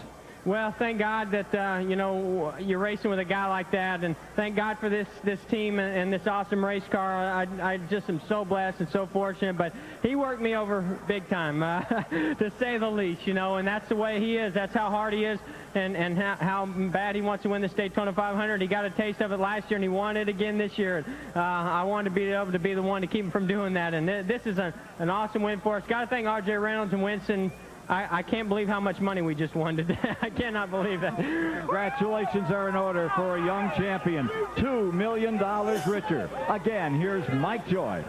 Thanks, Ken. Dale Earnhardt second, and the next three guys behind them all had career best finishes in the 500. Alrighty, guys, I'm gonna have to end this stream here, and it's We'll be back a good picture. to Let's present see. the Harley Earl Trophy to the Oh, they'll do the Daytona trophy. I'll 500. end you on the trophy presentation. Ray Everham, Brooke, and Jeff Gordon here to That's receive the Harley tradition. J. Earl Award. Let's go back to Greg Gumbel. Ken Squire, thank you. Jeff Gordon, victorious here in the 41st running. Great picture right there. Okay, guys, thank you for stopping by, and I'll let you know what's going on if there's any news to do with racing. I know Dad's got a radio show he's got to do in a couple of weeks, and I got to bring him that list, which I already sent him, and maybe he printed out. I'll talk to you later. Bye.